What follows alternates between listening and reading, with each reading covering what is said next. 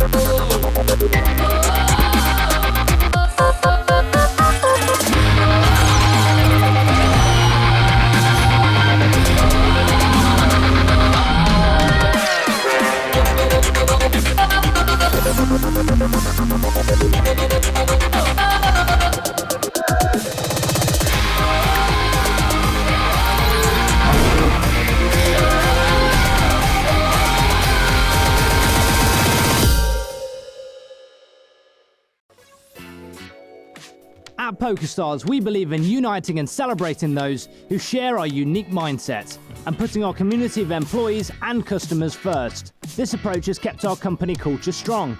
It doesn't matter if we're at home or in the office. Wherever we're based, PokerStars will always be where the best play. Behind the scenes, we've stayed closely connected through our company Facebook group, where our people have been sharing what they get up to at home.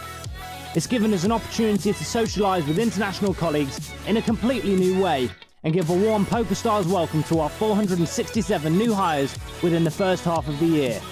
As we begin an exciting new chapter as part of Flutter, we've never been more proud of the engagement and passion of our people. Thank you all for keeping our community entertained.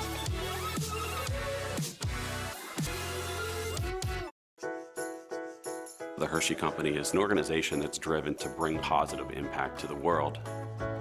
We have in excess of 80 iconic brands such as Reese, Kit Kat, Hershey's. Hershey's looking at how do we evaluate and manage the brands that we are delivering to ensure that they're profitable. So technology will help to bring a lot of that together, whether it's through how we actually process certain types of transactions, whether it's how we evaluate and manage the financial performance of certain brands or certain customers. The organization was faced with making a decision and moving directly to adopt SAP S/4HANA Central Finance.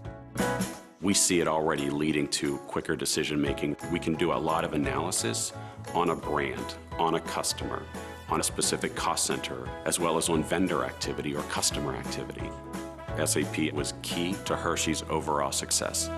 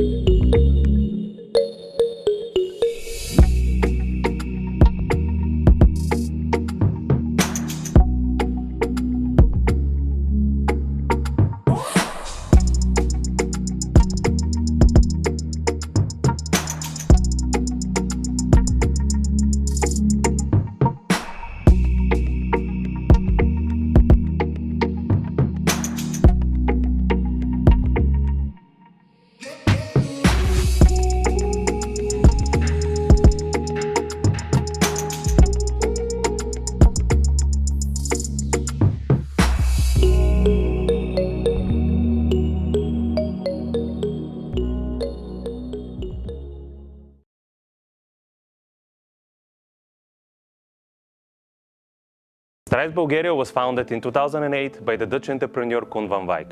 His vision was to create solutions that exceed customer expectations. Since 2014, Stripes is part of the ICT Group in the Netherlands. ICT Group is a stock-listed company on the Amsterdam Stock Exchange and employs more than 1,000 professionals.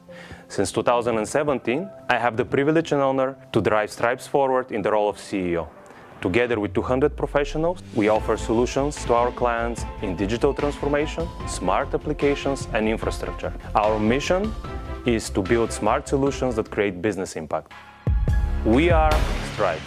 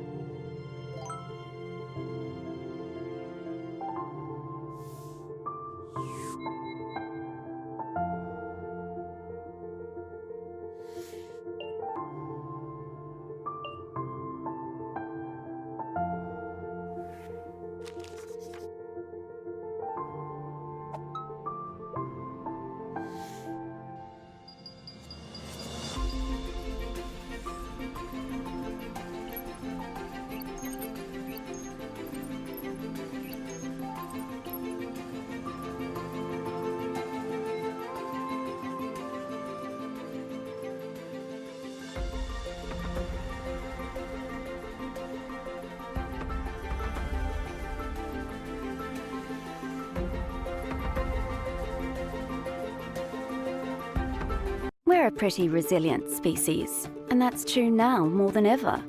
We're finding new ways to do our jobs. We're calling on old skills. We're turning closets into offices and kitchen tables into 4-star restaurants. And we deserve digital experiences that are as resilient as we are.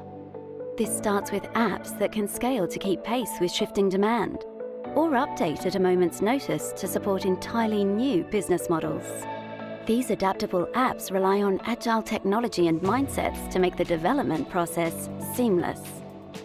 In a time when the app experience has become the human experience, being future-ready means keeping people at the heart of innovation and flexing to meet their needs. Because technology really can change the world, but the best technology changes with it.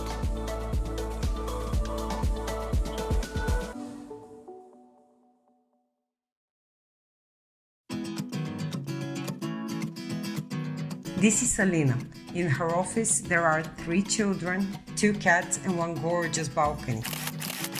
Alina is a director at Musawasov and a great business analyst. She manages large-scale projects for the National Revenue Agency Bulgaria and DSK Bank. This is Rado. In his office, there are 1 baby, 1 turtle, and 1 pull-up bar that holds up Rado's weight during his 23 reps per set. Rado is a Java technical lead for a platform that supports banks in collecting their debts.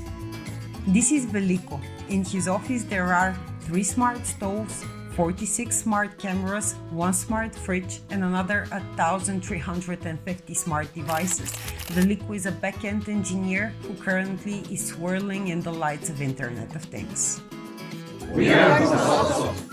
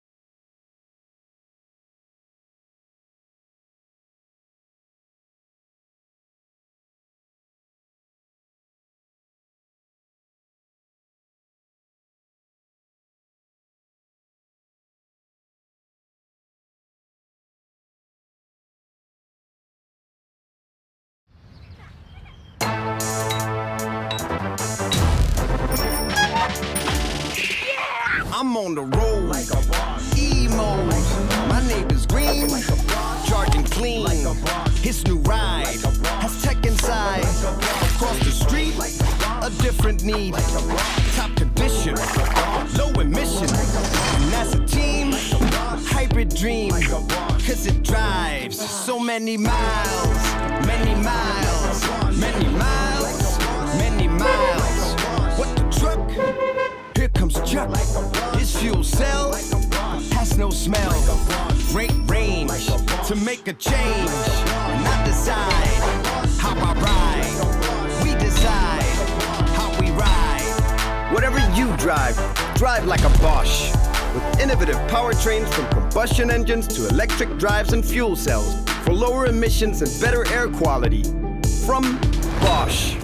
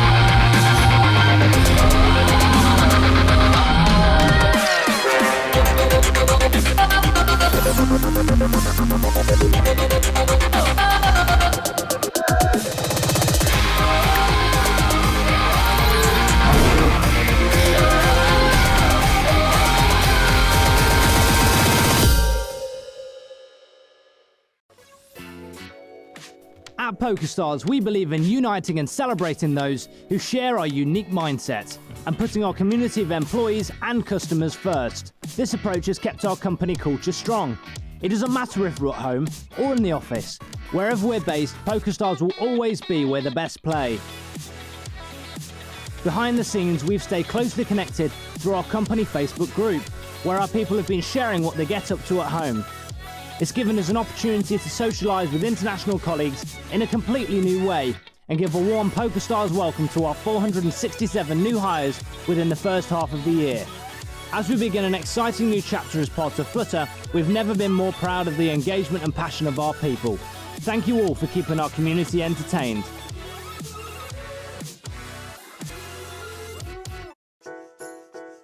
The Hershey Company is an organization that's driven to bring positive impact.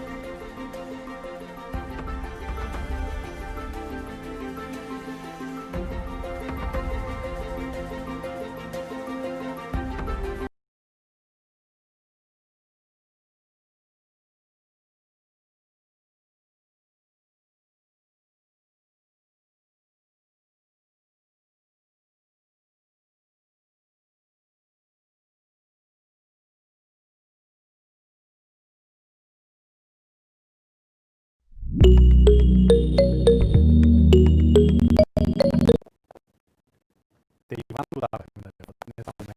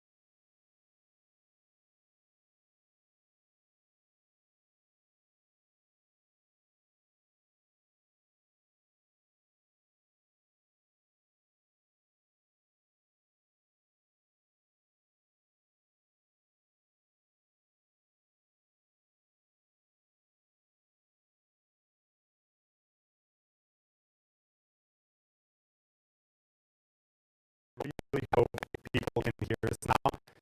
Third time, 10-year anniversary of ISTA. My name is Konstantin Dinev, and this is my colleague, Ivan Rusev. Nice to meet you guys. Well, Ivan, 10 years of ISTA, but the first time online. What can you tell us about this? What can I tell? We just demonstrated hot-fixed in production, and we actually demonstrated it twice, and I really hope there is a sound this time. Well, I really hope so too. And Ivan, I was going to tell you something, you know, so I woke up this morning, and the first thing that came to my mind is, we're doing this stuff today, and can you believe it's 10 times in a row, 10 years is how long we've been doing this. Isn't this amazing? Like, you know, I literally can remember every single edition as if it was yesterday. And this is we've done we did the organization of this actually 2 times. This once for our real event, just software events and stuff. That's pre-COVID, right? Now we do this for a second time. Which the first time we tried to do this virtually, and obviously we have a learning out there. We can do it better than just starting without sound. Well, you know, we tried twice, but on the third time people can actually hear us, and so they can also see us. So I think we're doing okay, right? So at least for now. Yeah, and me and Bob were talking at lunch today. You know, that was I was going to say 30 minutes ago, but it was about an hour ago. And you know, Ivan was saying that whether we want it or not, ISTA has become the largest, you know, IT event in Bulgaria. Right, Ivan? Yeah, it did. And it's actually every year.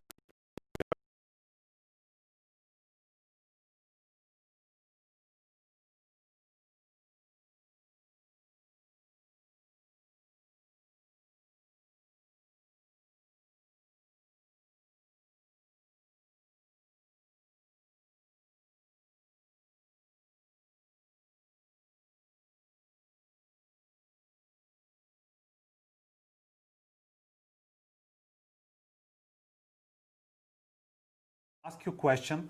We're going to pick up the best questions and actually ask the presenter as well. And there is a chance that actually the presenters are there as well, so they can do live Q&A kind of session with you, which I'm sure that many of them will actually do. Yeah, you know, I'm also sorry that you know, 2020 is such a horrible year, if I can, you know, call it this way, and we cannot do our regular conference this year. But after all, it does have, you know, some benefits, some light at the end of the tunnel of doing a virtual event. And you know, the benefit of that is not only that you can watch the event from just about anywhere, like, you know, as long as you have internet, but also you have actually more interaction with more people at the same time in the streaming chat. And that includes the you know, the presenter as well, and you know, the which is great. I mean, it's an opportunity for everyone to interact even during the session, and they don't have to wait in line, you know, after the whole thing is over. Yeah, you're right. Let's get the best out of actually of the existing setup. And I think that you guys had enough of us, so it's probably time to introduce the first speaker. Yeah, and you know, this year, because it's an anniversary edition, we actually invited some very notable figures from some of the previous. Oh, hold on. That happens every time I'm in a meeting. Hello? Yeah. Oh, Frank. Sorry. Oh, okay. All right. Ivan, you know what? It's Frank Wammes. Is it time? Yeah, he's telling me that we've taken too much time, especially, you know, with 3 tries, and it's probably time that we introduce. All right, Frank, you're gonna be on in just 30 seconds or so. So time to kick off, and we start with Frank Wammes from Capgemini, and he's going to tell us, is COVID actually testing on our resilience as we actually did and we started? So Frank, up to you.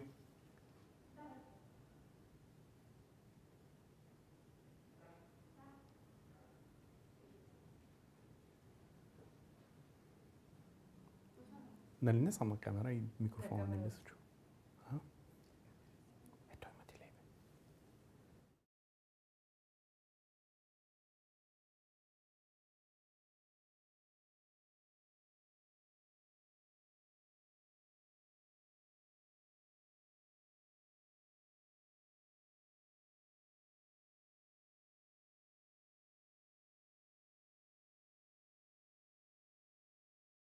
stronger out of it, rather than that, the fatigue kicks in and we all get depressed. Because I think mental health actually is something we have to worry about, particularly in these kind of strange times. Who am I? Frank Wammes. Some of you have seen me last year in the keynote on the ISTA. Strange guy, working at Capgemini, used to be the Chief Technology Officer for Capgemini. That success led that we won a large deal, and I'm leading one of the largest clients from Capgemini, in a very innovative industry, so something that really appeals to my heart and gets me excited every day. And that excitement is something that you see also on the slide. I stand on tables, I try to inspire a lot of people, and sometimes I actually literally go through the roof. Also love to go to festivals, which of course is a bit different now. Last year I had a lot of tickets, System of a Down, Pearl Jam. This was really going to be my year, but it turned out not to be the case. But I trust that all those festivals will kick in from next year again. Love winter sport with my family, also something which is a bit challenging whether it will take place this year. And I'm a firewalk instructor. Actually, my wife once had a firewalk and said, I want to do this, and it turned out actually you can be trained to become a certified firewalk instructor. So that's something that I do, and you will hear back from that actually during this presentation. And sometimes I also use this in keynotes where I actually have people bend arrows or break arrows on their throat. Sounds very scary, is very scary, but it's about breaking through barriers. And I think that is something that we all need to do also in this time. So what is it about firewalking? Well, actually, this is a beautiful picture of our backyard. It was the first firewalk we did after we came back from our certified firewalk instructor course. A friend of mine going through fire here. But fire is, of course, something that you can be very scared of. Because if you are in front of that fire, are you going to burn your feet? Am I daring to go over those hot coals? Because you will see that, they're burning and you have to go over it. And every inch in your body will say, I cannot deal with this, So you need to be faithful and actually dare to take that first step. Fire actually is something which is very cool. It's transformative. It is something, from the ashes rises the phoenix. And once you come out of the phoenix, you will never, be the same again.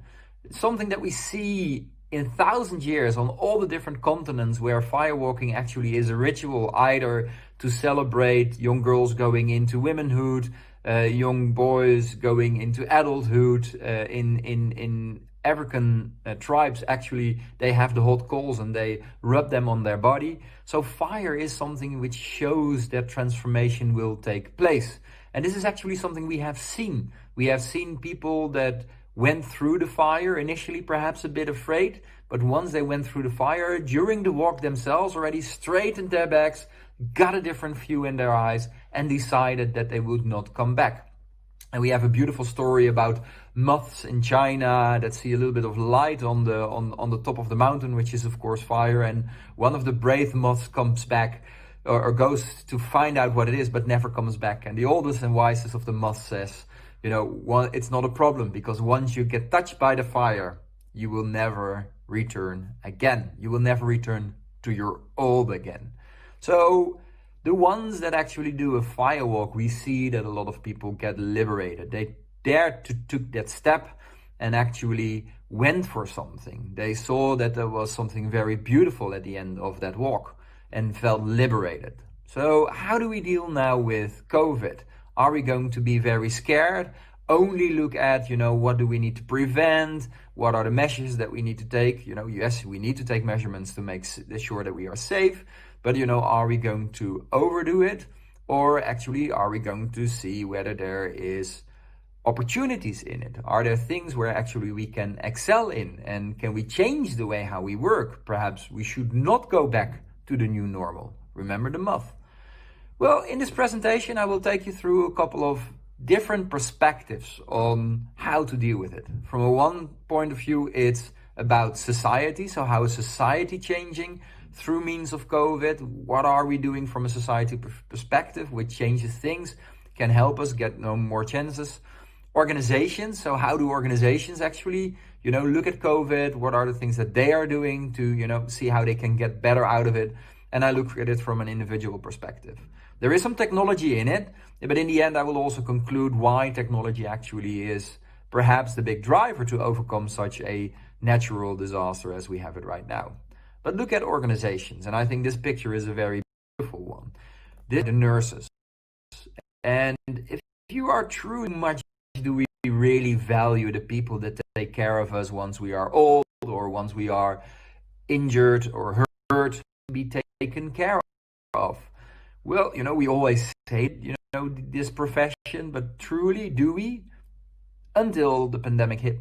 And then all of a sudden, these were the people that were there day and night on the intensive cares, their faces. And I still remember those pictures where people after a full day taking care of others took their PPEs off, and you saw all the stripes and the marks in the faces because, it was such a strain on their faces to carry around. But they didn't care. They actually pulled it through for us.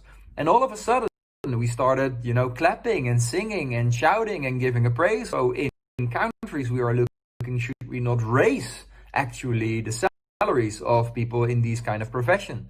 Question is like, would we have done that before? Well, I don't think so. So, looking at these kind of roles, potentially people that will sign up for education to get into these kind of professions will definitely. Another one which I example is teachers. Do we really appreciate what they do for our children? I don't think so. But also the way how teachers actually give education to our children is dramatically changing. Can you imagine if you are in a very small house and you have little kids walking around you? Well, when the shutdown came in, perhaps, it was nice because we could spend a little bit more time with your family. But, there were so many people who just wanted to flat out of the house and make sure, they got their sanity back of not having to have the control over that whole situation. And then all of a sudden we started realizing our teachers are actually dealing with that on a daily basis. Second, of course, that overnight, almost overnight, they could immediately and radically change the way how they actually give their education. And in Europe and in America, we had a lot of debate, should you come to what they call Steve Jobs schools? We go and give education through means the digital tools, which was always very difficult to do. And now within a week, but it also gives us a vision that there are families where income is needed that perhaps not have access towards the tools that are necessary then. And again, good initiative started here where our company, for instance, actually also deployed a lot of laptops towards people with lower incomes so that actually their children could have the education that you have. So we know now already that thereby also education in the future will radically change. It will be more the way how we give education. And also it realizes that, that education from top universities is already out there. Will that now become more accessible and easier for others to get access to and thereby elevate knowledge that we have as an organization? The way how we work, for us, it was always our assistants in our company, for instance, who wanted to work a day from home. And it was like, it's not possible. We want to see you here. It was not problem. It was actually really easy to switch over. Again, not always that easy if you have your young children walking around you, but it was possible. And I saw in the projects that we did in the client that I'm now working with, there was not really a big delay in deliveries, actually. We have 100,000 people in India. On my account, we have about 1,000 people in India. We did a check a week before the shutdown in India came, just to make sure bandwidth was okay, everybody had their laptop, and we were able to switch again in one day. No problem, no disruption.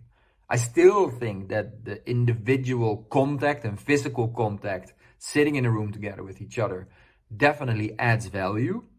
But it is not necessary to go to the office every day anymore. So how can we create a new balance? And since the lockdown has reoccurred and has taken such a long time, people actually start getting used to it. We started getting used to working with these kind of environments. And I actually installed Teams for my 70-year-old neighbor yesterday.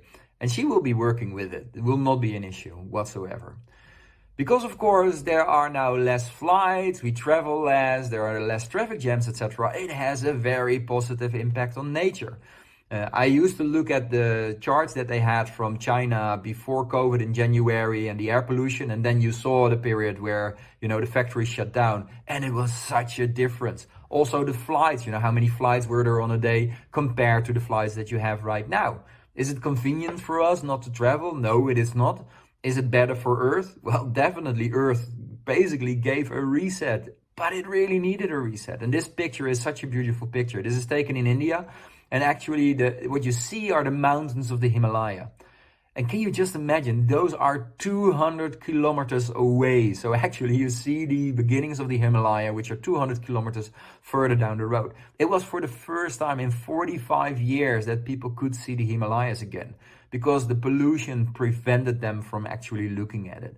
So this is actually one of the proofs where there is a real, setback or return back to normality. So we want to go back to the normal, but perhaps this should be the new normal as we have it. Also the way how we collaborate with doctors, etc. This is a picture I once used for a pharmaceutical company on how to use virtual reality in collaboration.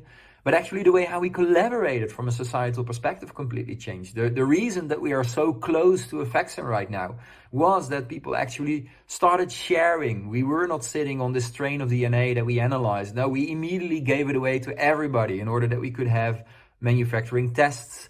The way how the data information was being shared between universities, between different pharmaceuticals, etc., actually made sure that we had this jumpstart. Else it would never have been possible to have the speed that we have right now. Now we notice that, and we actually see that also, despite perhaps some funding also from government, can then make money.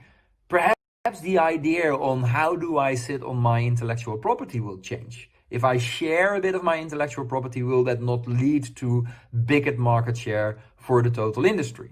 That is the things that I think we all should make sure that we take those lessons and remember them when we move forward.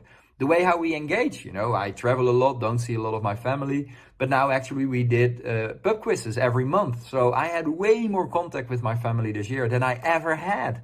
And I know a lot of people did. So, there are good elements to it. So even without the physical interaction and skin poverty, as it's called in the Netherlands, I actually was able to have a boost in my social interactions, relatives and loved ones. So how does it work then for organizations? And I think these charts that I show here are quite interesting to see. So what you see on the left is a chart from a study from McKinsey, where you see the effect of digital within products. So to what extent is digital interaction built into my product? And what you see is that actually it's stable, it declined even a bit, but then patch, boom, COVID came and it almost doubled. On the right side from the organization, you see, the number of digital customer interactions that a company had. Again, there was a bit of growth, but then COVID kicked in and patch, boom. This is the way how we interacted with our clients. Because if we can't open up our stores, if we can't open up our dealers, we can't bring the products to the people in the past. So now we need to interact in a different way. And then not only go shopping, we know that we can order that. But this is actually about buying cars, buying expensive services, which in the past we would never have done digital, or at least not in the extent that we do it right now. And this is a very interesting chart as well, where executives were asked the time think before COVID, how long it will take before certain things will take place from an interaction. So for instance, the above one is, remote workation. They initially thought, it will take 454 days before it really is, accepted within the company. And then COVID came 10 days. So acceleration of 43 times faster than we expected because of it. But the same goes for your increased customer demand for online purchases. And so you see that really digital had changed. And somebody said to me, never has a consultant or a sales guy that was so effective for stimulating digital within companies than COVID. That was definitely the one. Not go back. A couple of examples, small and big. A wine farmer in the Netherlands. We actually find. I go there a a lot. It's almost in my backyard, but they are quite niche and always only sell it to top restaurants. But now, of course, restaurants were closed. So what he did is he started to do digital wine tasting. So you could order wine, he would make sure that you get it delivered, and then through Zoom, you know, he did the wine tasting, you got the advice, everybody could interact, etc. So overnight, they switched the way how they sell and sold their articles, created an experience around it through digital, and actually sold a small mom and dad shop able to completely change the way how they worked. As I already said, I want to experience music. It's just not possible. What the music industry is now doing is actually, you know, live streaming and creating an intimate setting, but with you in your home. The good thing is actually, you know, it's a lot of acoustic. Metallica actually started doing acoustic sets. Dave Matthews, a big friend of mine, is actually sessions in drive-in shows. So the whole way we interact with another is definitely changing again here. And I think this will as you know, the way how we do our conference at this moment in time. Another example, Beacon, very interesting. It's a startup in Canada that was looking, you know, how can we support mental well-being from a distance. Now using sensors where actually from a corporate perspective, you can see are really healthy. And can you imagine that if we have Zoom sessions like this, based on my facial recognition, whether people are happy, yes or no, I can use artificial intelligence for that. But actually from that, I can also offer perhaps some, you know, remote support for people who need it or feel fatigue or whatever. Care is Clothes, very nice, is actually built clothing for care workers that has metallics in it and copper in it. On the one hand, to censor things. So the whole idea is, hey, if we can sense while people are working because of their clothing, we can do something with that data. Now it also that because of the metal, it's easier to disinfect. So they are now really looking also from a COVID perspective, how can we now, you know, increase the quality of the PPEs? So, you know, we can sense better. It is better for the people that wear it, but we can also disinfect better. So we always have the right stuff for people. Another startup which is quite interesting, they do disinfecting through UV light. So not people, so it's not what Trump said that we were going to do, but actually they can use objects and then, you know, disinfect because of UV light. And it turns out that your mobile has 10 times more bacteria than a toilet. Can you imagine? And they came up with a protocol by which you actually can very quickly, you know, clean your mobile phone, which in the end will make sure that there are less infections going out there. Automotive industry, very interesting one.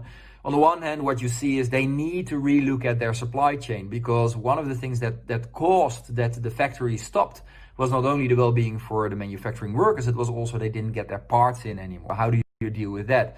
But on the other hand, dealers were closed, you know, they need to sell now. And what we see is subscription-based models all of a sudden become very much interesting, and they want it towards the customers, completely changing the industry as well.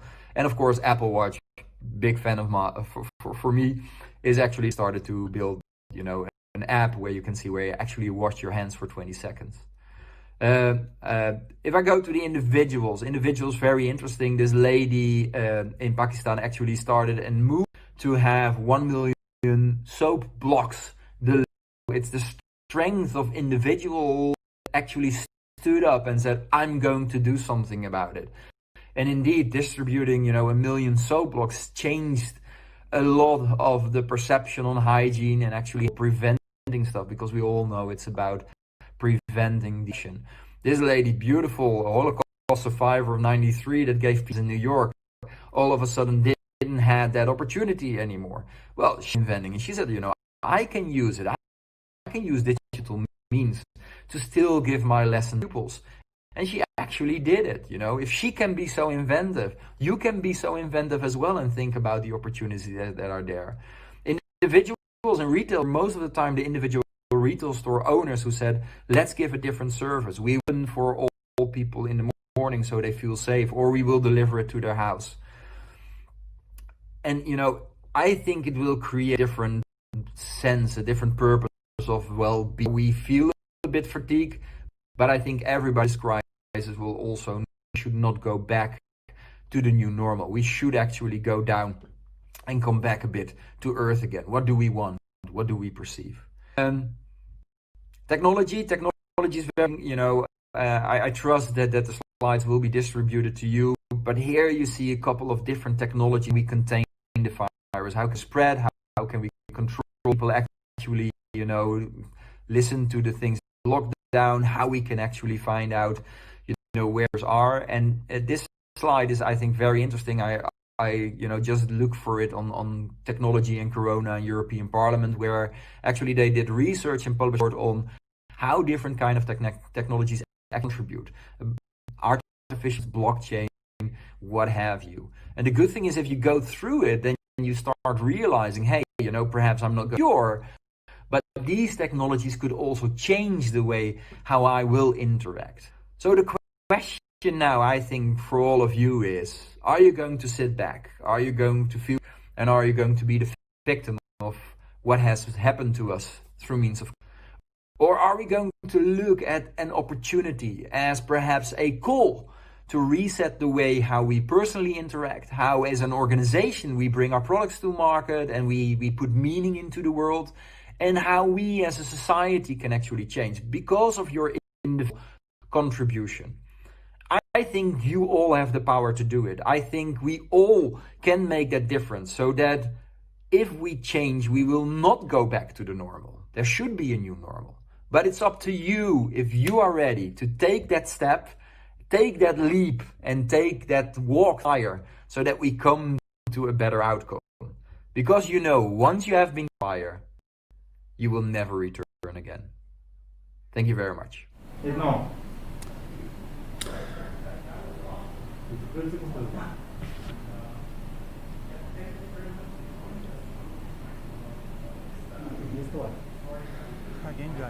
Again, guys, once again, just managing a live environment with a live stream on YouTube. Welcome back to the QA track, and we're going to carry on with someone that actually has 20 years of experience. He's a test automation expert, a trainer as well, which is a good mix of skills, I guess, if you want to present on a conference. And next we're going to hear from Benny Van Harden. That Harden means a vineyard. I just learned that literally 20 seconds ago. And when you build a house and when you build a software, actually there can be plenty of similarities, and we're going to hear at least 7 similarities between building a house and building a test automation. And now let's go to Benny.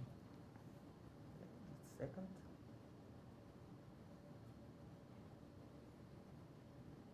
There you go.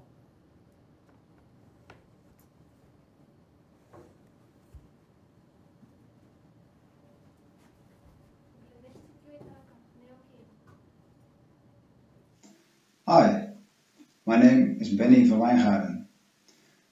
When I was young, my father used to be a woodworker or a carpenter, and he could make everything out of wood, like furniture, doors, windows, or even build a complete house.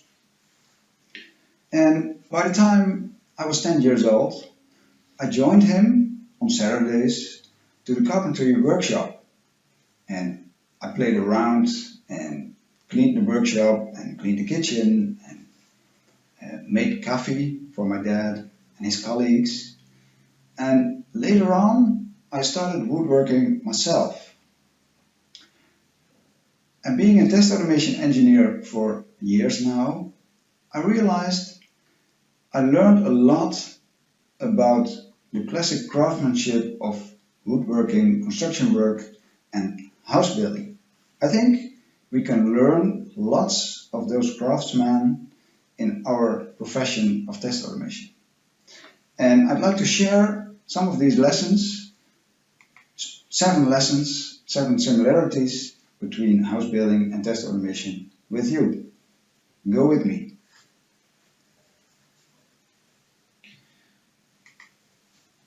The first lesson, the first similarity I'd like to share with you is that we have to work along a line. When I joined my father in his carpentry workshop. On a certain moment, I'd like to start woodworking myself. And I asked my father, can I saw some wood? Well, he said, okay, my son, it's okay. He gave me some wood, together with a handsaw.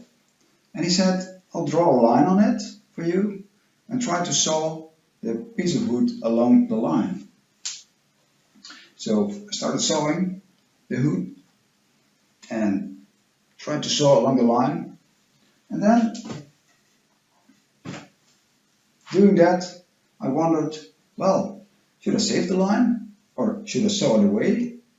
So I asked my father, Dad, should I save the line when sawing? And he said, when you're a craftsman, you should save half of the line. So I tried to save half the line and I showed it to my father. I said, is it okay? Do you like it? Well, he said, I'll draw a new line and try to saw along that line some more. So try to stick to the line. Okay, so I tried it again and sawing, and then I showed it to him again and I asked, is this better? Well done, he said, it's better. And then he said to me, when you are able to work along a line, then you're a craftsman.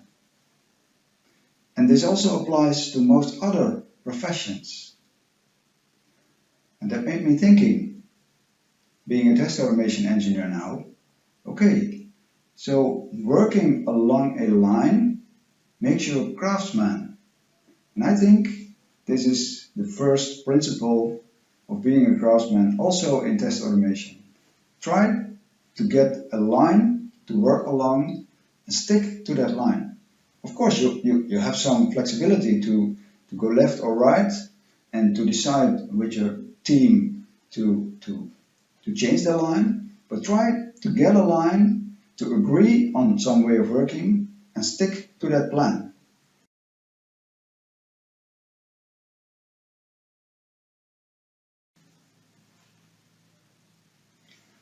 The second similarity between house building and test automation is that size matters.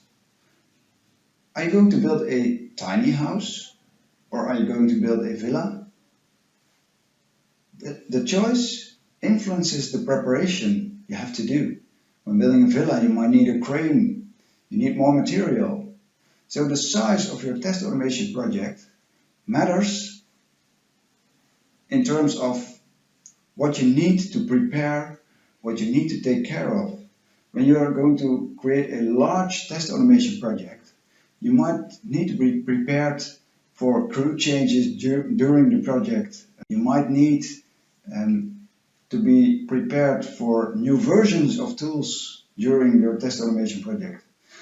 Of course, you cannot predict the exact size of your project upfront, but you do need to be aware of how large is the project going to be, approximately.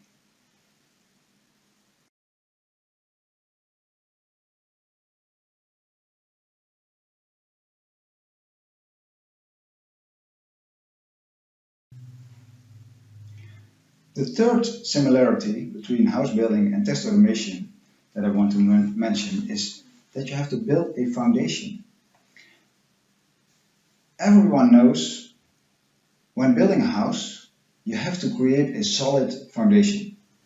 Often it's made of concrete, which will get very hard, nothing will happen to the house.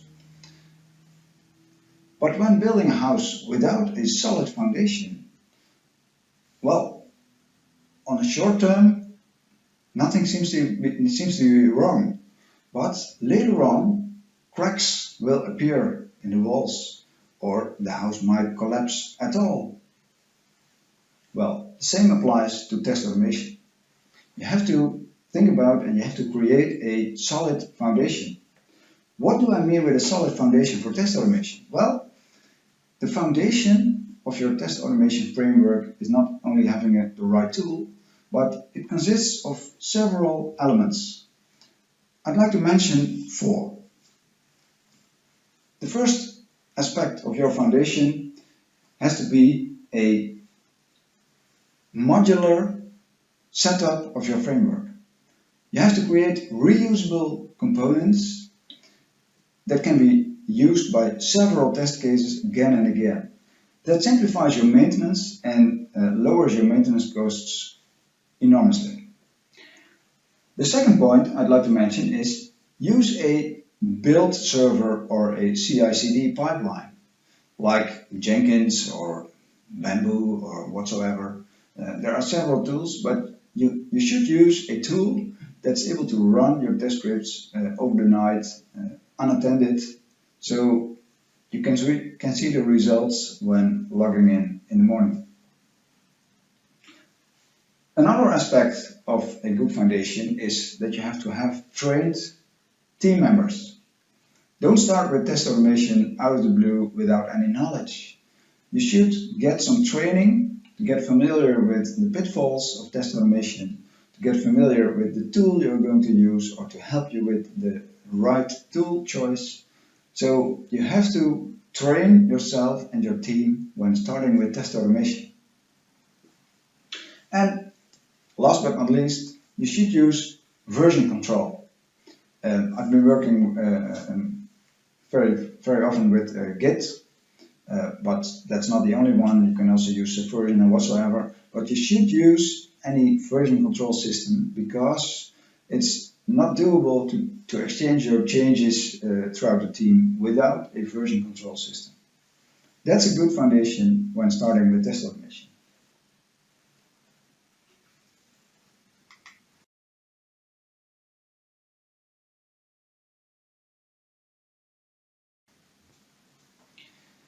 The fourth similarity between house building and test automation is that you have to know the right order.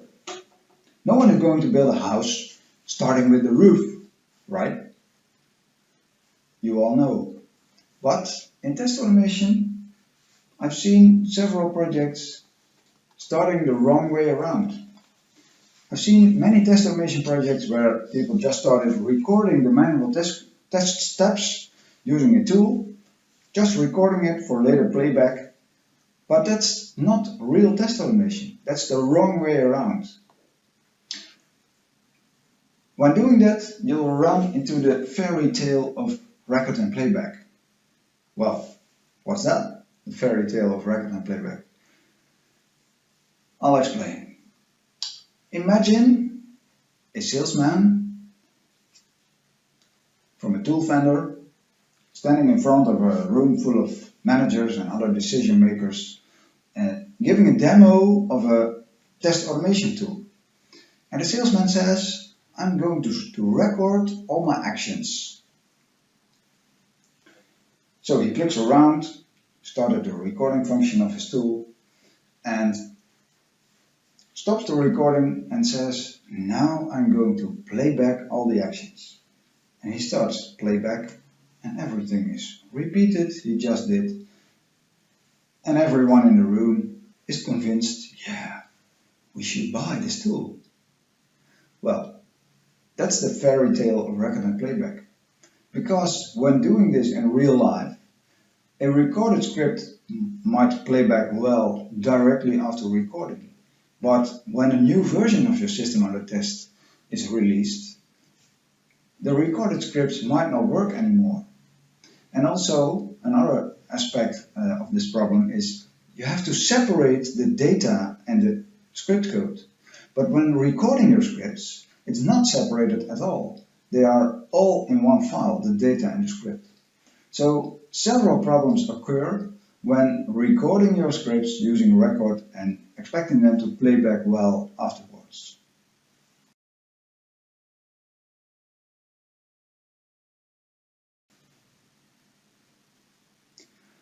The fifth similarity between house building and test automation is that you have to think about maintenance. When building a house, you have to think about what materials are you going to use. Inside, outside, what floor type are we going to use, what wall decoration are we going to use,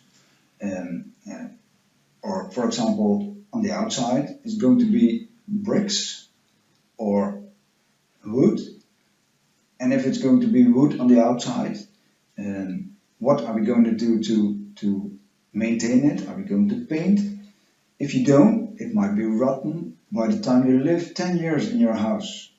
So you have to think about who's going to maintain and what are the maintainability costs of our test automation framework.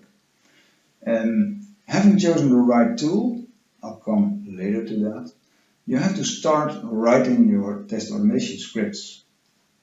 And as said before, you have to write modular scripts that can be reused. And those scripts require maintenance to keep running throughout the time. Who's going to maintain them? Is the one who made them still in your team? And what time will it take to maintain them? So you have to create a picture of what are our maintainability costs of the test framework. It's very important.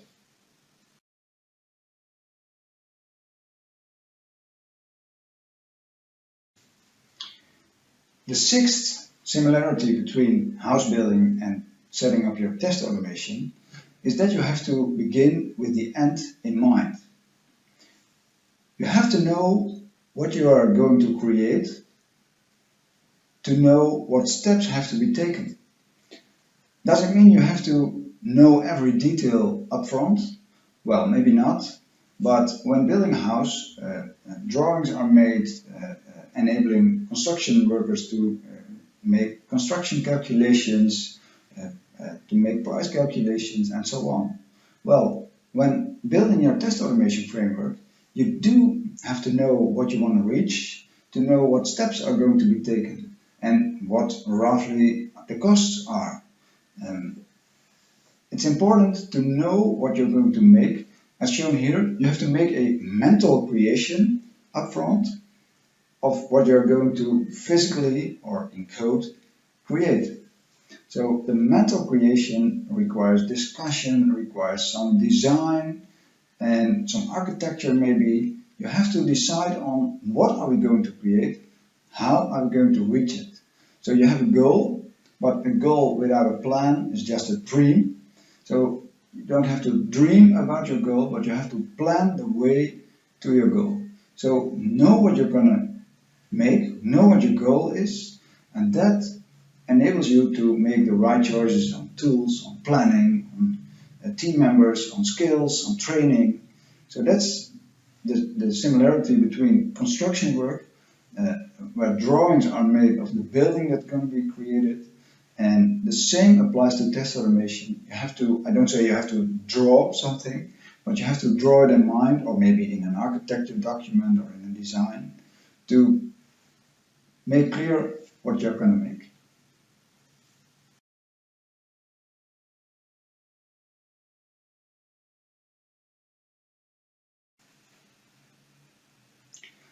The seventh similarity between house building and test automation is that you have to use the right tools. Last year we have built our new house, and during the building process I went there very often, and I saw the construction engineers using tools I never saw before, but those tools enabled them to do their work most efficient. Those tools were fit for purpose. In test automation, there are many tools, but what's the right tool for your team, for your test automation? That's a good question. I think there's no tool that's the best tool for each and every team. To find the right tool or set of tools for your team, you might have to answer some questions first. These are some questions you could ask yourself to make the right choice for a tool. What is the technical level of the team members that are going to use those tools? Are they programmers, or are they more or less non-technical users? That might influence your choice. Another question that you have to ask yourself is, are we going to use the tool for functional test automation or for performance testing? And if you want to do both, you might have to choose several tools for each of the purposes. Another question you could ask yourself is, what level of the test automation pyramid are we going to aim at? The test automation pyramid is about what level in the application are you going to test automate. Let's say GUI level or REST API level or unit testing. The level of the test automation you are aiming at says something about the tool you need or the set of tools you might need. And as said before, you might need several tools. Sometimes one tool is not enough to serve your needs. Then, having chosen the right tool, whatever that may be, then you have to use the tool the right way. That's also a struggle. As you can see here, a fool with a tool is still a fool. I think it's a quote of Grady Butch, and I always use this quote in my trainings. A fool with a tool is still a fool, which means having chosen the right tool doesn't give you test automation automatically. You have to start with the right tool the right way. And well, the length of this talk is too short to explain everything about using a tool the right way, but as I'm also a test automation trainer, I'd like to help you with your challenges on test automation and applying the tool the right way.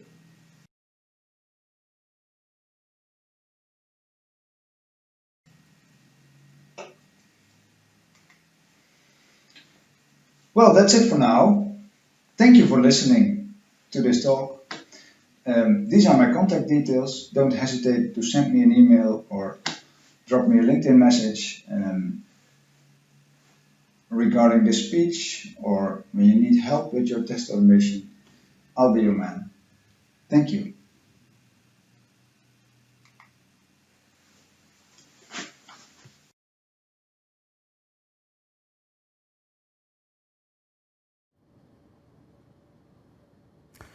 Welcome back, guys, and welcome back to the chat with Benny. We have Benny on the line, and Benny, thanks for presenting. I'll put you as a large screen, and we're actually in a full screen. Cool. So let me actually ask the questions. So a couple of questions, and they came from the fact that when I listened to your lecture, and when I guess all the guys listen to your lectures, at least those that read the book, there is a lot actually of overlap with the 7 habits of the highly effective people. So I guess those are the rules for the, or at least the 7 habits of a highly effective QAs. And knowing that as a technology professional, at least that's valid for myself, but often there is this case when I start doing something and somewhere along the lines I actually find out that I haven't started in the right way, or maybe there was anything else in the planning stage that I forgot and so on. So actually, Benny, what would be your advice to those type of, for those type of cases, and what would be your advice to me? I started doing something, I started doing an automation. Halfway, I found that what I have done is...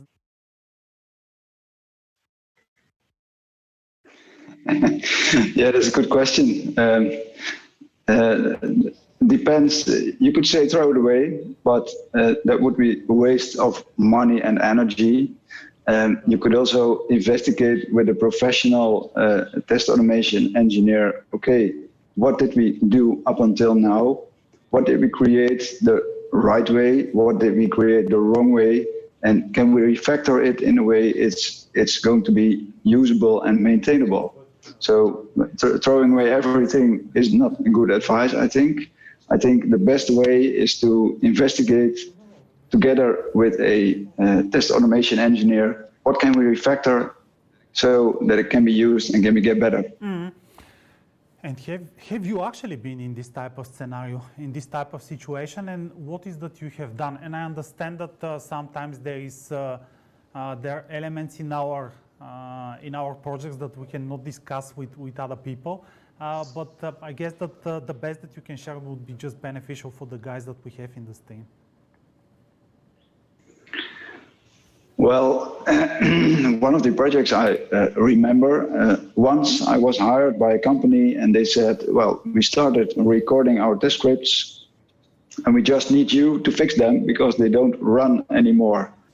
And then I started working there and I saw everything that they made was just recording test scripts. They saved them for later playback and they were amazed they didn't run anymore.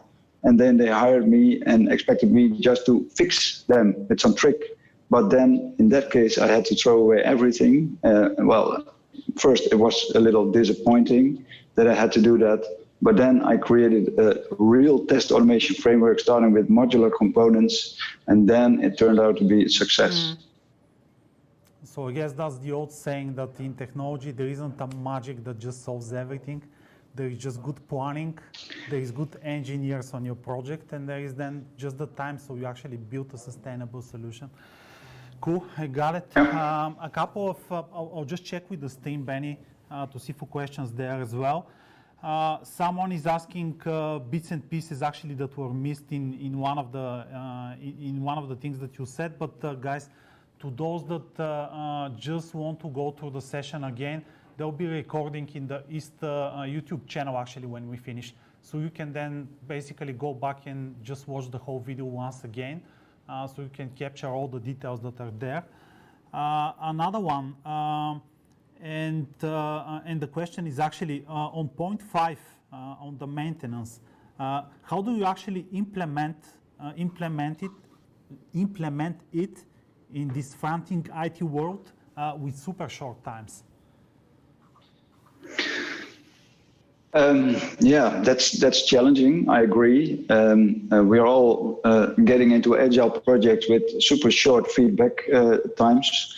So I think a good way is to start with small components and plan some extra time in, let's say, a technical sprint or an improvement sprint to do some maintenance on your generic components. So it's not possible to create everything the right way at once in the sprint that you are developing some functionality in your software, but try to make your test automation as good as possible. But nevertheless, you will discover, okay, something is not good enough, and then try to plan an extra sprint, an IP sprint, innovation sprint, to improve the components and work on it further.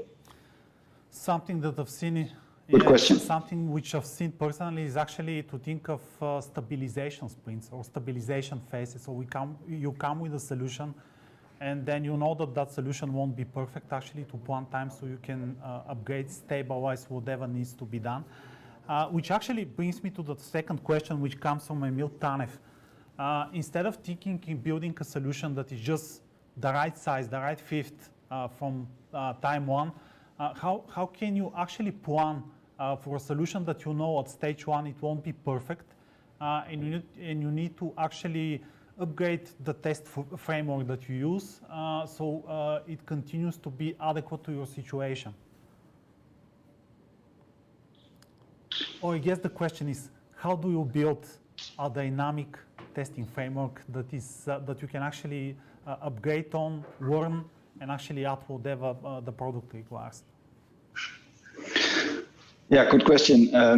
Of course, there are similarities between construction work and test automation, but they are not the same. So when building something physical, it's not easy to throw it away and start over again. In software, you can. It's still a waste of energy and a waste of money, but sometimes you have to throw away components or to refactor them. And that's more easy in software development and in test automation than in physical buildings. So I think it's good to have some layering in your test automation framework, which enables you to reconstruct components, to throw them away or to refactor them, to be able to improve your framework throughout the time. Cool. Thanks a lot, Benny. Anything actually that you want to say to us before we actually carry on to the next session? Well, creating good test automation is always a struggle. It's not easy. So I don't want to mention when following these 7 points, it's always going to be a success. So try to use the right tools, try to get the right training on your job and to get the right training sessions. And then you should be able to create some form of success in your test automation. Okay, Benny, thanks a lot for presenting on ISTA, and I'm sure that we'll see you again, just because we actually aim to hear from professionals across the world, and it was really nice actually to get that comparison between construction and actually quality engineering. So thanks a lot for presenting on ISTA. Cheers. Thank you.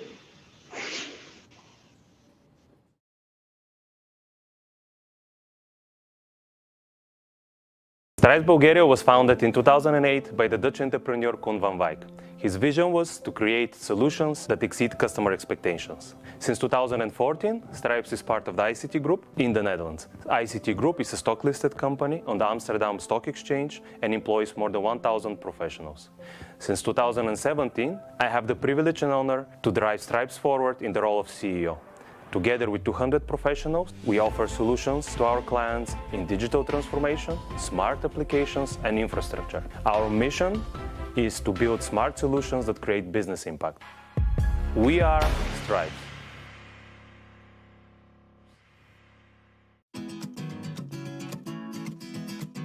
This is Alina. In her office, there are 3 children, 2 cats, and 1 gorgeous balcony. Alina is a director at Musawasov and a great business analyst. She manages large-scale projects for the National Revenue Agency Bulgaria and Desika Bank. This is Rado.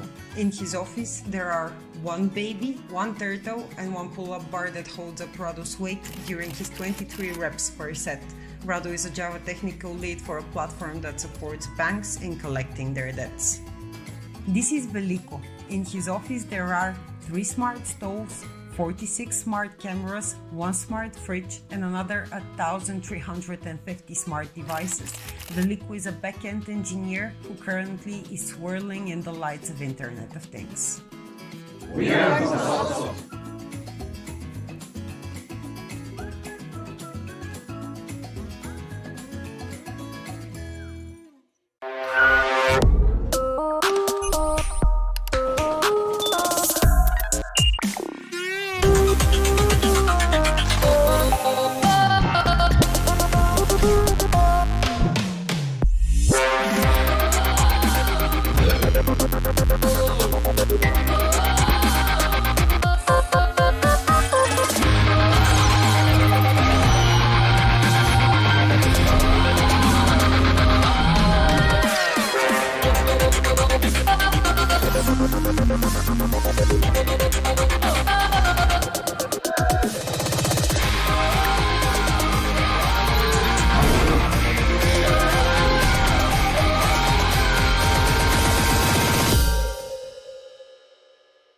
We're a pretty resilient species, and that's true now more than ever.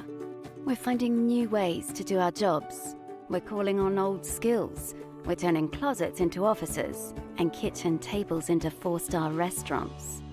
And we deserve digital experiences that are as resilient as we are.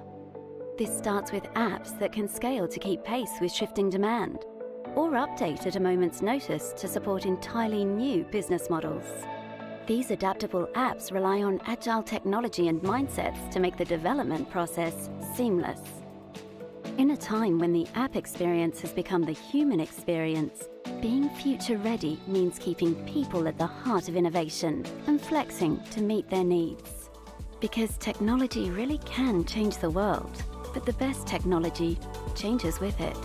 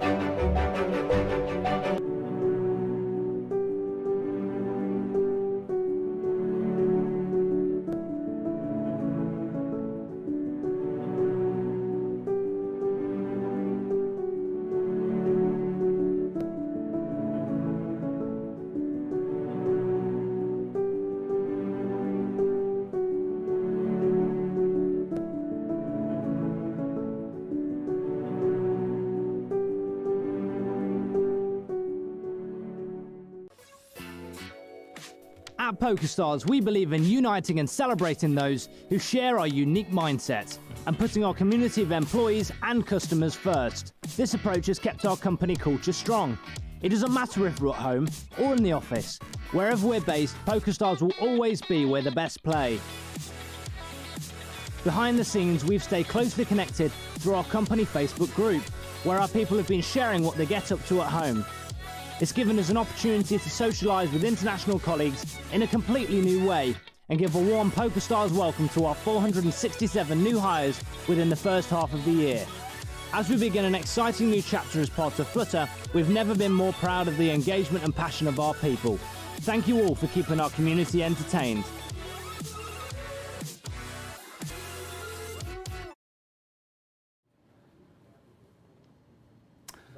Hi again, guys. We just carry on with the next session that we have in the QA stream. And next we are going to hear from Nikolai Stanoev and from Christian Pachev.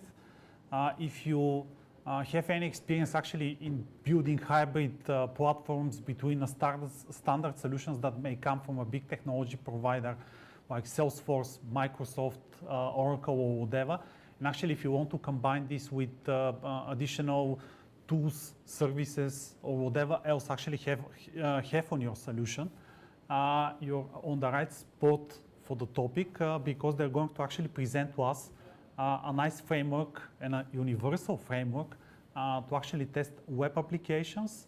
Once again, you'll hear the session, something which I wanted to remind.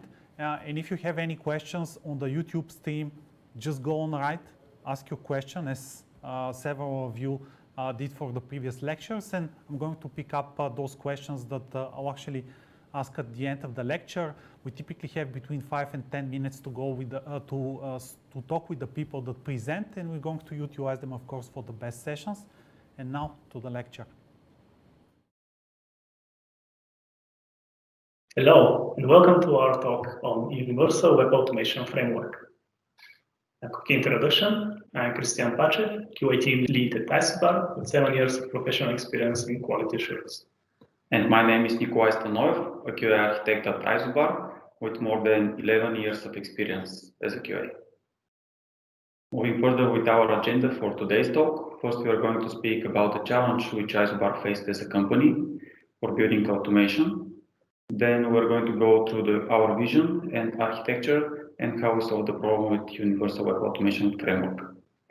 We are going to speak also about how we do test executions reporting, some tips that we believe will be useful for you, and finally how we solve the problem with the knowledge gap. ISTA is a service company working with clients that have big and complex multi-channel e-commerce solutions. We face the challenge of constantly having to form new teams, some with new QA joiners, for new clients that need fast adaptation and onboarding to our QA process and functions. As automation and non-functional testing is part and a responsibility of our QA team, we wondered, how can we overcome those challenges effectively? Our solution, that we think works, is to build a universal web automation framework that is built on the core needs of any web-based application and a strong QA community. With the vision of it being easy to extend, highly reusable, with a low learning curve, and most importantly, usable by everyone, regardless of their knowledge level or expertise. Now let's see how we managed to achieve this.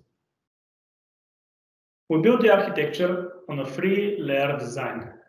The first layer is the core layer. It contains all the basic functionalities that every site or project may need. The second layer is the external systems layers. These are the applications that you want to automate but not necessarily test. For example, a backend office where you configure your test data or your site configurations. And finally, we have the application that we aim to automate and test. On the right, you can see the tools and the languages we use to achieve this. But the idea can be applied to any language, and you can use any tool you want as long as it has a Selenium binding and a BDD testing framework. Now, let's dive deeper into each of the architectural layers. First layer is the core project. Selenium is our core tool which we use to do browser testing on desktop browsers and trio mobile devices. That's why we have a Selenium wrapper, which consists of every Selenium action that will and can be used in automation. This way, if Selenium deprecates or updates some method in the newer version, we will need to update that change only in one place. Next one is browser capabilities. This is the place where we defined what are the possible options for browsers to be tested.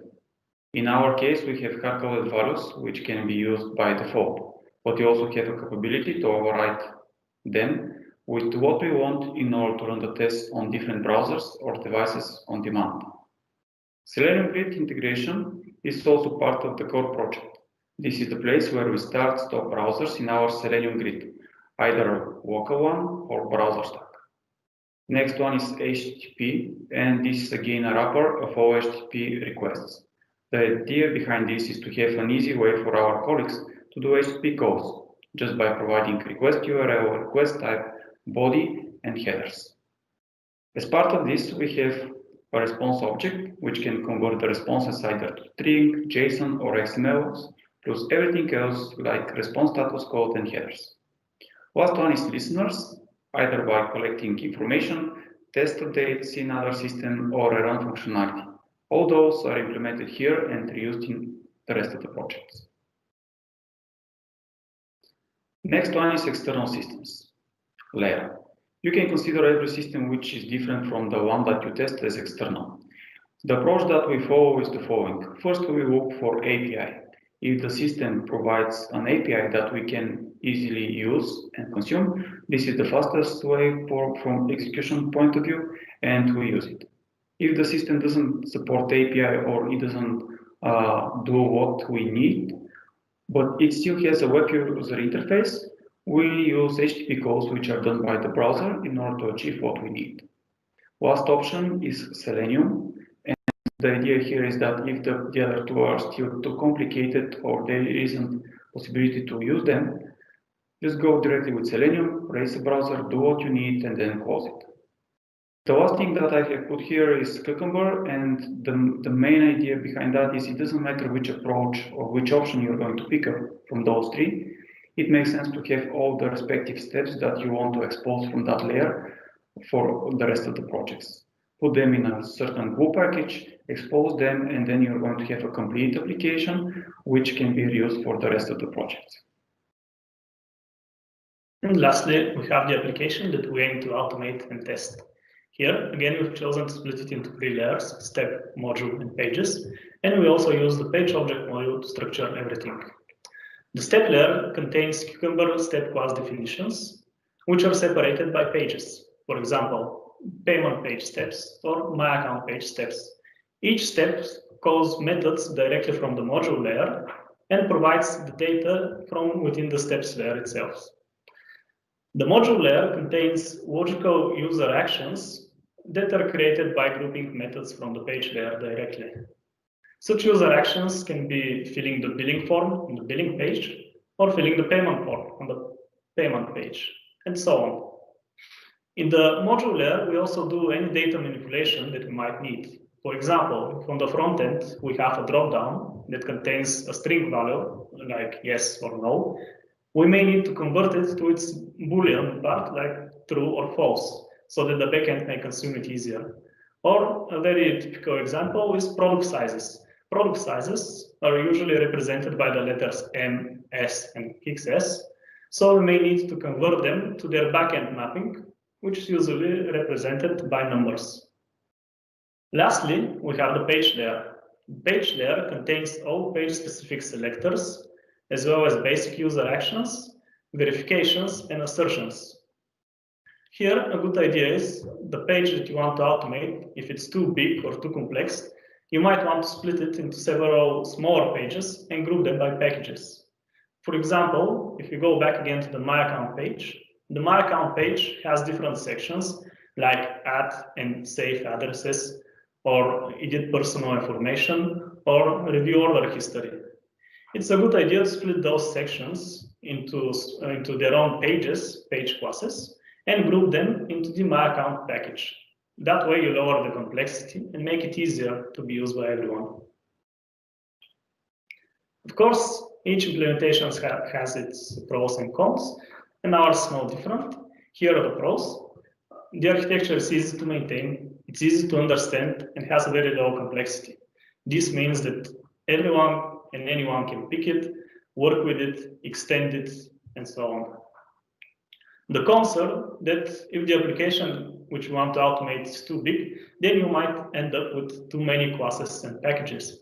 This usually means that you might have a harder time finding the functionality that you want to use, especially if you're not the one or your team is not the one that developed it. And finally, we may have pull request conflicts. When multiple people or teams are working in parallel on the same functionality, and if they have different phases especially, then pull request conflicts can happen. Moving further with test executions and how we do this. We use Jenkins as a continuous integration system, and we set up our automated tests in that system. We execute them during the night and schedule them based on in order to not execute everything at exactly the same time and to overload the backend system. From parallel point of view, we execute our tests in two different ways. First, we have a capability in our automation project to execute up to 20 tests in parallel, and that parallel execution is based on scenario outlines. So every scenario outline can be executed in parallel without any problems. The other approach that we use is to spin different Jenkins jobs in order to get a fast feedback. Gather information. That's the next thing that we want to speak a little bit. While tests are running, try to capture all the information that might be useful for you. In our case, we use browser stack with enabled network logs, video, and screenshots. Links to respective sessions are stored in Cucumber report when test fails, so it is really easy for people to navigate and see what has happened when the test was executed during the night. Having this and adding this into the Cucumber report helps really a lot to our colleagues while they are doing analysis on the next day. Think. Cucumber provides a really good way for wise tagging of your tests. You can group them by priority, you can group them by functionality, or any other thing that makes sense from your point of view. So whenever there is a change during the day and you want really to validate that it didn't break anything, instead of executing the full regression set of tests, you can use that wise tagging and execute only the respective area which is affected. This way you can save time and have better feedback for less time. Last thing that we want to share is run functionality. This implementation that we have helped us to reduce the number of flaky tests with up to 80%. A flaky test in our mind is a test that if you run it several times, it might fail a few of them. This can be just because of some background processor running on the web application or something different might happen, but in general, your test is failing because of some timeout. So what we do is we gather all the failed tests during the execution, we collect them, and once all the tests complete, we execute them one more time. After that, we have two different JSON files produced by Cucumber, and we merge them together. By that merge, we override the initial execution with the second one, and then we have one final report with the latest result. Next, let's talk about reporting. We have two main sources of information. First, we use the default Cucumber report, simply because it has everything that we may need. It has information like passed and failed test cases, useful information about the failed test cases like screenshot, stack trace, and the step that actually failed. And because of our previous integrations that Nikki mentioned, we also have links directly to browser stack that have the network logs and so on. The next source of information that we use is the test case management system. We have an automatic update between our CI builds and our test case management system. In our case, it's TestRel or X-Ray. That way, every time when an automation build passes, it creates a test execution in the test case management system, automatically adds all tests and all the test data. This way, if the Cucumber report is not available for some reason, you can always refer to the report in your test case management system. In order to have easy correlation between the two, we try to be very consistent with the mapping. This means that every time we create an automatic test execution, we add the job name as well as the job build number. That way you can easily link the two. And it also helps us to resolve not having duplicated test execution in our test case management system that might lead to confusion when you analyze the results. And lastly, because we have this integration between the two, this means that we can also leverage all the custom reporting features the test case management system provides.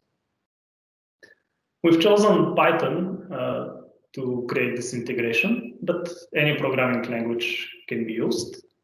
We chose Python in particular because we wanted to diversify the knowledge that we have and also provide challenge to people when they want to work or try something new.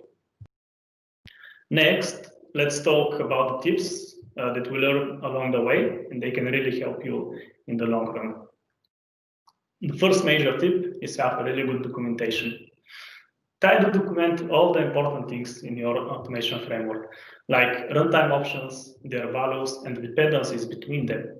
An example of a runtime option may be the browser version, as well as the operating system you want to run. And an example of a dependency between them is, for example, you can't run the latest Safari against Windows. That's why you need to have this documented and always kept up to date. Next, try to document your development environment setup. This is really important, especially for new joiners, because you can just refer them to this documentation. They can go step by step, set up everything locally, and that way you can reduce the stress that they feel when they initially start working with something new. Another thing that you can consider is adding code examples. Add code examples for your most critical functionalities and the ones that you use the most. That way everyone can analyze them in their own pace and learn from them. And finally, document your CI jobs. Document how you create builds, how you run them, and how you can schedule them. The next tip that we want to share with you is our data auto IDs. This is a custom attribute that we add in our HTML code with specific value. We use that approach since 2017, and it gives us two main benefits. The first one is we become CSS independent and HTML independent. So the dev team can easily make any changes without breaking the automation. The second one is that we reduce the complexity for finding the right locator in either strong XPath or complex CSS, because every colleague can easily add respective data auto ID for the element that they need to interact and to put it into the page class. Next, let's discuss how we address the knowledge gap issue. First, you must always have an action plan. Every time a colleague comes and asks questions for a specific problem, which we discuss in our channels, then we always see if the solution is present in our documentation and refer him to it. That way, the person can solve the problem on his own, which really helps into building confidence in people. This means that you need to keep the documentation always up to date. Always save enough time to update your documentation whenever you do some major changes to your framework. Another important thing is make sure that you leave enough time for people to go through the documentation, read it, set up their project, play around with it, try running a few tests locally. That way they can learn at their own pace without feeling the pressure. And the final thing, which is also very important, is try to promote knowledge sharing and knowledge sharing sessions. It can be something informal, as simple as writing the problem that you encountered inside of your communication channels and the solution that you found for it, or something formal like creating a meeting and sharing knowledge there with multiple colleagues. The next thing that we did and really helped is build a strong QA community. We all have some kind of messaging tool which we use in our companies, so why not leverage it to its fullest? Create an automation channel, and not everyone who works with the automation framework or who will work with it in the future, and also add new colleagues to it, new joiners, so that they can see how the communication flows and how the workflow is happening. That way they can feel more comfortable in the future to refer to that channel. Make sure to keep the community and the channels that you build in a friendly environment.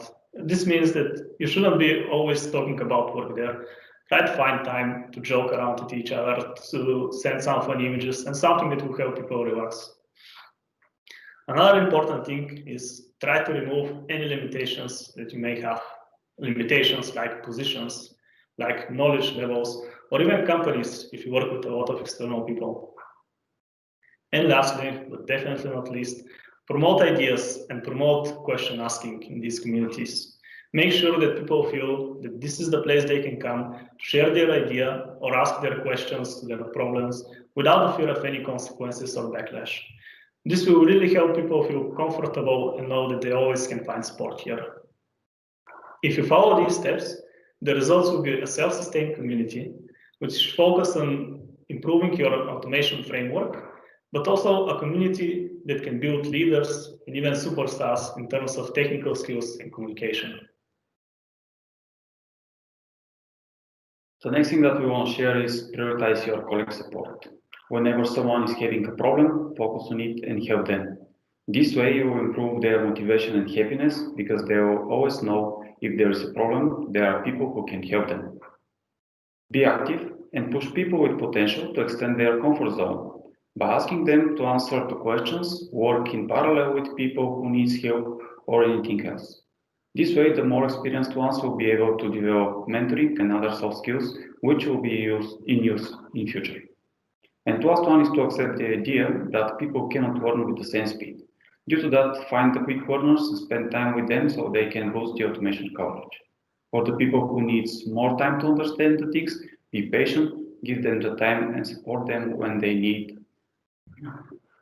And that's it from our side. We hope the presentation to be good, you to like it, and if you have any questions, we'll be happy to answer. Thank you. Bye. Welcome back, guys. And we are now live with Cristian Pacev and Nicolas Stanoev, a QA team lead and a QA architect from ISTA Conference. Guys, thanks a lot for presenting today. And we have a couple of questions actually for you. What you did today is to present a framework which for you is universal. You can actually utilize it, use it, so you can test multiple solutions, and some of them can be hybrid and so on and so on. But actually, how did you came to this idea? We all test frameworks. There are multiple solutions out there. How did you came with yours?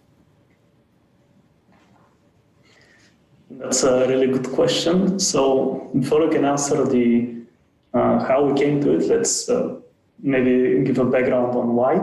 So the idea behind this is, as I stated in the challenge from the beginning of the presentation, we needed to be able to quickly scale both teams and people's knowledge.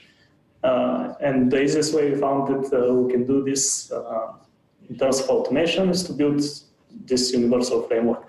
And how we reached it is we gathered ideas from different people, we discussed them all the time, and agreed on what would be the best approach to implement all the different layers. And based on these discussions and different inputs from all of our QAs, because it's all the QAs are responsible for the automation, and everyone who wants to partake in it can. We don't have a specified automation team or anything like that. So based on gathering of those ideas from everyone, we came to this universal framework. Mm. Nikolai, anything to add on that? No, Chris explained everything.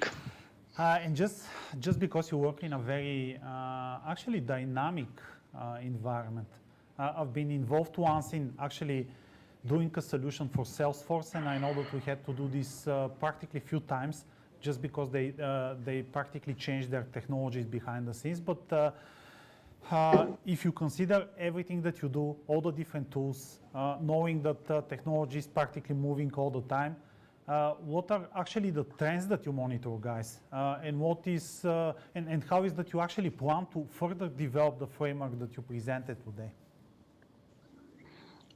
Well, one of the things that we're really looking forward is releasing of Selenium 4.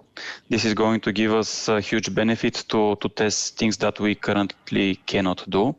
And another thing, in order to reduce our analysis time, because most of cases our issues are pretty common, and we want to integrate artificial intelligence in our analysis of the failed tests. So whenever our colleagues come on the following day, analysis already done, they just verify it and say, okay, it's good, not good, in order to reduce time. So those are the two main things that we hope to improve in next year. Should I ask you what is that you hope to improve in the next 3 years? Or it is just too far away? Yeah, it is too far away because our world is quite challenging. Everything is released on a fast pace, and you never know after 2 years whether the tools that we use will be the ones that really make sense to be used. That's why we need to adapt constantly. Yeah, we try to always look at the trends and see what works best for us and has the longest stability long term. Cool. I'll just check what we have in the stream as questions. And there is one from Jubei Kibagama. Hope I pronounced the name right. So something that I guess was part of the presentation, and and I'm saying this as a context. What do you actually mean by removed any limitations? And should we remove security limitations, for example? And where is actually the border between being flexible but being compliant, being everything else actually that the business wants us to be? So in terms of limitations, what we meant is actually the limitations in the community itself. There shouldn't be any limitations, like, for example, positions. Nobody should feel that he cannot speak or give his opinion on something that somebody with a higher position mentioned, for example, or limitations like externals. I mean, if you have external people, you work with other companies that contribute to the same project. If they also want to speak and contribute, you shouldn't discourage them or say, no, you're external and you can't do this or stuff like that. These are the limitations we actually meant, not the compliant limitations, which are like security, for example. That's very important. We should always abide by those things, especially when you're working with sensitive data like we are. It's mostly around the community. So basically, yes. Go on, Nicola. In addition to what Chris mentioned, we have seen and heard bad practices from different companies where people just waiting for the person with the most knowledge to suggest something and to go forward with implementation. In our case, what we try to do is to push the community to make those suggestions, and we can just support them, even learn by mistakes over the time in order to make better decisions in future and build better community. Basically what matters is the community, and this is what is removing all the barriers and just ensuring that there is an adequate framework and that you actually prepared for the future as well, just by being sure that people can actually freely come with ideas, test them, and if that's the good ideas, then actually put them in production. Cool, guys. Once again, Christian, Nick Y, thanks a lot for joining today. See you next year. I don't know if that's going to be in a virtual environment as today or in person. I hope it's in person, because in-person conferences are much better. This is what I know from experience as well. So talk to you guys next year. Yes, thank you. Thank you. Bye. Bye, guys.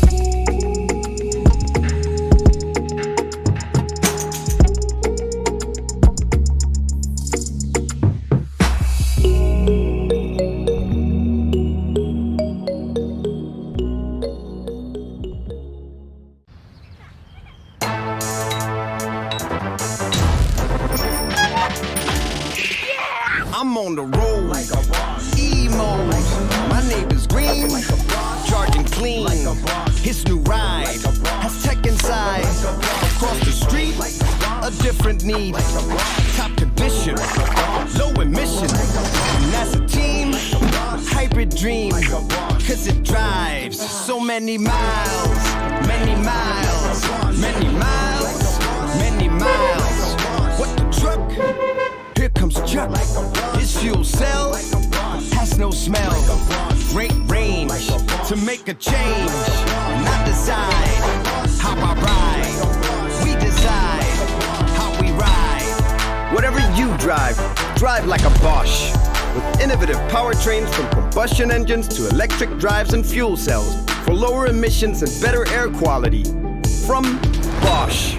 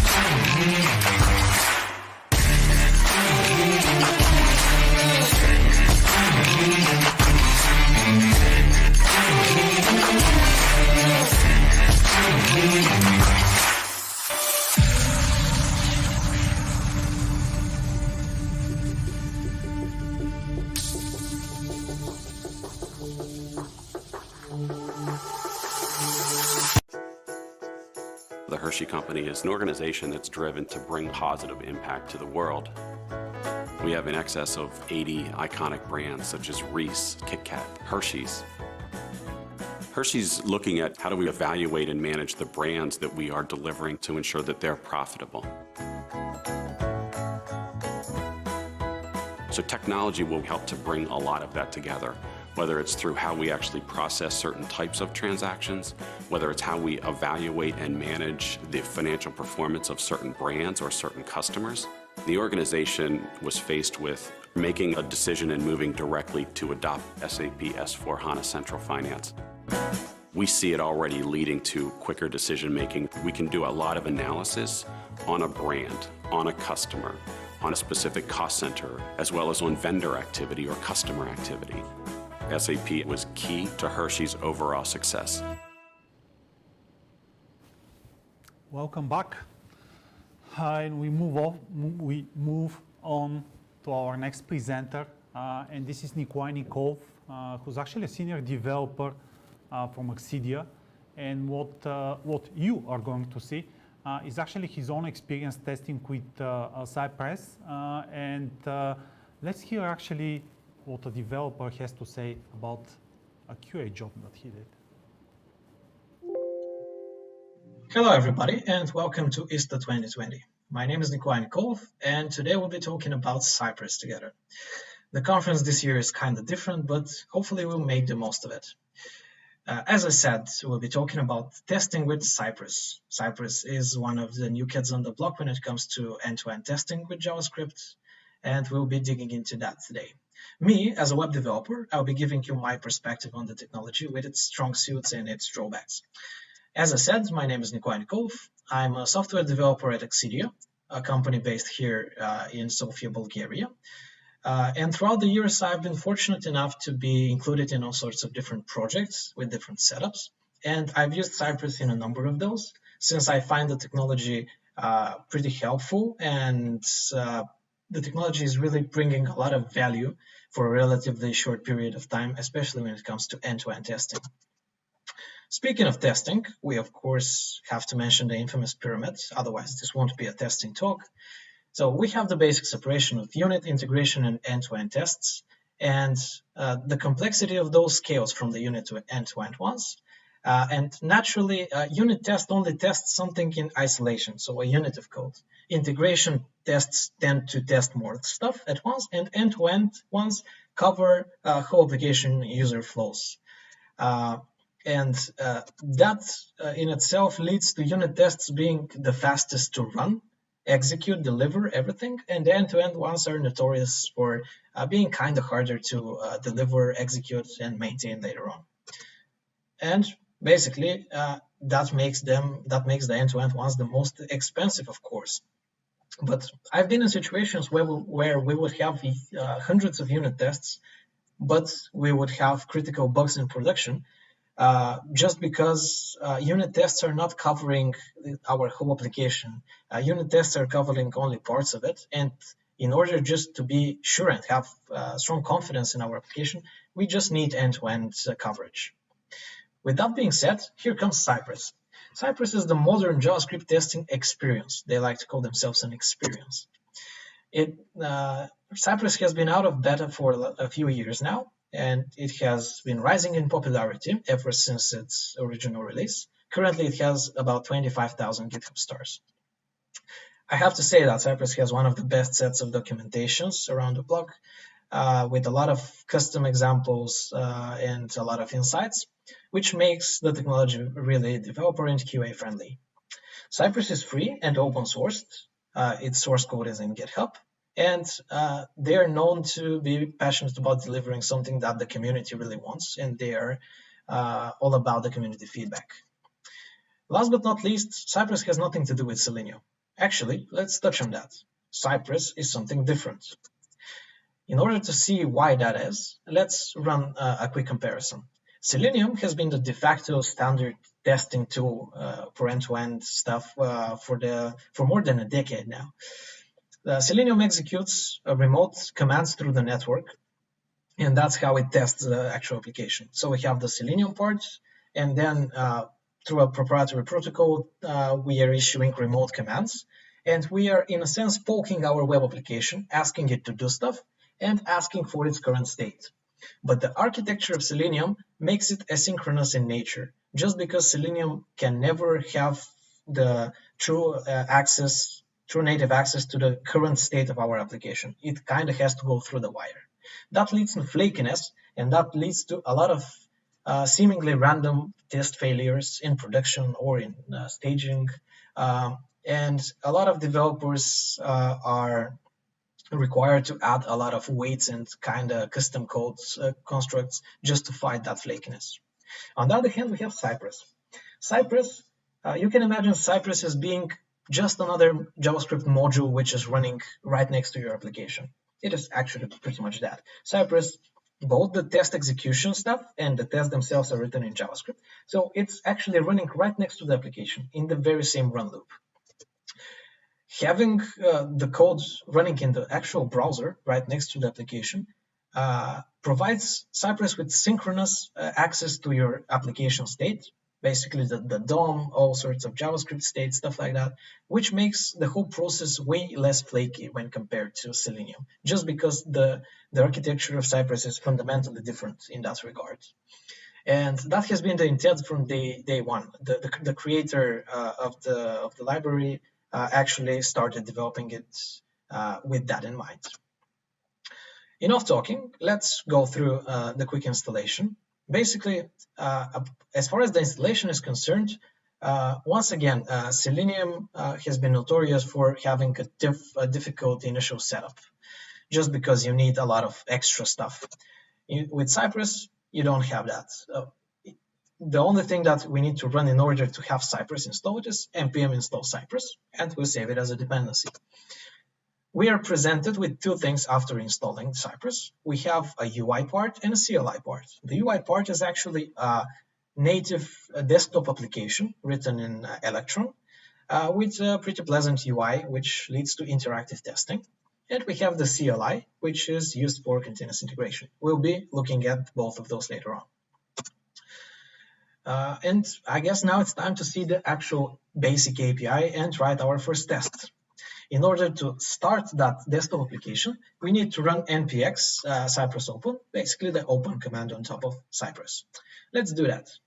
Actually, I have prepared a small playground application, and I have started Cypress beforehand. Here we have the desktop application already running. But let's see what Cypress gives us after it has been installed. We have the Cypress folder, and inside of it, we have the integration folder. This folder holds all the tests that we have. First of all, we have the examples folder. And once again, the people in Cypress have been kind enough to provide us with a lot of descriptive examples.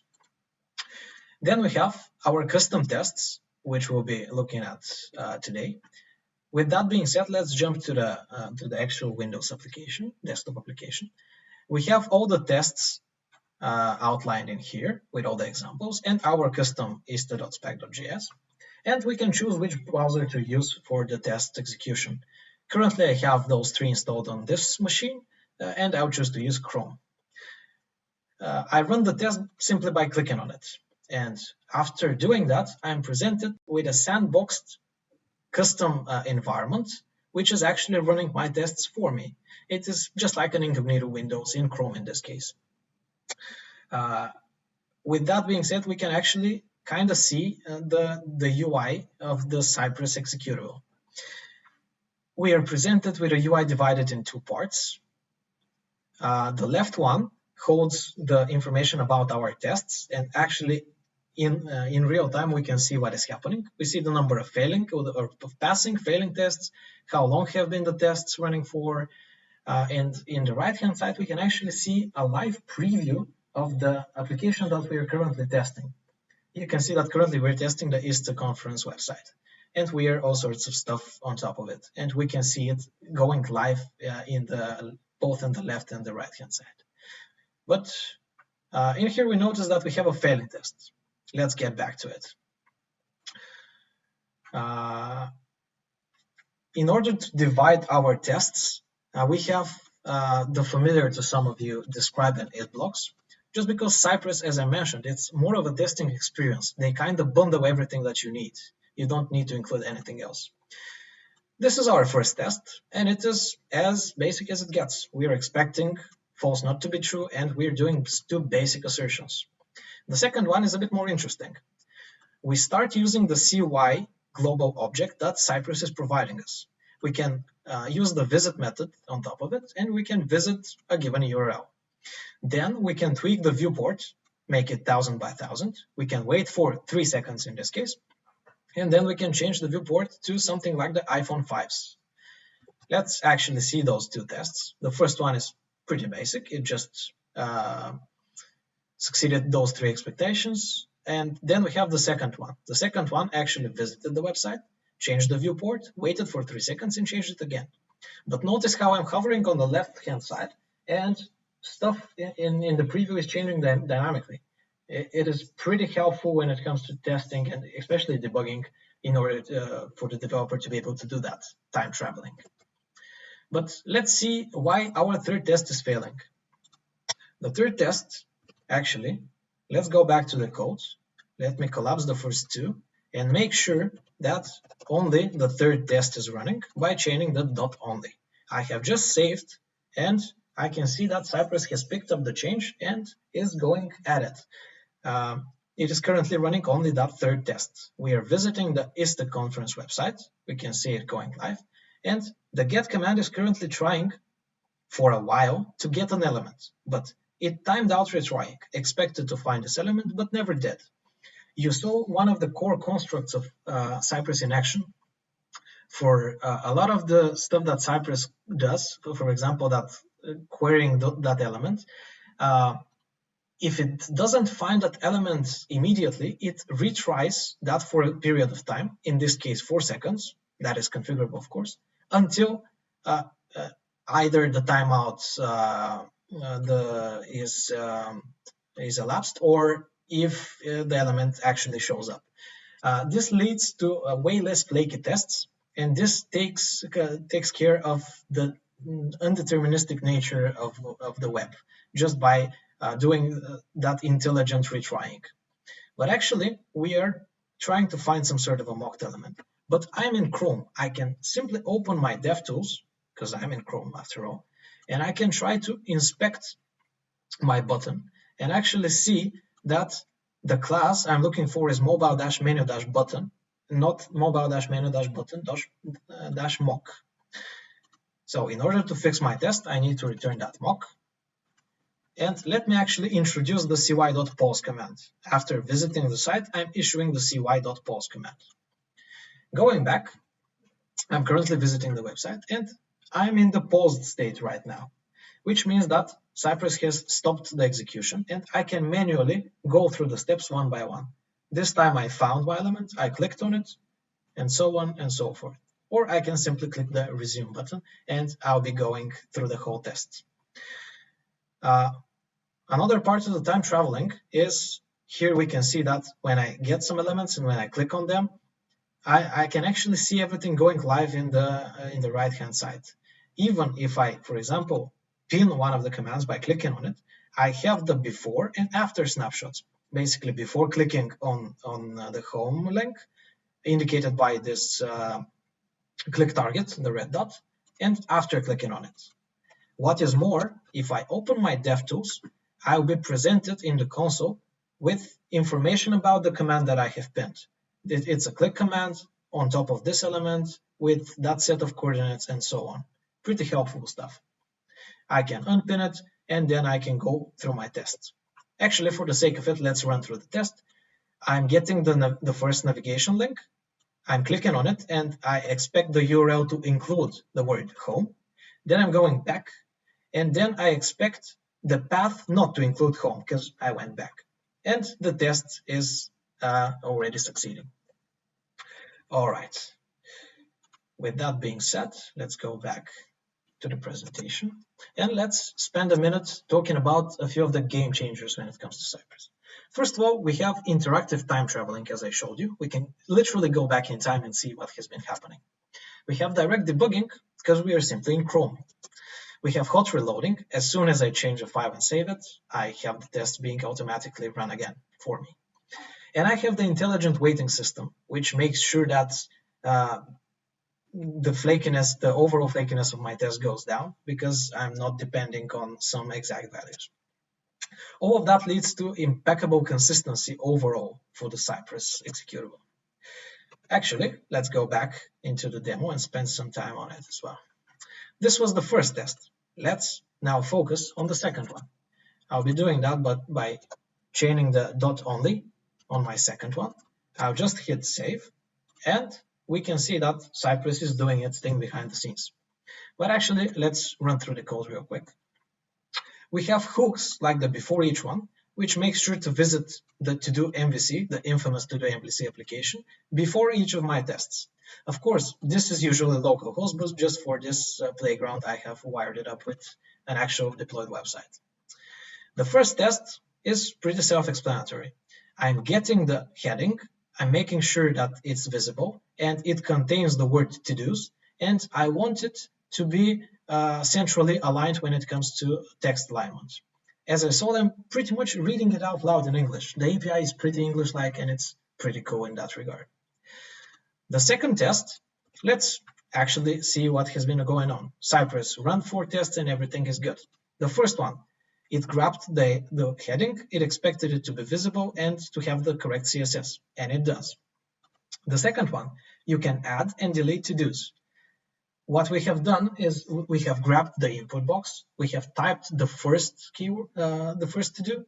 We have actually, how do we press enter? In Cypress, in order to press enter, we just type the special enter key without needing some sort of weird key codes and stuff like that. We have added the second and the third to-dos. Actually, if I click on any of those commands, once again, I have the before and after snapshot, before adding the second and after adding the second. Pretty helpful. Then I want the to-do count in here on the right to have the text three items left, which it does. I make sure that I actually have 3 list items. I destroy the 3 list items, and I make sure that the list is empty. Actually, how do I destroy them? If you notice in here, I have to hover in order to be able to click on the X. But Cypress can even issue forced commands by giving it the force command, the force flag of true to the click command, and by doing that, we can actually click hidden elements. 2 more tests. We have 2 more of those in this suite. We can filter to-dos, which is pretty much adding 3 to-dos. Let's actually see it in here. We add the first, the second, and the third to-do. Then we toggle the first one, as you can see. Then we click on the completed filter. We have the before and after snapshots being toggled there.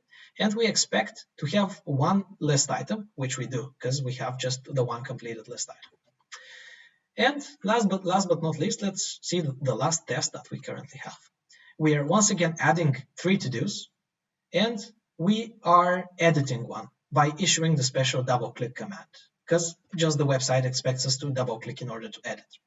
But do you notice a pattern here? We are adding those 3 to-dos in each of the tests.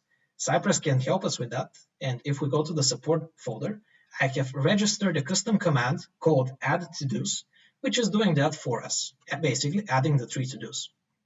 And now we can just get rid of that repetitive piece of code and just add the to-dos programmatically like that.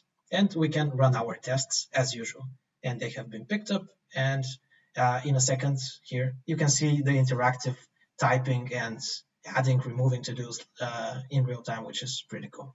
And yeah, we have 4 tests passing. Nice. A few words about the folder structure of Cypress. We have, once we install Cypress, as I mentioned, we have the Cypress folder. Inside of it, we have 4 folders. One of them is fixtures, which holds JSON files, which are used for basically whatever we need, be it assertions, mocking APIs, stuff like that. We have the integration folder, which actually holds the test code that we have. We have the plugins folder. Inside of the plugins folder, we can register special tasks such as cleaning the database, making sure that we can have seeded some sort of data before our tests.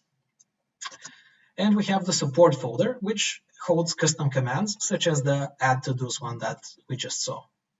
But what about continuous integration? In 95% of the testing, we are running our tests in continuous integration environment. Cypress has us covered as well. We just need to substitute the open command for the run one. And I have run that command in my other window in here before we started.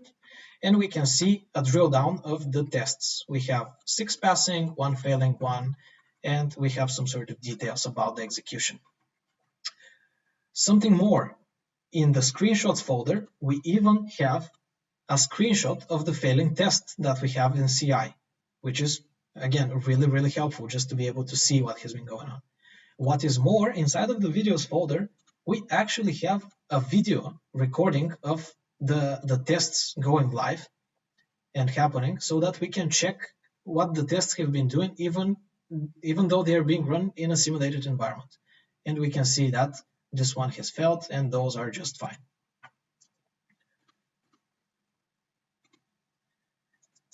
All right. How does Cypress actually make money? They provide the special dashboard complementary companion application, which is used to get extensive testing insights. It's primarily targeting enterprise customers since it's a paid solution, but it gives the capability of all the tests that we have to be run in parallel or to be even load balanced. And it is really easy to integrate with all sorts of CI providers such as Circle CI and so on. But once again, this is a complementary service, and it even has a free tier. A few trade-offs, since nothing is perfect. Cypress is best at end-to-end testing. I'm not saying that you can't write unit and integration tests, but just the strong suit of Cypress is end-to-end. Cypress will be using JavaScript now and forever because simply it's running in the browser, whether you like it or not. Cypress has been having issues when it comes to multiple tab testing and pop-up testing, just because it is running in a simulated browser environment, in a single tab in there. And the browser support was kind of a trade-off. It's not that much of a trade-off anymore, just because the browser support has been growing, and the only notable omission right now is Safari. So what I can say is just try Cypress. Give it a day, give it half a day. It's really easy to start writing even complex end-to-end scenarios. Just write a few smoke tests, cover your basics, and just make sure that your application is running as it should. You can cover a lot of stuff with just a few end-to-end tests, and we at Excedia have been having a great development experience and a QA experience with Cypress so far. So I really encourage you to just give it a go. With that being said, I'd like to thank you for listening to me ranting for the past 20 minutes or so, and I'd like to thank the ISTA 2020 organizers. So thank you once again. It has been a great pleasure for me to be here today. If you have any questions, I'll be more than glad to have a chat with you guys about them. Thank you.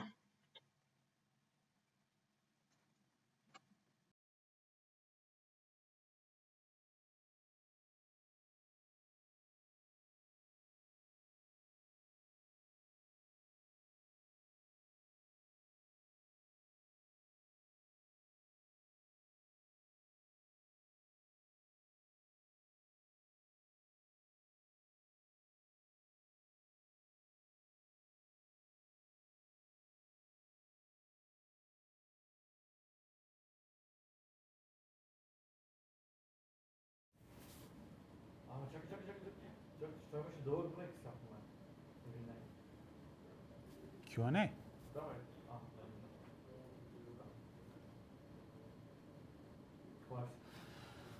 Guys, I don't know if you ever turn your TV on Evercom and you have this guy Nick White that presents the news, and there's the, am I wife? Am I not wife? So I just had one of those moments, which is just the risk of when you're streaming wife. Actually, the other Nick White. Let's welcome him to the Q&A session as well. And actually, while the stream was running, we were just chatting with Nicola about the different questions that we can ask. And we came with ideas, and then we actually saw that few people are very much asking the same questions. And Dimitar Tupuzov, Dani Varbanov, and Christiana Borisova, thanks a lot for your questions. This would be actually what we're going to discuss now with Nikolai. Nikolai, I'll start with the question from Dimitar Tupuzov. So the Cypress architecture is actually the Selenium's first architecture, which was abandoned because actually of limitations. So what's the difference for you? And I assume that you may come across those cases when you pick up something which is on Selenium and you need to migrate it. Actually, what's your experience there? Thank you, Ivan. So in general, as I was saying in the presentation itself, Cypress is kind of something else in terms of the capabilities that it currently has, just because the web is evolving, and like that many years ago, it used to be kind of different, and more capabilities are being brought to something such as a JavaScript execution engine inside of basically right next to the application. In general, I would say that Selenium and Cypress have their own target audiences for sure. Cypress is kind of more biased towards developers, just like myself. That's why I like it. And Selenium for sure is the more powerful tool overall still. This will hopefully change in the future, but don't quote me on that. But what I would say is that a few of the key benefits of Selenium in this case are that it's a fully cross-browser, and it has like 10 or so more than 10 years of engineers coming across edge cases, building on top of them, overcoming barriers and stuff like that. And Cypress is kind of the new kid on the block, unfortunately, still, but it's getting there slowly but surely. Selenium, for me personally, has been a slower experience overall. Although Cypress is more limiting, I can deliver more value, I believe, not sure, but that has been like the feedback that we have been receiving throughout the different projects. And yeah, the main benefit for me in Cypress is its less flaky nature due to intelligent waiting, for example. That is one of the highlights that I think Christina, asked about that. No, Danny Verbanov, sorry. And just to touch on that system, the intelligent waiting system, Cypress is embracing the undeterministic nature of web. And by undeterministic, what I mean is something can happen like a fraction of a second slower than it's supposed to be, or something like that. And we shouldn't really count the test as a failing one if something is happening right after the test execution was supposed to pick it up. And that is the source of many waits and asynchronous constructs in Selenium. But Cypress handles it natively. What it does is, let me give you the simplest example here. If you're trying to get, let's say, some sort of a HTML element and act on it, if Cypress doesn't manage to find it immediately, the first time it's running the query selector, for example, it will not fail the test, but it will try to actually retry the selection itself. And it does that for a given period of time. So the 4 seconds is the default period for query selection, but you can tweak that. If the element is found like 500 milliseconds after the first attempt, the test is just going on as usual.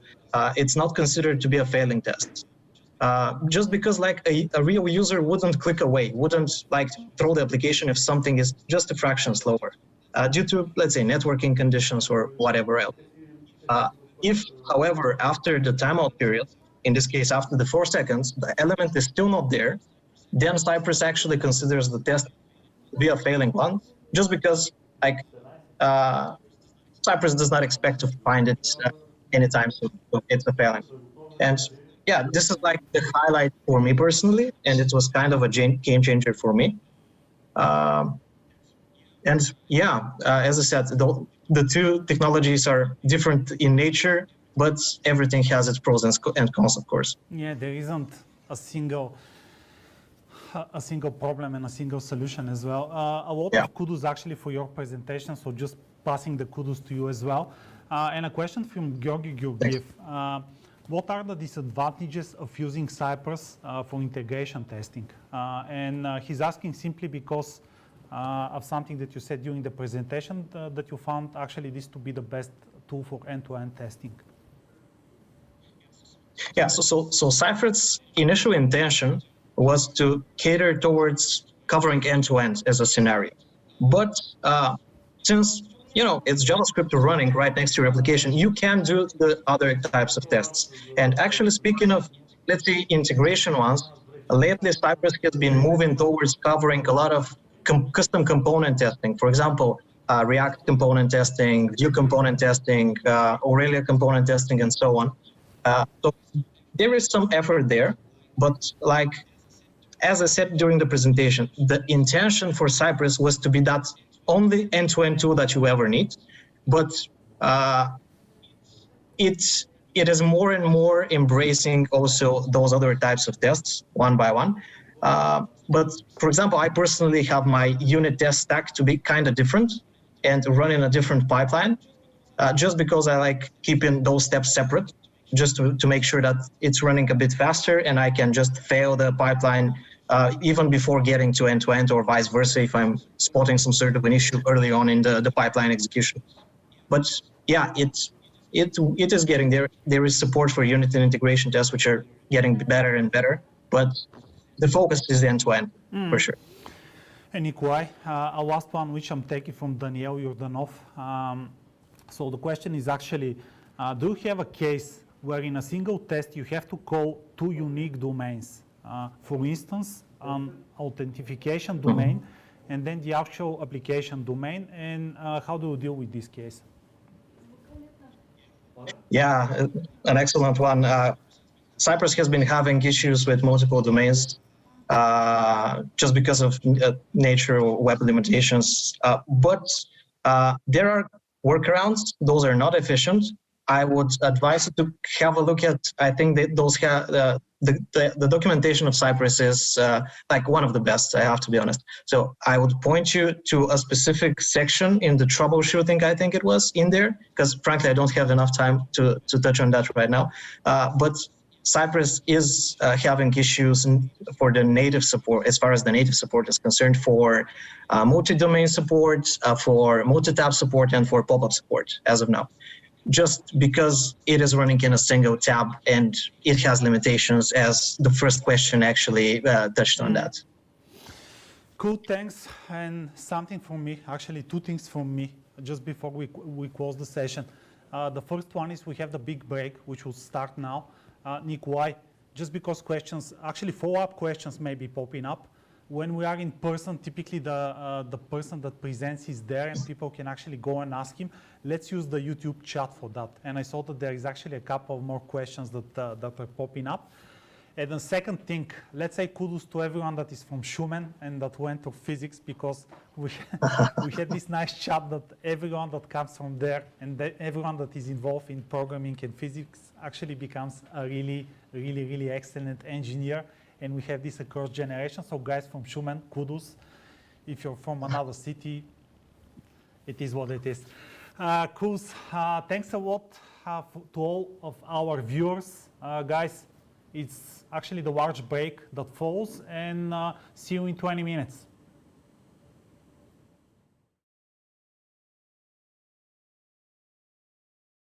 Stripe Bulgaria was founded in 2008 by the Dutch entrepreneur Koen van Wijk. His vision was to create solutions that exceed customer expectations. Since 2014, Stripe is part of the ICT Group in the Netherlands. ICT Group is a stock-listed company on the Amsterdam Stock Exchange and employs more than 1,000 professionals. Since 2017, I have the privilege and honor to drive Stripe forward in the role of CEO. Together with 200 professionals, we offer solutions to our clients in digital transformation, smart applications, and infrastructure. Our mission is to build smart solutions that create business impact. We are Stripe.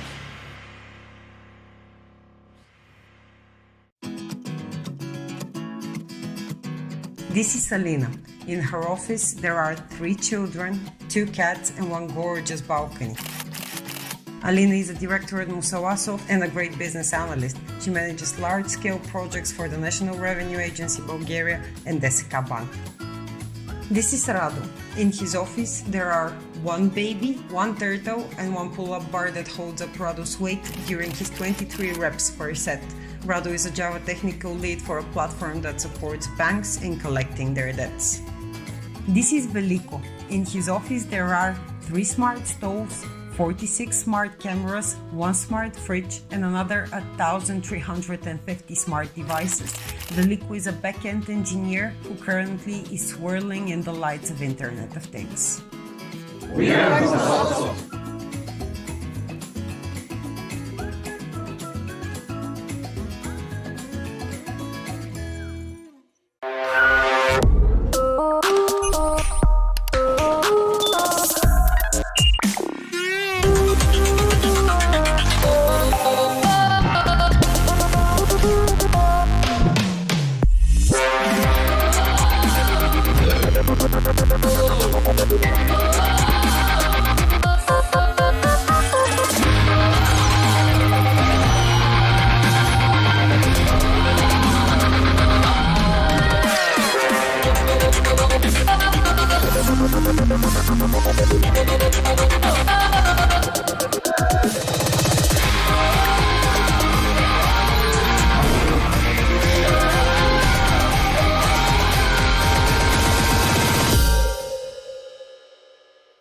We're a pretty resilient species, and that's true now more than ever.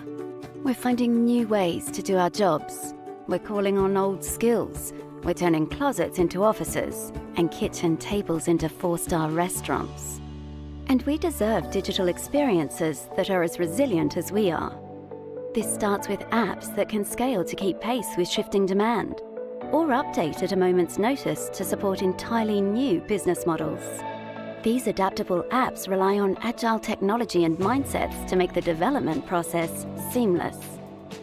In a time when the app experience has become the human experience, being future-ready means keeping people at the heart of innovation and flexing to meet their needs.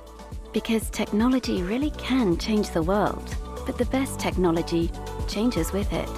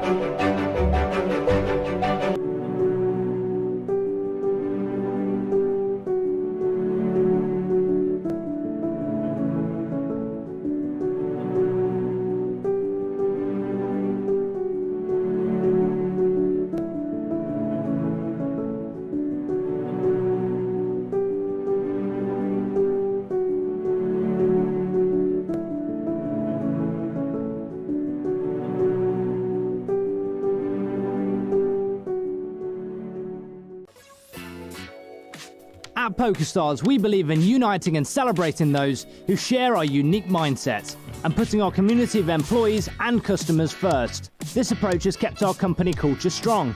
It doesn't matter if we're at home or in the office. Wherever we're based, PokerStars will always be where the best play.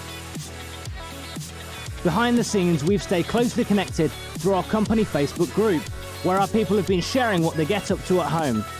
It's given us an opportunity to socialise with international colleagues in a completely new way and give a warm PokerStars welcome to our 467 new hires within the first half of the year.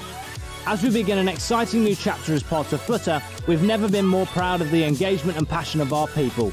Thank you all for keeping our community entertained.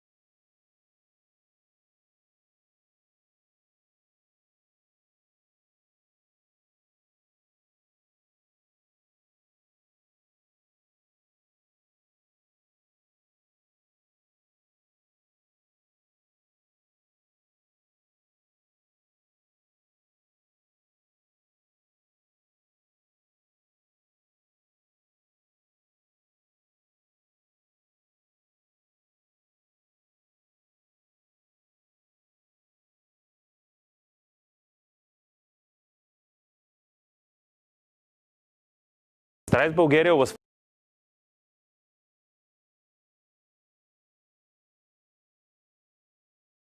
Bulgaria was founded in 2008 by the Dutch entrepreneur Koen van Wijk. His vision was to create solutions that exceed customer expectations. Since 2014, Stripe is part of the ICT Group in the Netherlands. ICT Group is a stock-listed company on the Amsterdam Stock Exchange and employs more than 1,000 professionals. Since 2017, I have the privilege and honor to drive Stripe forward in the role of CEO. Together with 200 professionals, we offer solutions to our clients in digital transformation, smart applications, and infrastructure. Our mission is to build smart solutions that create business impact. We are Stripe.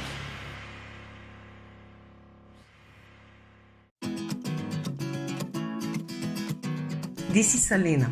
In her office, there are 3 on the Amsterdam Stock Exchange and employs more than 1,000 professionals. Since 2017, I have the privilege and honor to drive Stripe forward in the role of CEO. Together with 200 professionals, we offer solutions to our clients in digital transformation, smart applications, and infrastructure. Our mission is to build smart solutions that create business impact. We are Stripe.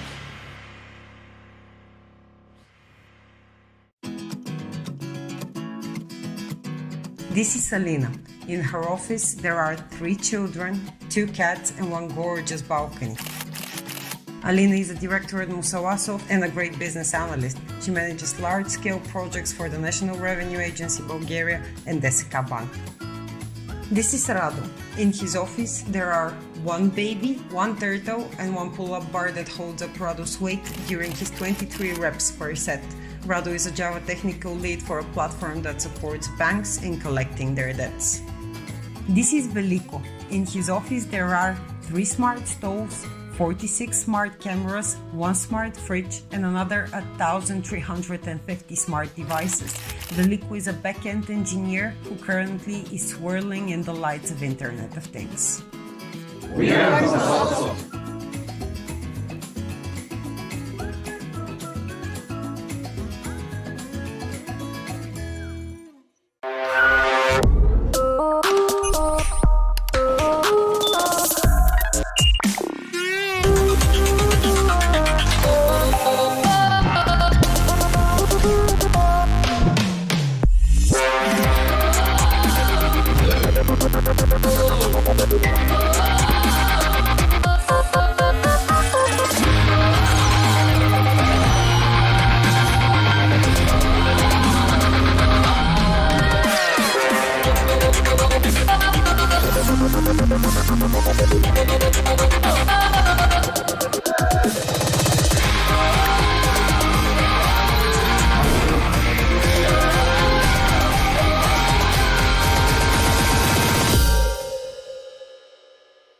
We're a pretty resilient species, and that's true now more than ever.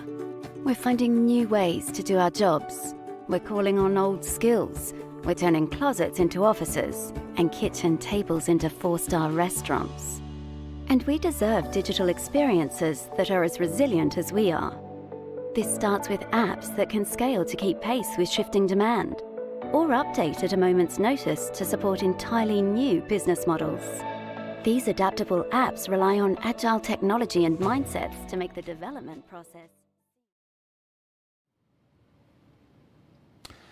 And now, from technology, we move to a topic that is very well taught, philosophically taught, which means that when you answer a question, there is another few questions that are popping up, and there is never an end, never the truth, just because this is what philosophical discussions are. And if you think of quantum physics, if you think of the way that we think as engineers, then you start to think of, okay, what if we actually use the same philosophical and the pattern that we actually act as an engineers, as a human beings, so we actually organize our content. And it's not just content, I mean, it's not just the text that we typically have when you organize a user documentation, it's practically everything, because in essence, everything is a content. And on that philosophical topic, we're going to hear from 2 people. The first one is Ekaterina Mitova, and she's the senior user assistance developer in SAP. And the second presenter is Dimitar Simov, or Jimmy, again, a colleague that actually comes from SAP, and we go to them.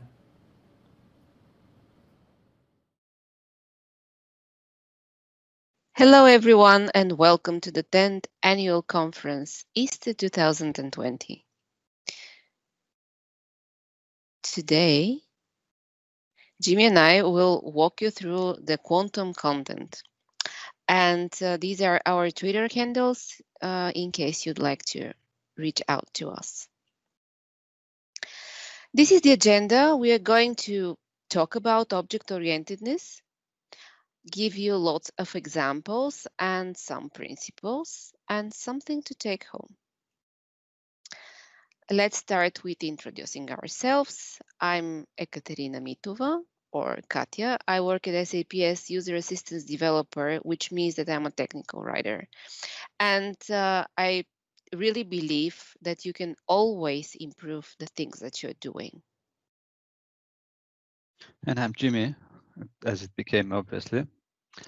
I'm a usability professional. I work at SAP as well. And I myself believe that IT can be usable, and one day it will really become usable. Let's not talk about us anymore, but see what we're here for. I want to start with a brief introduction, and the idea here is, in essence, there are two ways to group things in the world. One of them is by place, and the other one is by property. Now, this is, imagine that you have to group several things in the world. In the physical world, you can group them in a single way only. If you have these 5 elements, the red flower here, you can either put with the plants and or flowers, or with the red things. You can't have it at 2 places at the same time. However, in our minds, there's no problem to put one element, one thing, one object at many places. No problem at all. And the same thing is true about the digital world. You can represent a red flower in 2 different lists. This is what I call the quantum object superposition. That is, one object, the same object, can occupy several places at the same time, or be in several states at the same time. Let's look at the live example. This is Gmail. This is my inbox, and I have a message. But at the same time, the same message is in my UX Software folder and in my OUX folder. That is, you have the same item in 3 different states and 3 different places. Okay, this was the intro, and I will hand over to Katya to talk about something more interesting, probably. Okay. I want to ask you to think of one word. No matter what word, just remember that word. You'll see why in a minute. Now, imagine to run. You can't imagine the action without an object, right? Something is running. Now, imagine pink. Again, you need something to apply the color on. Something is pink. Imagine beautiful. Something or someone must be beautiful. Now, remember the word I asked you to think of? From our experience, chances are that this word is more than 75% in the cases an object, either a noun, an abstract noun, or a name. And this illustrates nicely that humans think in objects and exist in places. And what does that mean? We have 3 basic human needs in any place: the need for orientation, the need for consistency, and the need for organization. And we're going to look into these needs in details, starting from the need for orientation. In any place, we need to know what the objects are, Where are they? How many are they? How do they relate to each other? What can I do with them? And what can I do in the place with the objects? And what are the attributes of these objects?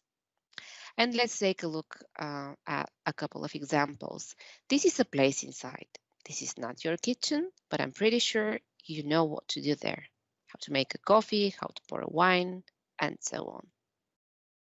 This is another place, a place outside. This is a really nice view from our office in Sofia, in Pavlovo. And you can again recognize the objects there, the mountain, the streets, the buildings, the trees, the cars. This is a place in virtuality. This is a virtual game. And even if you are not fond of such games, you still can recognize what's happening here. You have spacecrafts in some sort of a space battle. You're trying to take part in the battle. You have different sorts of guns and probably you'd like to win. This is another example, a place on my computer. This is Outlook. Again, the objects are clear to most of us. We have emails, we know what to do with them, how to manipulate with them, and how to get in contact with other people. Now, can you guess from this example, who are the members? We have this button, Add Members. Who are they? We don't have names. We only have IDs. Are these members people? Maybe. We have the roles, in this case, administrator role. All the entries here have this role. Maybe all these are human. Maybe not. It can't be sure. Imagine this is how your family library looks like. Can you find a book that you're looking for just by looking at the book IDs or author IDs? I doubt that. This is how a book looked like if we used only IDs instead of real names of the titles and the authors. Here, the picture in the cover really helps to have an idea about the content, but not that much. We need the title and the author. And now here comes the need for consistency that Jimmy would walk you through. Yes, thank you. Yes, we saw how we have this need for recognizing the things. And after we can recognize the things and know what to do with them, we expect that these objects would have certain properties and behavior that we can rely on. Therefore, the need for consistency is a combination of three sub-needs. These are the needs for recognizable appearance. That is, we expect that the objects will always keep familiar look and we will be able to recognize them. We also expect predictable behavior. That means that things that look the same way, we will expect them to behave alike. That is, we also expect that based on the behavior of an object and its appearance, we should be able to predict what we can do with it and how it will, how we can use it. And the third sub-need is the need for wholeness, which says that we expect all properties and actions with an object to be there where the object is and to be constantly available. Let's look at some examples to illustrate this better. So first, the recognizable appearance. These are screenshots from services in a product. Both screenshots, the one on the left and one on the right, show a service. But when you look at how the service is presented, they differ. Here we have a description, here we have a service description. Here we have some take action panel, and here we don't have it. Yes, we can recognize this. We can, in our minds, know that these both are services and learn to recognize and to distinguish them, but this is a burden for us as users. It will be much easier for us to have same structure and same appearance for both services. Let's take another example, button. I'm sure you have seen many buttons, and here we have many buttons. And these are all buttons coming from the same product. You can see the variety that we have here in color, shape, size, and so on. And here everything is supposed to be a button, but is it really? If you look at these green pills, they look like pills, and this is a gray pill. These are not actually buttons. Although they look like buttons, they don't behave like buttons. So this is again another speed bump for us as users. When we see this, we have to be able to learn this, and this is confusing when you try to click it and it doesn't react. Let's take another example. This is a survey with 2 questions. We have left the answers on purpose the same. And just by looking at these 2 questions, that they will behave the same way. But let's see what's happening when we start to interact. In the first case, you can click, and when you click, the other option is deselected. But in the second, when you click, the other option remains selected. So these are 2 different types of questions. The first one is single choice. The second one is multiple choice. However, their appearance does not suggest that, and this is confusing again. Now, the next sub-need is the need for predictable behavior. We already saw that based in the survey form. We can't predict the behavior just by the appearance, and this is confusing. So let's look at another example. This is from the SAP Cloud Platform product page on the website of the company. And we want to focus on the area here at the bottom. When you click the first tile here, what we get is another window with another SAP subsite opening in it. Now, when you click the second tile, you already have some expectation that this will open another window, right? And when you click it, well, it's kind of the same, but it's a pop-up. It's not another window. So that's within this window. And when you get to the third tile, you already don't know what to expect when you click it.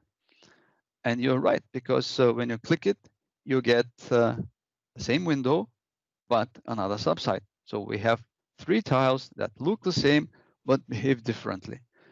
And again, this is a nuisance for us. This is an inconvenience. It's much better to have the same behavior. And the principle for wholeness suggests that we expect all properties and all actions to be there where we see the objects, so we can interact with it. And here's a real story that happened to me and my wife some time ago. One day my wife says, I want to delete this. And I'm like, okay, delete it. I can't. How can you not delete this? And she's handing me the phone and says, you delete it. So I get the phone and I say this, and I want to delete this file. And I tried holding the file. I tried clicking the menu here. I tried clicking the menu here. There's no delete option. So I got to the files menu, the menu of the application, and I saw that there are different views.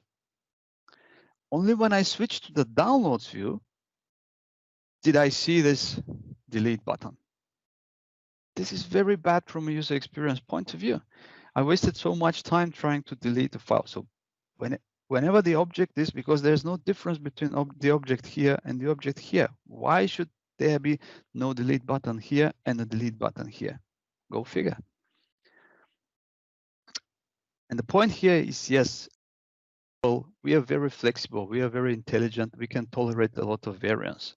However, less change, less variance means less strains on us as users, and it will allow us to focus on the important things, the things that we want to do, and not on struggling with the UI. Now, the third need that we have in any place is the need for organization. And these needs arise as we gain experience in the domain, not necessarily in the specific application, for example, that we are using. And this need says that we begin to feel the need to arrange the space in such a way that will make sense to us, that will make it easier for us to work. And here we have 4 categories. We need to be able to name the objects and the spaces. We need to be able to group multiple objects together by different traits. We need to be able to relate objects and spaces to each other. And finally, we need to be able to move objects around and groups of objects. Here's an example how Jira does it, and I think it's perfectly well fitting to this need. Let's look into this. First, Jira allows you to create dashboards. In a dashboard, you can put various charts, tables, that is pull content that makes sense for a specific task. You can use these dashboards personally. You can share them with other people. Jira allows you to search for various items by almost anything. And more importantly, you can save the searches for later use so that you can access them easier. Jira allows you to control the view in which you look at the items, and you can arrange the columns. You can pull the columns that you want and hide the columns that you don't want. You also can use labels that allow you to later group things and pull only items that carry the specific label. You can create relations among the issues by creating these links and then navigate among various issues very quickly. And of course, you can name things and move things around from project to project or category to category. So again, that's a very good example for covering this need for organization. Now I hand over to Katya again to give you another example. Yes, this is my favorite example from the content world. We have this platform containing missions, and each and every mission represents a different use case. You get a use case and you need to apply it to in your company, in your team. And here you can find it, well, step by step. But what you can also do here, and it's really, really interesting, when you choose your mission, your use case, and you look into it, you start it, you now can change it, alter it, and personalize it according to your specific needs and situation. And you can change anything that you'd like, even here in the overview page. And the good thing is that only you and the members of your team can see these changes, not the rest of the world. So you're really taking some sort of a content and personalize it. And you can do even more.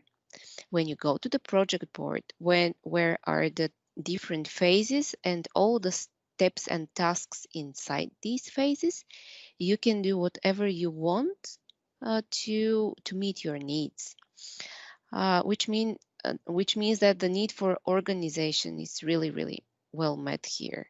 And look at the different phases now as they are originally put in the mission, because this is what you can do there.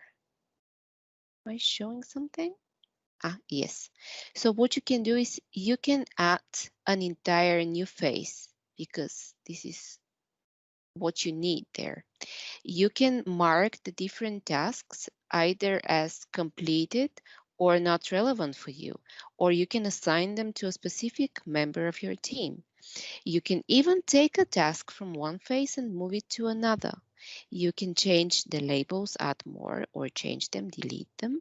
You can delete tasks, you can add new tasks, and this is pretty much everything that you need to organize the space according to your needs. And this is really, really great example of having and working with the content. And what we'd like you to take home from our talk today is always remember these basic human needs for any place. The need for orientation, you need to know and understand the objects, their relations, and their attributes. The need for consistency, you need to rely on the object's appearance, behavior, and wholeness. and the need for organization. You need to be able to organize the space and the place according to your needs, to name the objects, group them, move them, and relate them.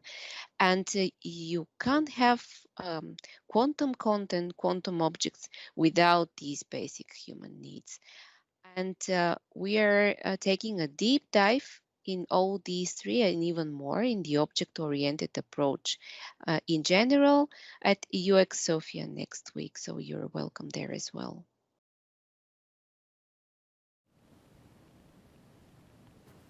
Welcome back. And after the session that we have that we had with Katya and with Jimmy, actually we have them now in Zoom, and it is time for questions. And I'll start with on the previous lecture we were talking about physics. So something that comes from physics and something that pops up in content and in real life, and that's something that I'll ask actually Jimmy. Jimmy, a physician once upon a time actually was sitting in a bathtub, and there was an apple on top and an apple pop up, and then he got some good walls in physics. But actually, if I come back to your topic, how did you came with this approach that you just presented, guys? And I realized that when people philosophically think of what they do and how they can do things better, there is actually a lot of a thought process behind the scenes. Personally, for me, it always works better with a glass of wine. I don't know about you guys, and this is why I'm actually asking, Jimmy, how did you came with this approach? That was a long question. Well, I wouldn't mind a glass of wine. Apple? No, in my case, it was rather a pumpkin, a big one. But I'm just kidding. When you come to think about it, the way we use software, the way we work with software, it somehow comes natural, but I guess you need some background before that with the object-oriented approach overall.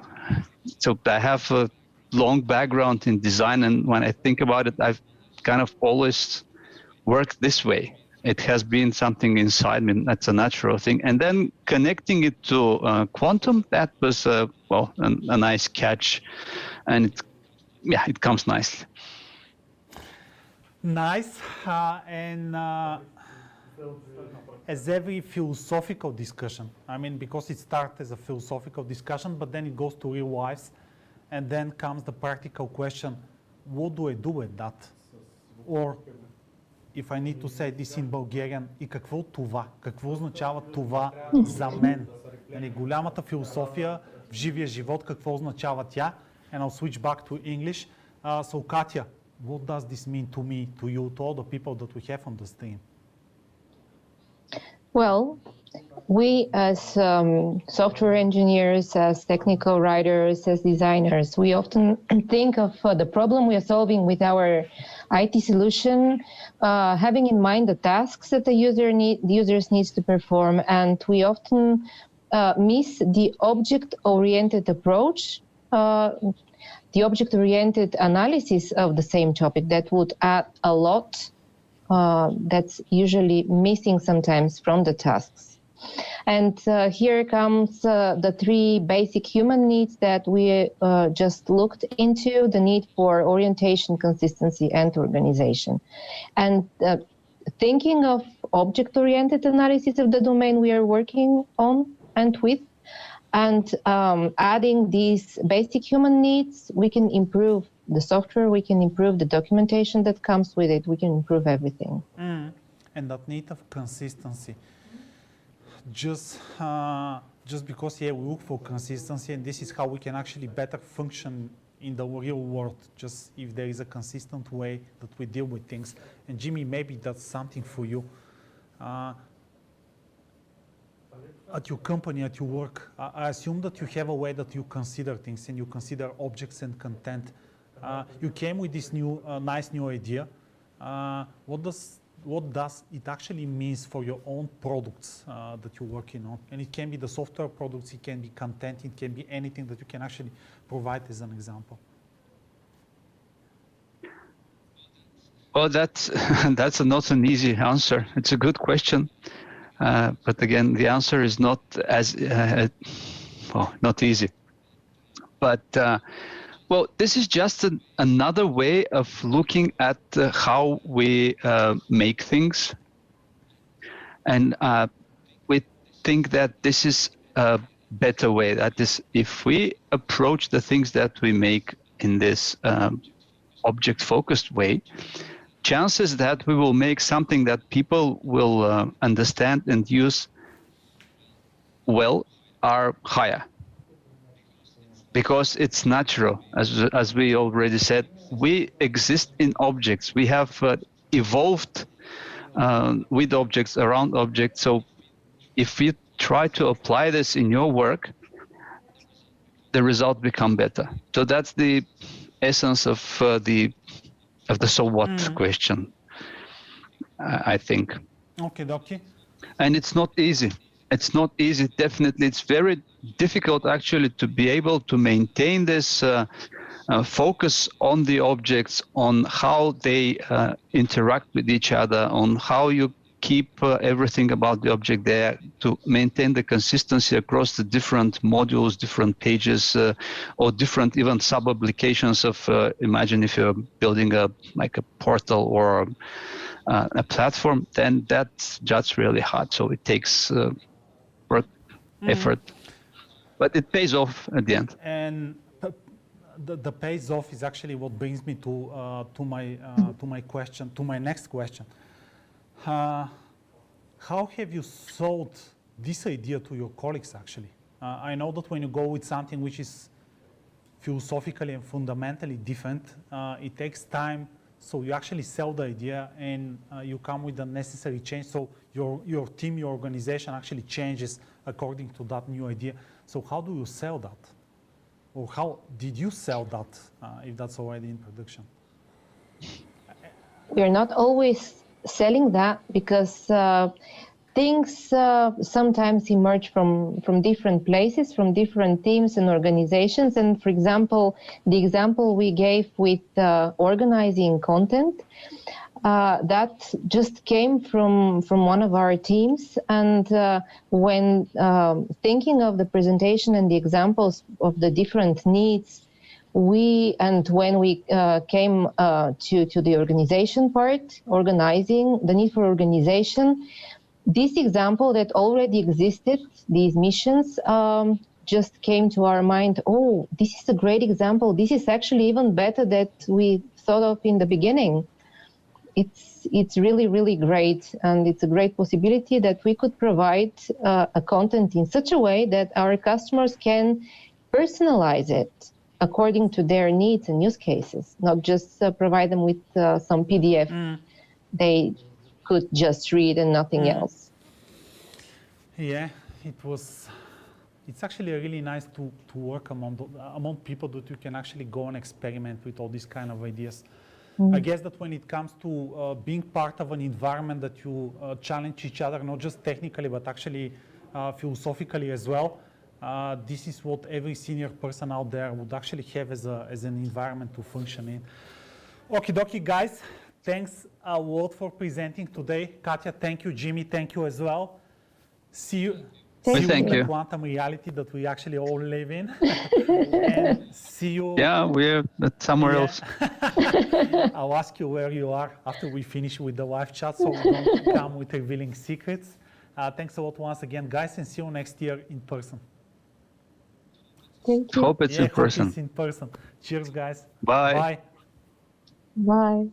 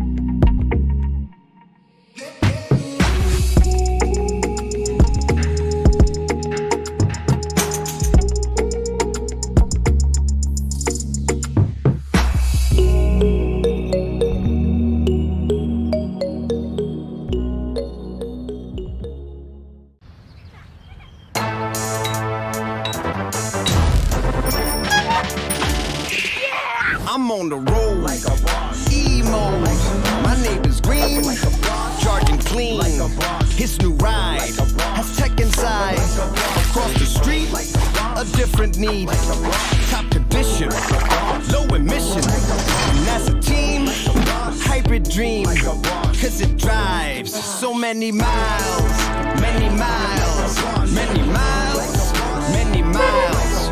What the truck? Here comes Chuck. His fuel cell has no smell. Great range to make a change. Not decide how I ride. We decide how we ride. Whatever you drive, drive like a Bosch. With innovative powertrains from combustion engines to electric drives and fuel cells for lower emissions and better air quality. From Bosch.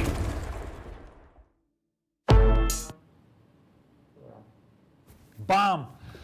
Guys, we go to our next presenter, actually a fellow colleague called Chris Allen. Chris is an application architect, and one of the good things about him is that you can actually pick up a topic, just give him the topic. It can be engineering, it can be QA, architecture, machine learning, or whatever else, and he comes with a session, and we're going to just experience one of those sessions next. So up to the lecture, and then we come back with the Q&A. Hi, my name's Chris Allen, and I'm here to talk today about a recent project where we took one of our major products and completely changed the way our approach to automated testing, and describe some of the effects that had on the sort of internal product architecture itself. So first, very little bit about me. So I'm currently a software architect with experience in data quality. I've been doing this kind of work for about 15 years, starting off in test automation as a junior engineer, and since then had a variety of sort of different roles, both management and as an individual contributor. And I've also been involved in the past doing due diligence for potentially acquiring software companies, which has given me quite a broad range of working with different teams, understanding what works and what doesn't. So to begin with, I just want to describe the product I'm going to talk about a little bit. We don't have too much time, but there's really just two things we need to know about it.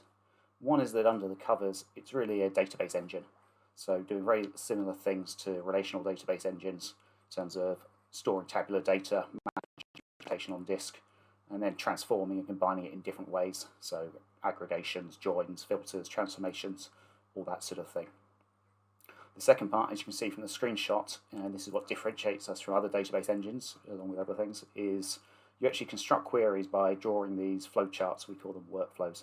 So rather than typing in SQL queries, which obviously requires some level of, deep level of technical ability, people can describe the transformations graphically, and that allows a much wider range of users to create some pretty complex database queries. These two parts are tied together pretty fundamentally. So as you're changing this diagram and clicking around on the screen, the queries that are executing are changed on the fly to ensure that you see instant results of every change you make. So I'm going to start with a little bit of history of the product. It was actually created by a startup back in 2008, so outside Experian, where I work for now.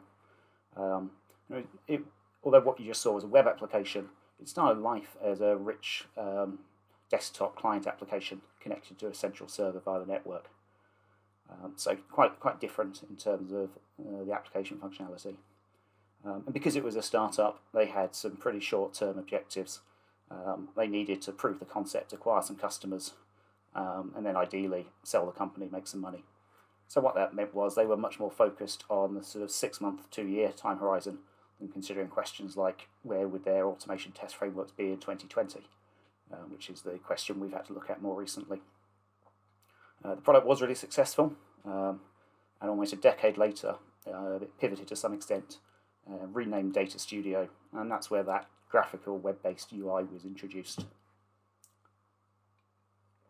But despite that change, the internal architecture was actually pretty similar. So obviously changes did need to be made, but it wasn't a rewrite, it wasn't a new product.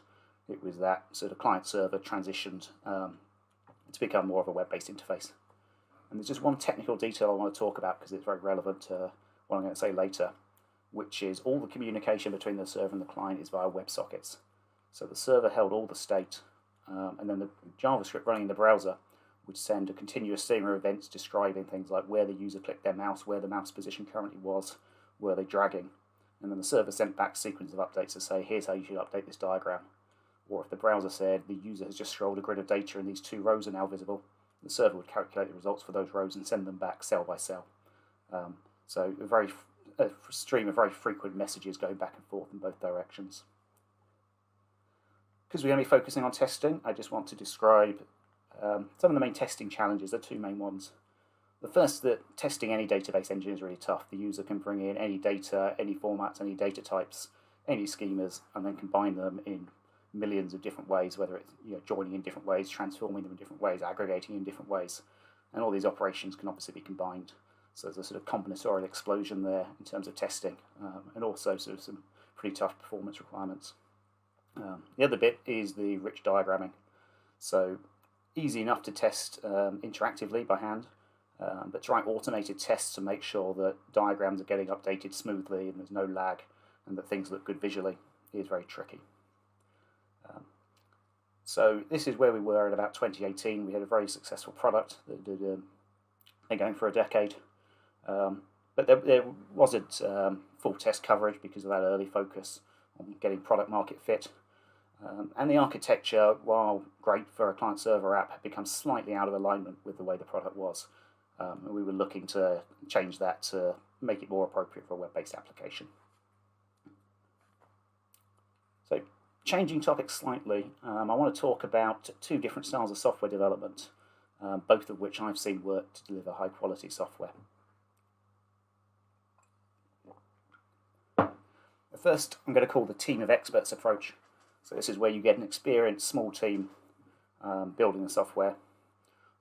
That gives you the luxury of creating a targeted approach to test automation, by which I mean rather than aiming to get 100% coverage and test everything, you work out where you get the biggest bang for buck and test specific components, and then rely on a risk-based approach to regression testing. So if you've got a small team, you know exactly what's changed, you know which test cases are worth running and which you can skip for every release, and initially lets you move more quickly. But there are some downsides to this. So inevitably, whenever you do a release, you're going to need some period of code freeze, sort of allow stability for manual testing. You don't want to be running test cases if the code base is changing daily. And that leads to you getting some efficiencies by putting features together into bigger releases. So you can change the ratio of time developing features versus running regression tests, which means you have a longer period of time between releases than you otherwise would, and you need to plan your roadmap longer in advance. And these problems can actually get worse over time because as the amount of existing functionality increases, the number of regression tests worth running increases and tests take longer.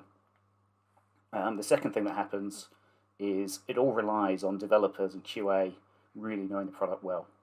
And that makes it hard to scale the team quickly because you've got to train everyone up and they've got to get familiar. And of course that means it's hard to increase scope of the product if you can't add new team members and new teams. The second approach I'm calling safety and test automation. So this is really where you have so many tests and so much coverage. Anything that passes the automated test suite, you basically know works and you're happy to release it to customers. It tends to go hand in hand with continuous integration approaches and the use of things like feature flags, as opposed to long-running feature branches Because to be honest, if you spent 4 months working on a feature branch and then you merge it in, that integration is probably going to be painful enough and take a few weeks. All you really achieved is taking what you were calling code freezes and now calling something along the lines of an integration sprint. But unless you change all your processes to match, you certainly don't get all the benefits. But the upside of this is if you do trust that your tests will catch all the errors, a lot less risk in bringing people in, and you can really scale the teams faster, scale the scope of the product faster. So as I say, both of these have worked. I've seen them both work. But if I was going to start a new project today, even as a small startup in the conditions described earlier, I'd go with this second approach. And the reason for that is that it's really hard to change between the two. There are a few reasons for that. So the first is that whatever your current process is, there are going to be virtuous cycles in there. And what I mean by that is that whether it's you design, you're estimating, you're coding, you're planning the tests, all of these will have evolved to work well together. So you can really think of this as a kind of process optimization. So if we imagine here, the y-axis is process efficiency, and you can move along this line. And what's going to happen to any team is that they're slowly going to get better, whether that's using a process like Kanban, where you're very explicit about it, or just making decisions at the end of each retro to improve things. Once a team's stable, you're going to get to a point where any minor change is likely to be detrimental. It's going to move you down that slope in one direction or the other. But what happens if you want to get further away? So you can see that there's a better process available, but there's no smooth path to it. So the question is, are you willing to take those hits on the way to get to it, or can you find some way to jump from one of these peaks to the higher peak further away? Second reason it's hard is that it's going to need investment, and that means you have to make a case for that investment. So you often can't ask your leadership team, can I have funding for a 2-year project? I'll let you know when it's done. So this is really about how do you build confidence and how do you build things like metrics to be able to prove that things are going well and that your change program is worth continuing. So that's really planning up front exactly what metrics would you need to show management every month to get their confidence that their money's well spent, and that's not easy to do. Collaboration, positive thing, but complicates things here. And what I'm really thinking of is collaboration with departments outside the engineering teams. So take marketing. If you've been training them that you're going to release a product every 4 months or every 6 months, it's going to have a load of new features, and it's worth their time investing in those, researching those, getting some nice marketing material, and then you suddenly switch to releasing new features every week that they didn't even know were coming. That's not going to go well. So you need to work with all the other departments, sales, licensing, and make sure that they're on board for this change. And then finally, architecture. Our job as architects is to look at the functionality needed, look at the teams and their processes, and come up with a design that will achieve the functionality most quickly, most efficiently. Problem is, if you then completely switch your processes, the designs won't be so well aligned. So what was a great design for that team of experts is going to be less suitable for a continuous delivery style team. And an obvious example is testability. If there was no need to design code for testability from day one, you're not going to end up with testable code. It's going to be very hard to add those tests in. Despite that, we decided to go for it. And we launched a project to try to almost switch our process from that team of experts to the continuous integration. So number one goal was to get test coverage to a high enough level that we had virtually no manual testing or any other process for a release. So we could just take any release that's passed our build pipelines and give it to customers. The second aim was, while we're doing that, let's take advantage of the change and more closely realign the product's architecture with the current functionality rather than what we were offering in 2008. But we found ourselves in a bit of a catch-22.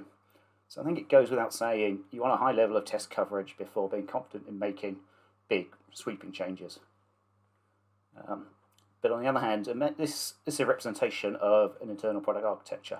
So different colours are different components, how they fit together. Now imagine you write tests, which is the orange outline for one of those components, but then you change the product architecture, which we wanted to do to realign with functionality, that test is then not particularly useful. It won't work with the new architecture, at least not unmodified.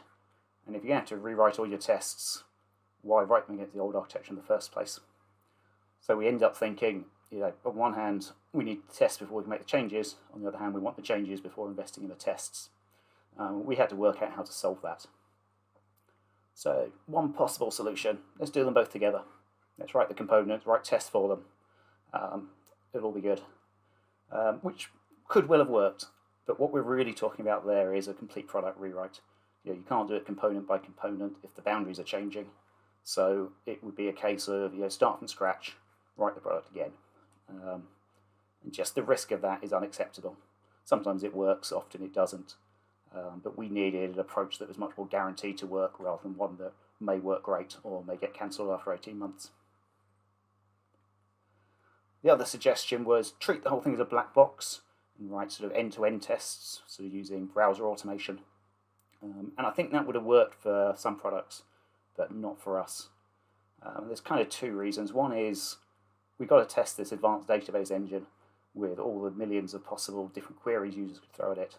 And it's not practical to do that by simulating mouse clicks and mouse drags and that kind of thing.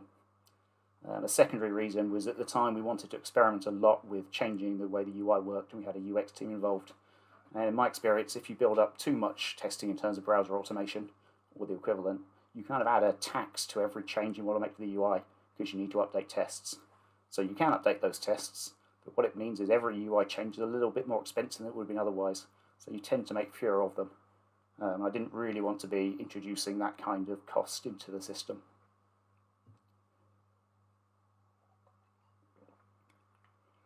So in the end, we did a little bit of both, describing this as a layered approach. So this was our original architecture. So a bit of JavaScript code running in the browser, lots of Java code in the server, and those streams of WebSocket messages going back and forth between them. So the first thing we did was to identify the real core components, so things like our query engine, our security code, and we just took copies of those. And we get into a team, and we said, write this in the ideal way, change the structure, do whatever you want, just give me a high quality version of that component that's well tested. But we kept it separate and we thought we'd work out how to integrate it later.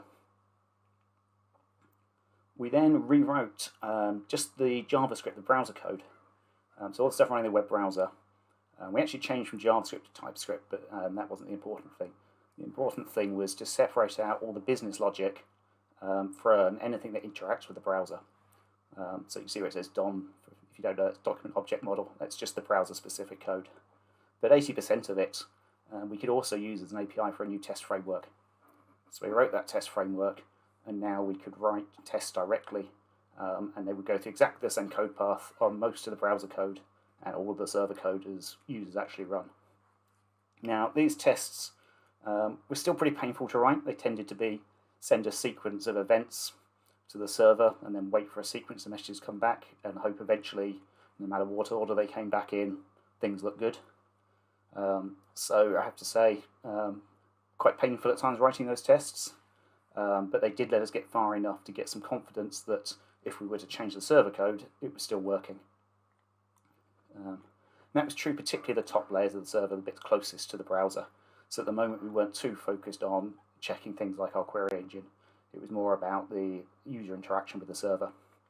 And we got to a point where we had enough test coverage that we were confident to refactor a whole layer of code towards the front end of our server.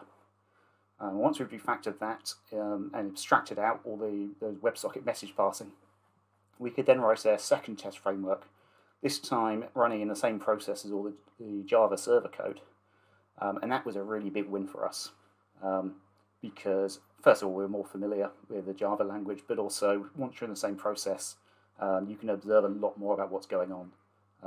And you're avoiding that asynchronous message passing. So we could write tests at a sort of order of magnitude higher rate than we could when we're relying on them running outside the process. So after that, we got writing tests basically to make sure the server was doing what we thought. And at that point, we began to start refactoring more, rewriting some of the more small components, each time sort of securing them with lower and lower levels of tests.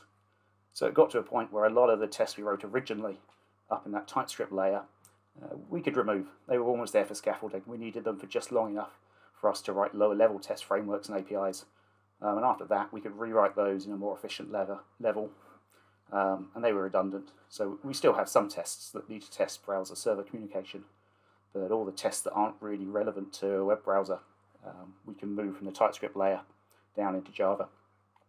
And then finally, we could take those rewritten core components like the query engine and move them in to the new product. And again, be completely sure they worked. We tested the component itself thoroughly, and having these various levels of frameworks in place meant that we were now confident that the integration worked. So to summarize, we started off needing a process change. This wasn't about technology change for its own sake. We needed to be able to scale our teams. We had a lot of market demand. We needed to build more features, and we wanted to be more agile. We didn't want to have to wait several months between releases. We worked out the blocker to that was really around test automation, and that's what we needed to fix. And as a result, completely changed our technical architecture, moving from one that was geared originally on how do we write functionality quickly, prove market fit, to how do we have one that's as easy as possible to write comprehensive tests for. So the results turned out to be roughly an 18-month project. We're now at about a week between releases, where we were months. The reason we don't go much more frequent than that, well, there's two of them really. One is most of our customers are on-premise, so there's not a lot of benefit to giving them daily builds. They're not going to install them that often. But also some of our performance tests can take hours or days to run, so we save a bit of resources by only running those weekly. We've moved entirely, or very nearly entirely, to a continuous integration model with just one main dev branches and no long-lived feature branches, which is kind of representation of how development processes change to match our testing processes. About 10,000 new tests were written, I counted the other day. We scaled from one team in one location to 6 teams. I was going to say in 3 locations, but thanks to COVID, where everyone's got their own office now, so very distributed. And in terms of structure, we previously had one main modular code. We've now got around 50. I think that's relevant for 2 reasons. One is that it shows how much we have changed the structure, and the other is it just shows that we had a lot more functionality. So a lot of those modules represent brand new things we've been able to build quickly that we wouldn't have otherwise been able to build without all the test automation in place. So that's everything. I'm going to be around to answer any questions, but I hope you found that interesting.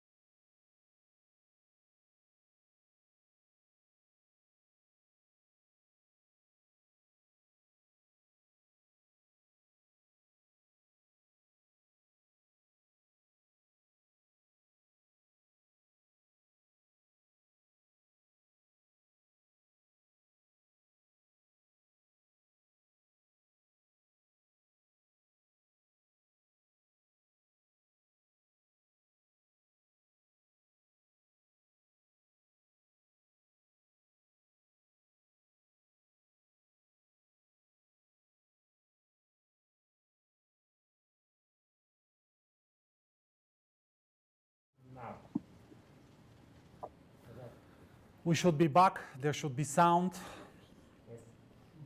And once again, this is how you fix issues on production live.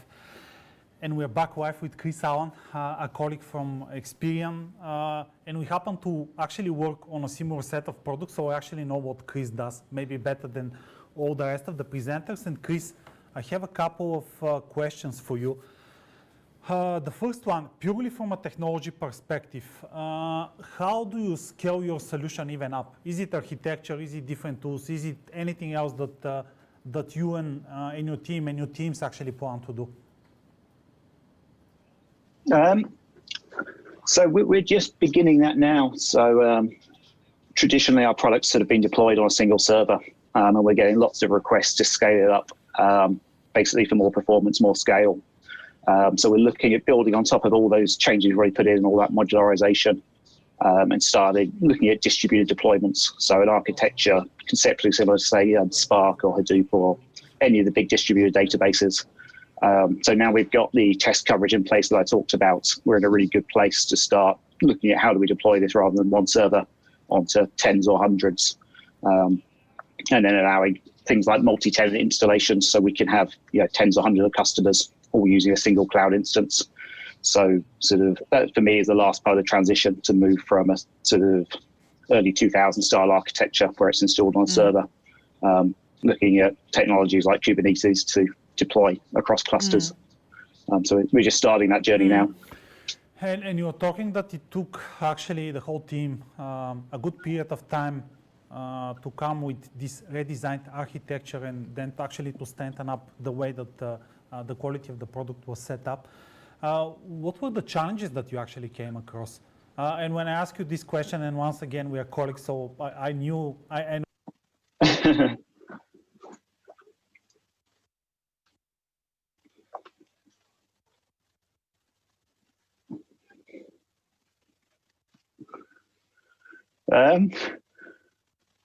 So probably the biggest challenge sort of technology-wise was we had two teams, one working on version 1 of the products and keeping that up to date with bug fixes and things. And then version 2 was this project to rewrite bits of it.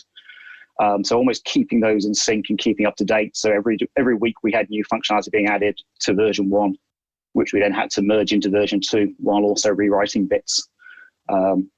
So keeping things up to date and in parallel with two teams working on almost the same product but different code bases was hard. In terms of people, we started the project with just 2 or 3 of us. But then by the end, there were sort of, I think, 50, 60 people working on it. And a lot of those were added at the end. So one of the most challenging things is how you bring that many people on board, just in terms of educating them about how it should work, the architecture. So we managed that successfully, but it was hard to get right, just to ramp up that quickly. Very much scaling up actually the number of engineers on the product as you scale up the product itself. Thinking actually back, just from the perspective of making that achievement, if you go back in time 18 months, what are the things that you would actually do differently? So what are the lessons learned in essence? And if you go back in time, what would be the difference that you are going to actually do? So when we planned it out, we were thinking it would be a lot more incremental. And so when I spoke earlier about rewriting whole components, that wasn't originally part of the plan. And it was very much to try to change everything in place with, very, very gradually. And that was a lot harder than we thought. And we ended up wasting quite a lot of time sort of taking code for an old architecture and trying to make it work for new things. So I kind of wish we'd been a bit braver earlier on about working out what's going to change beyond all recognition, and let's just rewrite it from scratch versus what we only need to modify a small amount. So in that, I spoke earlier about the two approaches, either like a whole product rewrite versus just trying to get the test in place. So I think we got the right approach at the end. But I think we spent too long trying to take an old architecture and make it work with a new product rather than accepting, there are large components that we just need to start from scratch. This is this old concept that maybe when you start from scratch, it takes less time. And I've been... It's hard because if we had been more ambitious, maybe the whole thing would have failed because it would take too long and it was too high risk. So it's never easy to work out where to draw the line there. So we were fairly cautious, but it meant things took a bit longer than if we'd been more aggressive. And you started this whole project, this whole redesign, actually aiming to increase the test coverage of the product. What was the end result? So at the moment we're about 85% coverage. We kind of track it at being 80% or above. Personally, I don't pay too much attention as long as it's high. So if I see a code base with sort of 95, 100% coverage, I kind of suspect people are writing tests for test's sake. So with this product, there are some areas of the code where I want 1,000 or 10,000% coverage in that I want it tested at every layer. Each line of code should be executed by a lot of tests. There are other areas of the code which are just less important. And I think you've got to, when it comes to where you invest, it's got to be based on risk and complexity, not assuming that if every line is covered at least once, that's correct. And we've got some code that's not executed in production. It's just not worth the time trying to write tests for that just to get a coverage figure up. 80-85% is where we're happy. And how did you actually came with this 85%? I mean, is this just gathering the data, the intelligence around how the product is used, so then you actually come with invest heavily in automation in technology there? Or is it anything else? Or is it maybe just past knowledge on the product so you know where to actually heavily invest this, in terms of automation? Yeah, I think it's knowledge of the product and it's having worked with the product. It's existed for 10 years, knowing where the difficult bits are. But again, for us, it's not about a figure. So we will look at a particular component and look at the test plan and make judgments.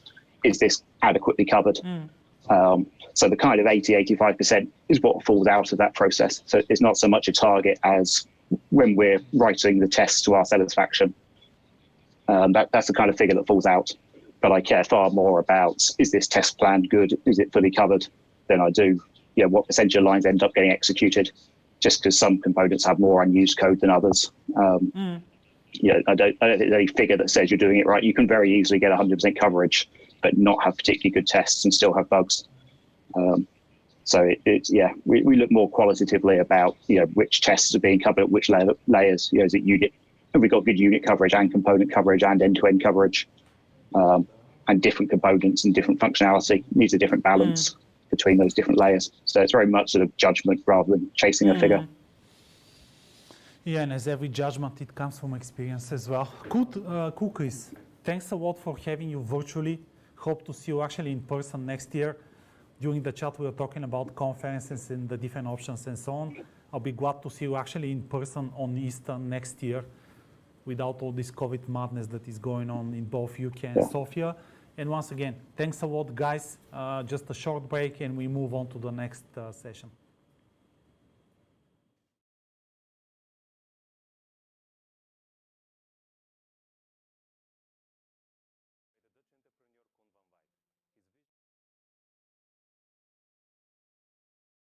In 2014, part of the ICT Group in the Netherlands. ICT Group is a stock-listed company on the Amsterdam Stock Exchange and employs more than 1,000 professionals. Since 2017, I have the privilege and honor to drive Stripes forward in the role of CEO. Together with 200 professionals, we offer solutions to our clients in digital transformation, smart applications, and infrastructure. Our mission is to build smart solutions that create business impact. We are Stripes.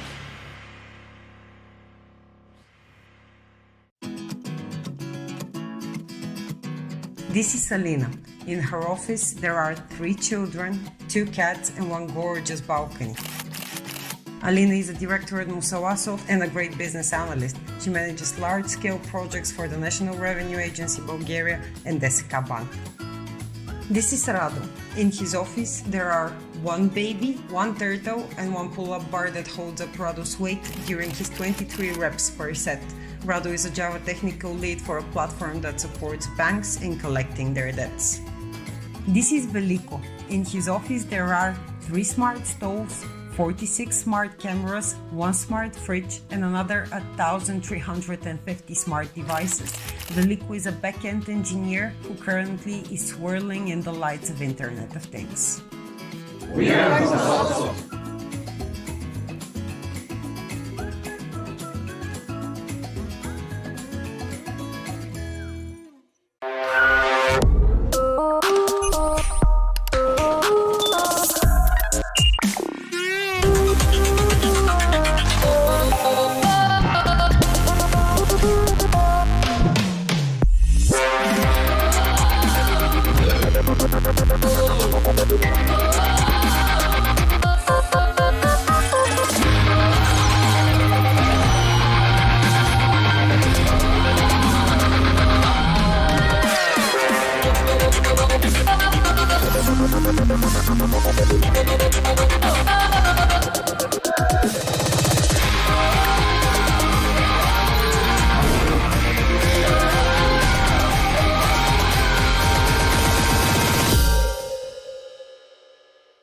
We're a pretty resilient species, and that's true now more than ever.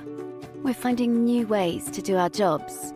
We're calling on old skills. We're turning closets into offices and kitchen tables into 4-star restaurants. And we deserve digital experiences that are as resilient as we are. This starts with apps that can scale. Hello, it's great. And we are back. And next we have Tomasz Konieczny, who's actually a senior QA engineer from a company called RO. And what Tomasz is going to present is just a way so you can actually speed up your test over 300 times. Just to remind, the session, you're going to see that on the stream. Your questions on the right in the chat in YouTube, just pop them up. And we're going to just discuss them with Tomasz when we actually have the live Q&A, probably after 20 minutes or so. And now let's go to the session. Hello, it's great to be here today, so thanks for the invitation and let's start. Serverless, how to speed up tests over 300 times and achieve continuous feedback. Maybe just a few words about me. I'm Tomasz Konieczny, I currently work for RO as senior QA engineer, and I'm mainly responsible for test architecture and infrastructure. And today's presentation will be related to both of these areas. But let's start with the basic question, why do we execute end-to-end regression tests? Or maybe, why do we execute regression tests in general?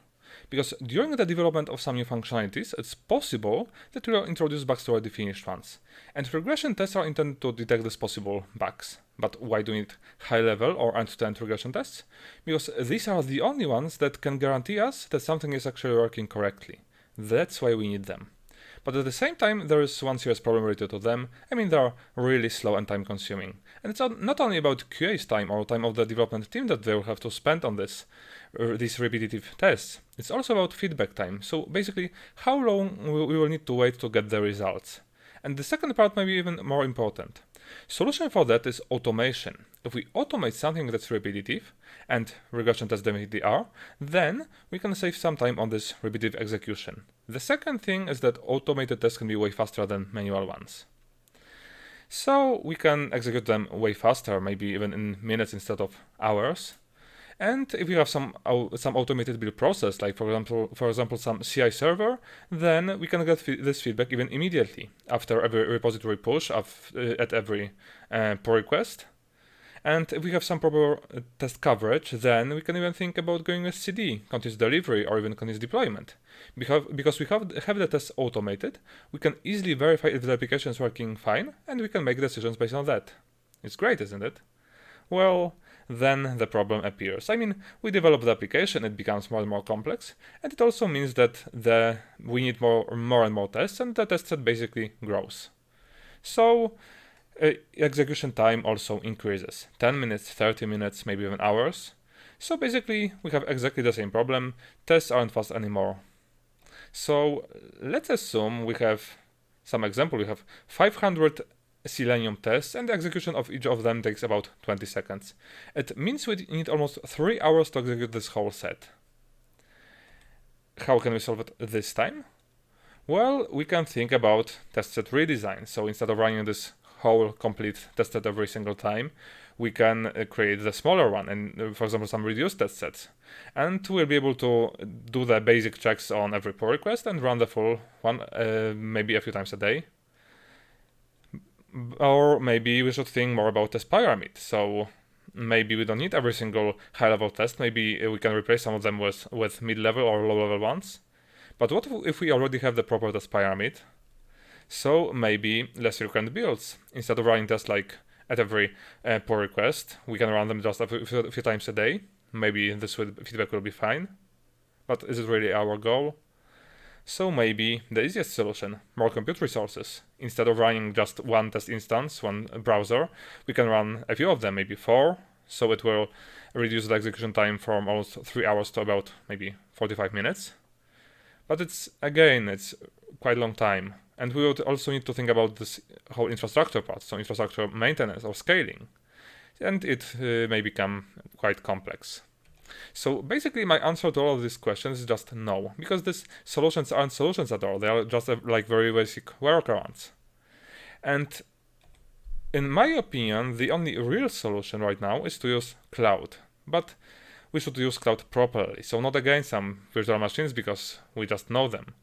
We should use services that are designed to solve specific problems, that will allow to solve specific problems.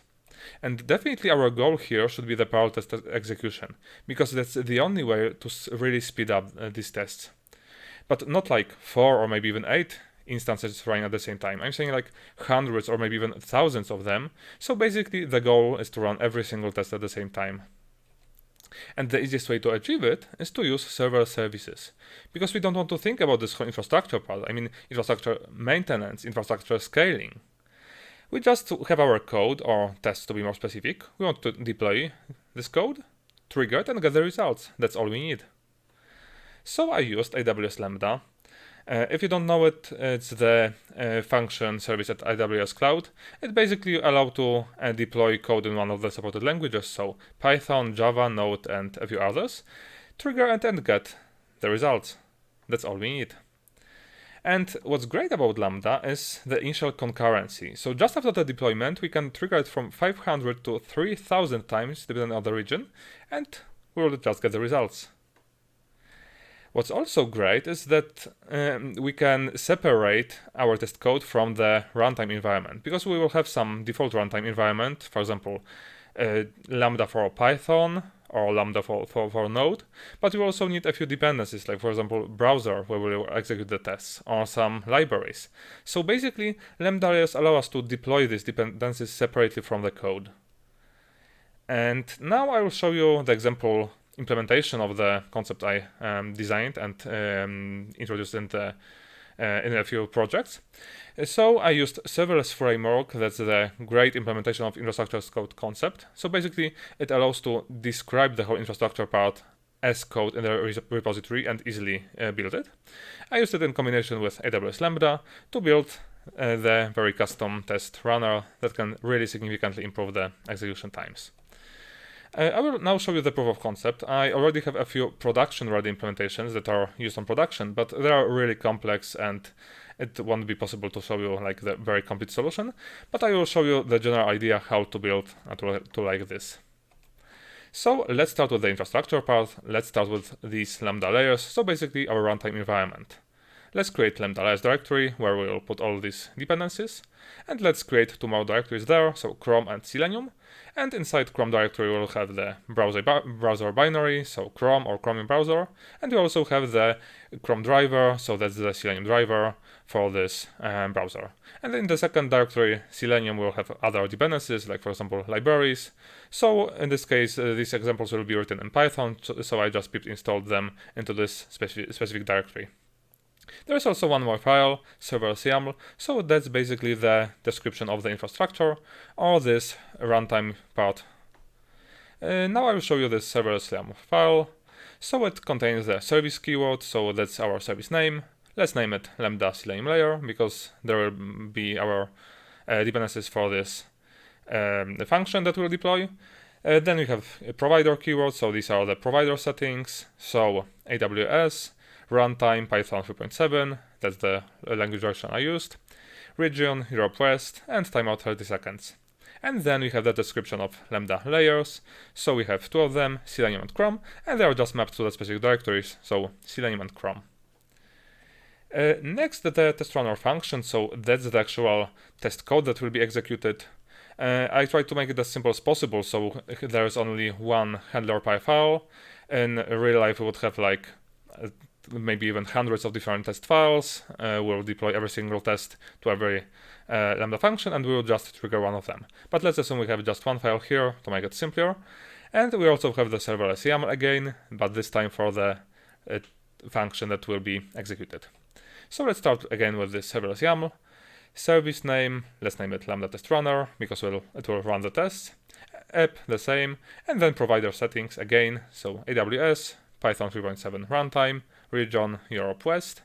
And memory size, 1 gig of RAM should be enough here, but we can increase it up to 3 gigs if it's needed. Timeout, 30 seconds, again, it should be fine. And then the function settings, so let's name this function Lambda Runner, and if we trigger it, we will execute the Lambda Runner function inside this handler.py file. We also need to connect these Lambda layers, so our dependencies here, so 2 of them, Chrome and Selenium. They will be deployed along with this code, so we will be able to reuse them during the function runtime. Now the handler.py file, so that's basically the test code that will be executed. We can implement some test runner here on the function side. Let's start with the basic imports, so Selenium, WebDriver, and browser options, or Chrome options to be more specific, JSON library, because we'll be creating responses, and then we have definition of the Lambda Runner function. There are 2 arguments here, so event and context. We'll be able to pass the specific test that should be executed on specific function, so we will have 500 different tests, we'll tag them from 1 to 500, and a single function will execute just the single test. So with these parameters, we'll be able to pass, for example, that this function should execute test number maybe 5. Then we have the test result storage, so it will just store the result of the specific test. Then we need to configure the Selenium, so options, we need to set the custom binary location, so in this case TMP Chromium. Then browser arguments, so headless and disabled def SHM usage are needed to be able to run Chrome browser or Chromium browser inside Lambda function. And there are also 2 more, so single process and no sandbox. They are really useful for performance purposes. They can significantly improve the execution times, so it's good to use them. And we also need to set the custom path to the driver, so in this case Chrome driver will be inside the opt directory. Then we will have the actual test code. I skipped this part because it would be just the plain Selenium. But we can print anything into std out here, and it will be returned to the runner, and then we just return the response, so this test result storage variable will return it to the runner. I tried to make it as simple as possible, so just 200 that the function finished successfully, and the specific result. And then the runner, so that's the code that will actually trigger these Lambda functions, will manage the test execution. Again, I try to make it as simple as possible here, so I will just show you a few main areas of this test runner. So invoke test method is the method that will invoke Lambda function. It contains just 1 argument, test case ID. So we will somehow load this data, maybe we will have some YAML file that will contain list of the test cases, and we will just pass it to the this invoke test method, for example, that it should execute test case number maybe 10. And it will set it as scheduled. We will have this test set loaded here, so that's this async set. We will mark specific test case ID as scheduled, so it's being invoked right now, and then we will invoke it with client invoke from Bottle3 library. So Bottle3 is the official SDK for Python for AWS, and we'll just invoke the Lambda function. What's important here is the invocation type. So request response is the easiest one to use. We'll just make the request and get the response directly, so the test results. But we will have to switch to the event later. I will speak a bit about it later. And there is also one more important thing here, so it's payload.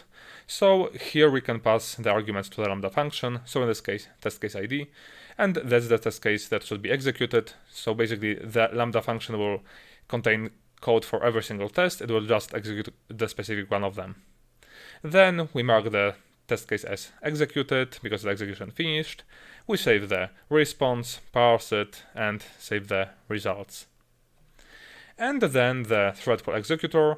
So we will create 500 threads because that's the number of test cases we have. And we will invoke this invoke test method 500 times with different parameters from this async set. So for test cases from 100 to 1 to 500. And it will be invoked 500 times. It will invoke the 500 Lambda functions, and we will get the results here.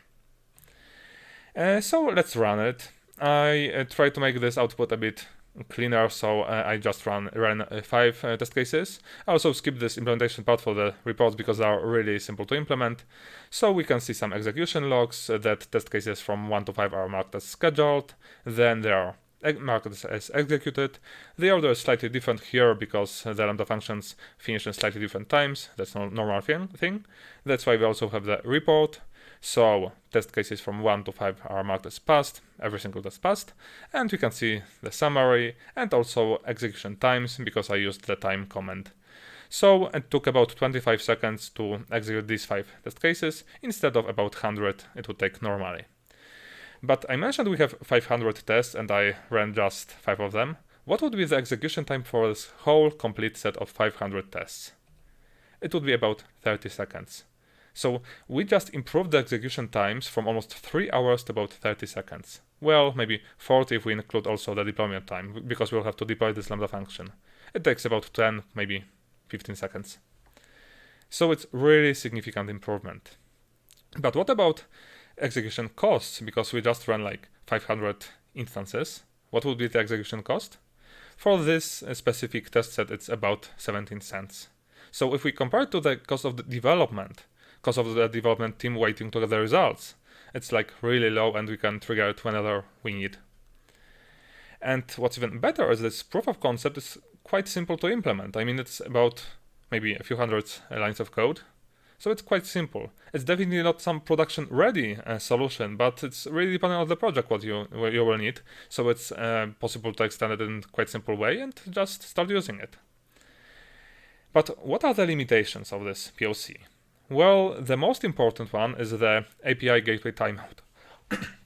Because as I mentioned, we triggered this Lambda function in request response mode. It means that we will get the results directly, but it also means that API gateway will be also used. And the timeout for it is about 30 seconds, which means that we can execute tests only up to 30 seconds. So we should fix this one. We will need to switch it to the invocation type event. The downside is that we won't get the results directly, so we will need to add some additional execution state storage. In this case, I used DynamoDB database. So basically, when I trigger a Lambda function, the test code is being executed, and after it finishes, then the Lambda function posts the results into the DynamoDB database. And the runner can get these results directly from the database, using, for example, DynamoDB streams to get just the differences. It's also possible to implement it based on queues or in any other way, but I already used DynamoDB for different purposes, so it was easier for me to just reuse it. And with this change, with different invocation type, I mean event, the max execution time for the test is about 15 minutes, and it should be enough for almost any purpose. But how to extend this POC? Well, it's really dependent on the project needs, but I already made a few production-ready implementations, so I will show you a few basic concepts. So I use DynamoDB, as I mentioned, for some artifact storage, for some test logs. I also use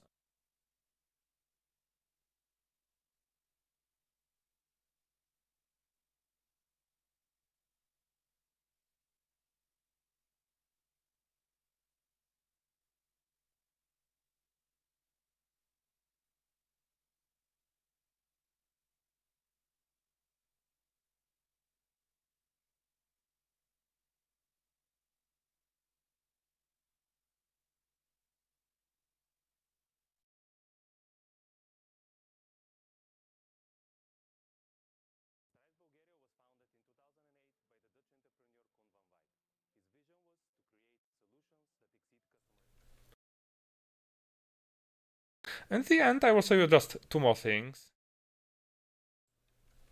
Hello, it's great to be here today, so thanks for the invitation, and let's start. Specific things that were needed, but it's, as I mentioned, really specific to the project needs. And in the end, I will show you just two more things. Cloud is really powerful. I mean, it allows us to implement things that weren't possible earlier, or at least were really difficult, and you can do it in a really simple way.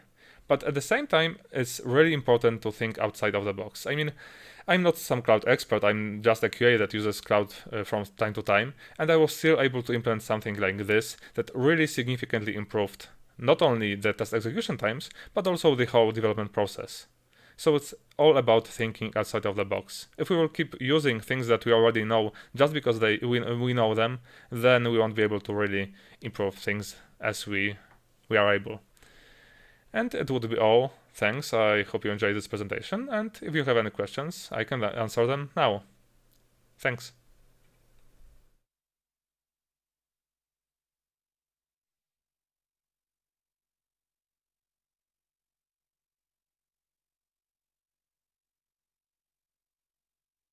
Professional blogger, vlogger, or anything else, but kudos for the setup there.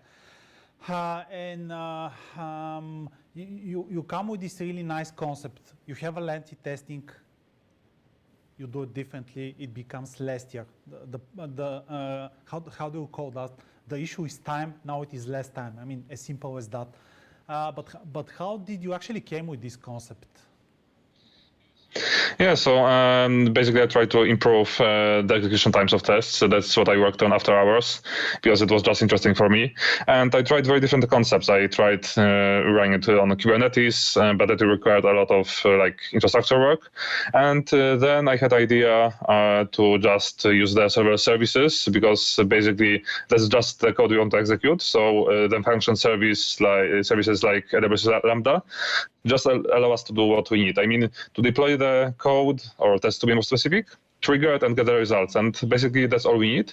And we don't want to think about this whole infrastructure part. So it was the easiest solution I figured out. At the beginning, I tried to deploy Docker containers into Lambda function to deploy both the application and the test there. But then I had to drop this concept and I just run the tests inside the function, and it allows to run every single test at the same time and improve this execution times. And just because you actually had to implement this over an existing project, actually, how did you integrate all of that, and what were the necessary changes? What were the necessary amendments that you had to do? Yeah, so when I was sure that it's working fine after I tested this concept, I introduced it into the current projects, and there were a few adjustments I had to do. We, for example, had problems with applications performance because running a few hundred tests at the same time on some slower environments, like for example development environments, made this environments these slower environments just stopped working. So that's why I had to handle. So I introduced two more functionalities: ability to limit this concurrency, to be able to use it also in the slower environments at the beginning of the development process. And the second functionality was ramp up. So that's something that's known from performance tests. It basically allows the runner to start with the lower concurrency and then increase this limit up to the target one. So environments have the time to scale up because there's some dynamic infrastructure. So starting with lower concurrency, waiting for these environments to scale up, and then we can run with the target concurrency. So these tests are still really fast, but at the same time, we can use them at slower environments if it's needed. And there is a question from one actually of the other presenters, Nikwanikov. So what about load balancing some tests in branches? If you have tests that are dependent on others, those can't really be run in parallel. And of course, thanks for sharing your thoughts. How do you balance the dependency, I guess, is the question. Sure. So we had a really similar problem. We have the dependencies. So that's another functionality I introduced in the test runner. So the test scheduler is very custom, and it just supports the dependencies between tests, or also subtests. So basically, we have something like tests that contain subtests, and the subtests have to be executed in a specific order. So, for example, we can set the target concurrency, but the runner also runs it in the way that every test will be executed in the correct order, and the dependencies will be executed first. So there are, for example, priorities, there are dependencies, and there are subtests. So there are like three things I introduced to solve this problem. Thinking of all this actually different way of how you use infrastructure. How do you actually manage your infrastructure? I mean, if it is the public cloud, then you need to manage cost very much. If it is something that, if it is an infrastructure that you have locally, then you need to basically just invest in the right amount, so you basically don't overspend on something that you don't plan to use.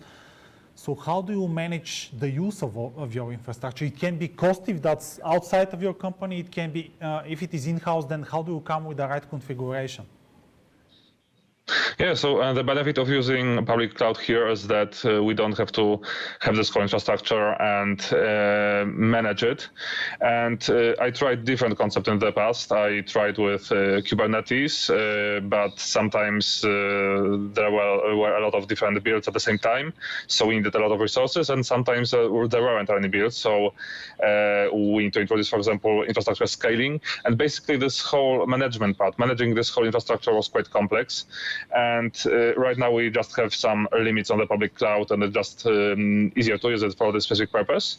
And also the second thing is that we have to also consider time of the people working on the infrastructure. So it's sometimes just easier to use something that's ready and just adjust it to be able to solve the specific problem.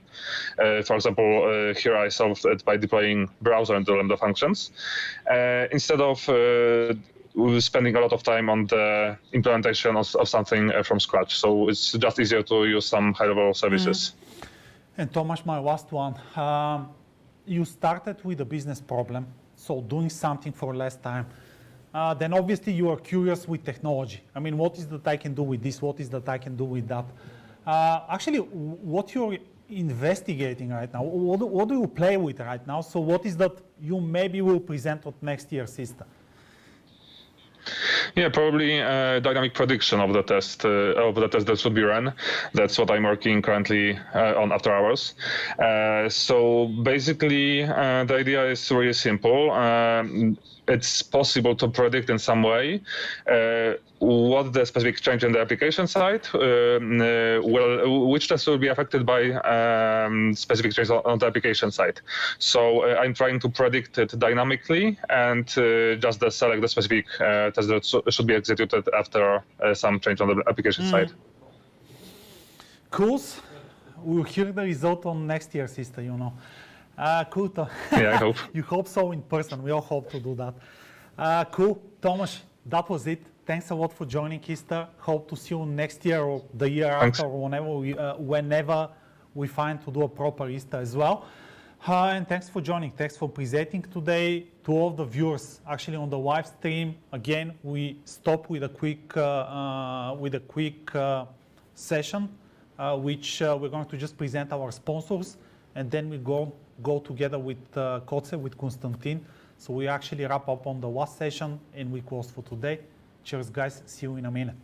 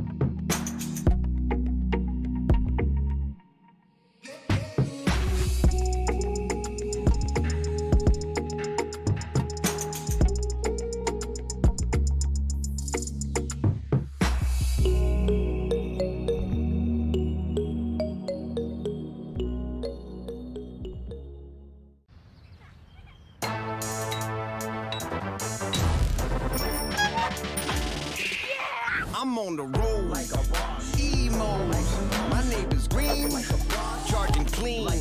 His new ride has tech inside. Across the street, a different need.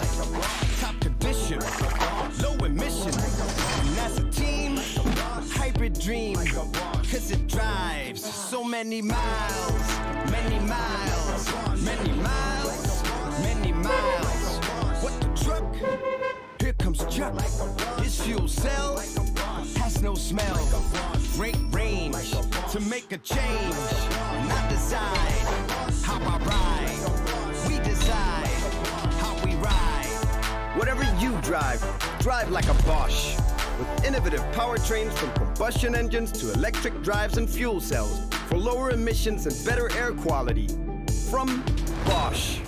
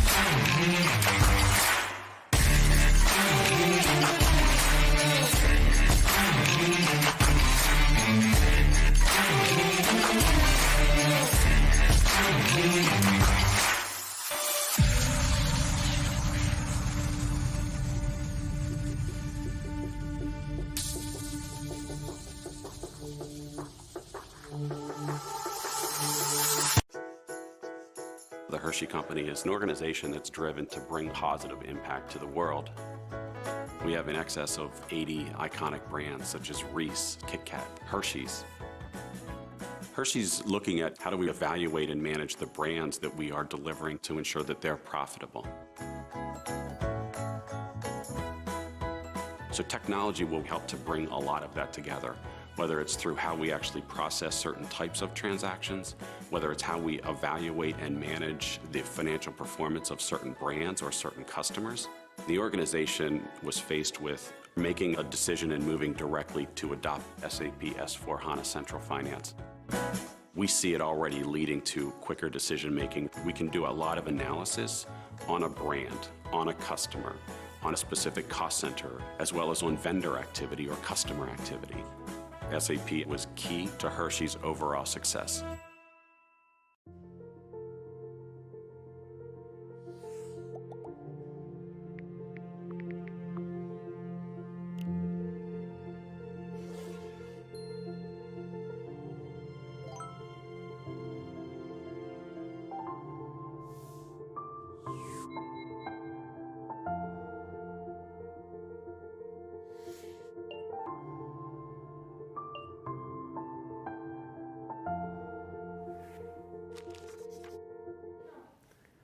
And we're back, ladies and gentlemen.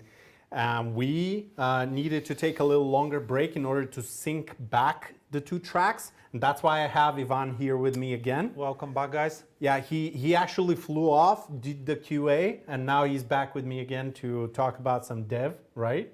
Oh, it's actually not dev that's left, but you know, it's a more general topic. But you know, before we conclude the 10th anniversary edition of ISTA, we have our closing keynote that's going to be delivered by Jason Beres. He's the Senior Vice President of Developer Tools at Infragistics, my boss. And he's going to tell us a little bit more about the state of the web and about the future you should care about. Let's hear him now. Hi everyone, my name is Jason Beres. I'm the Senior VP of Developer Tools at Infragistics. And today we're going to talk about the future of everything to wrap up your ISTA event for 2020, a unique event. And I want to thank the organizers for inviting me to give this keynote. It's a little strange. I'm used to being in an audience, and I'm sure you've dealt with that all day through the presentation, so I apologize if my eyes are looking in one way or there's a reflection. It is a little strange, but what I want to do is start out with a message about the internet in general and how huge it is and how it's growing.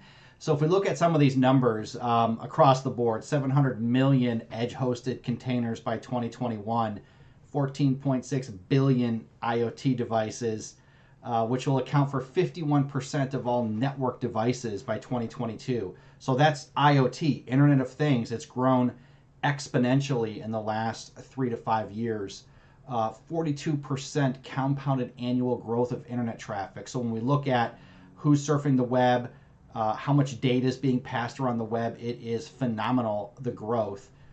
12 times AR, VR traffic by 2022. So we have a 12-fold increase in the next 12 months on AR, VR, which is astounding. Internet business traffic will be 82% video by 2022, and 43% of network devices by 2022 are wireless. So my point is that throughout this talk today, I'm going to talk about a lot of different things, a lot of futuristic things, and what I want you to leave with is that no matter where you're at in your digital transformation, in your career, in what you're trying to achieve this year, next year, the opportunity is truly everywhere, and it's growing for you. So let's take a look. This is some numbers from Cisco, and these are gaps in what is needed and what's available. So when we think about cloud expertise, there's a 51% gap in skill sets needed for cloud.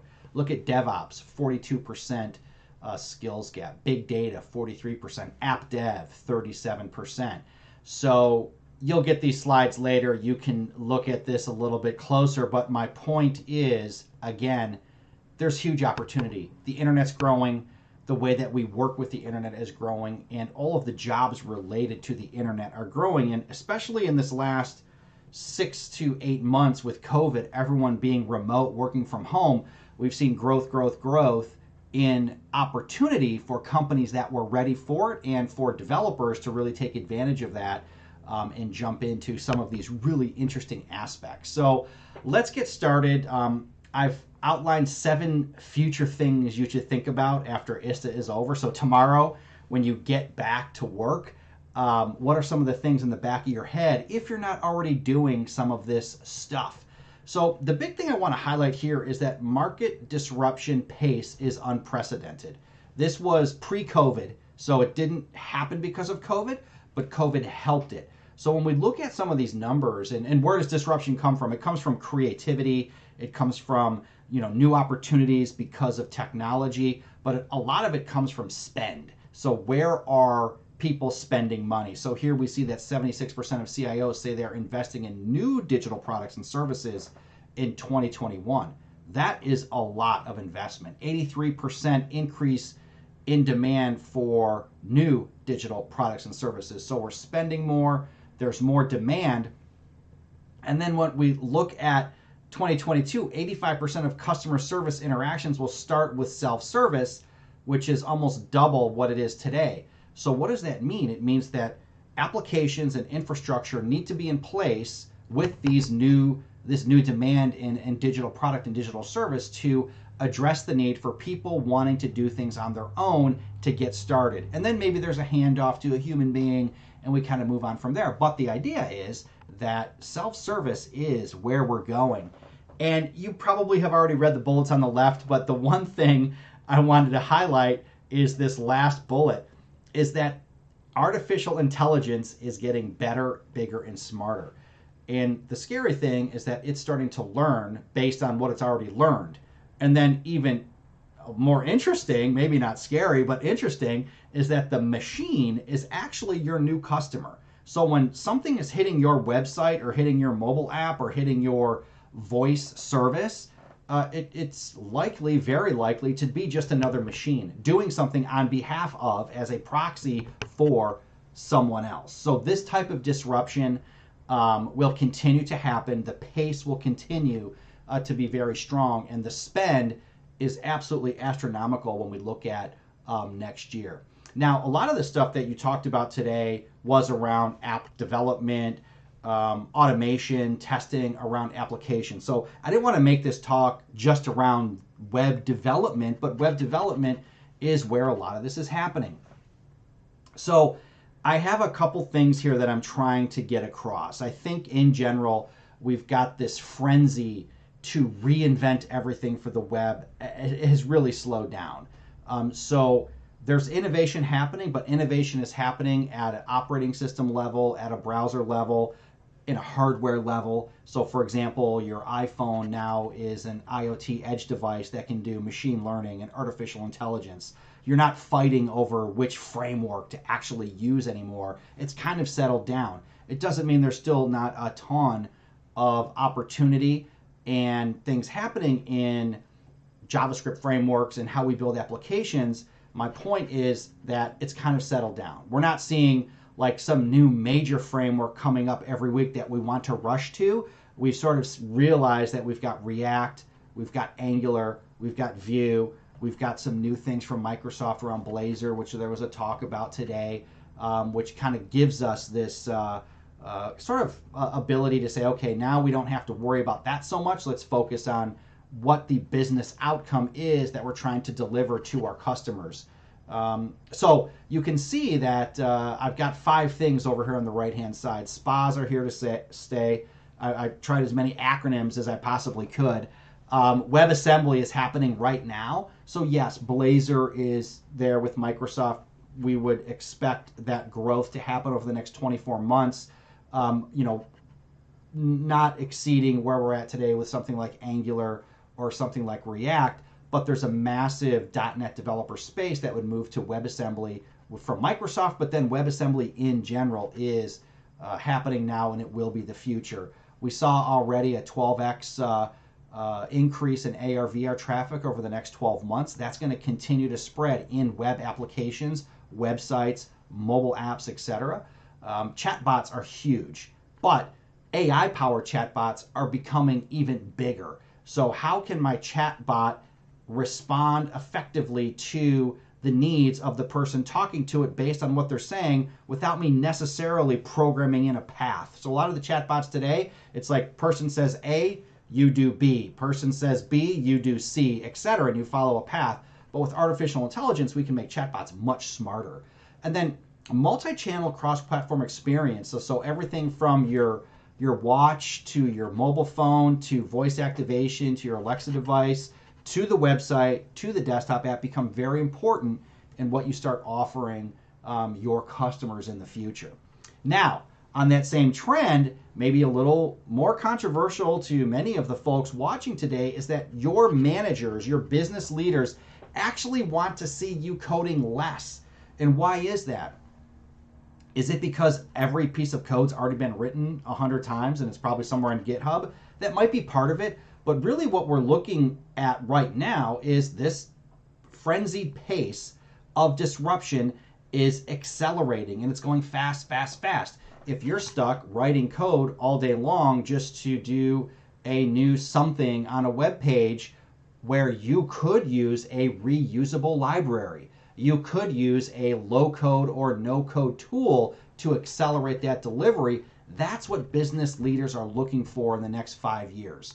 There's still going to be 5 to 10 million software developers in the world, but you're at the application developer level, your job may shift. I have another bullet here called Design Ops becomes equal with DevOps. Design Ops is this whole design to code story. So I have a design system, I'm doing design system management, I have a design team, but really we're all part of a single team that's driving application delivery. So you're going to hear a lot more about low code in the future. You're going to start hearing a lot more about no code in the future. And I know many of you are shaking your head like, no way, impossible, we need coders. I agree. I'm not saying coders go away. I'm saying your traditional job may shift a little bit. And then this third bullet's a little interesting, and I don't want to upset any of the design agencies watching, but a lot of what we've learned in the last 5 years is that the knowledge of applications are within the walls of your company. And so for what we used to outsource, we may now insource. It's a more desirable approach. We're going to get better outcomes, and the results for our customers will actually drive up customer satisfaction. Now, this guy here, cloud first is the future. You might be thinking, yep, we get it.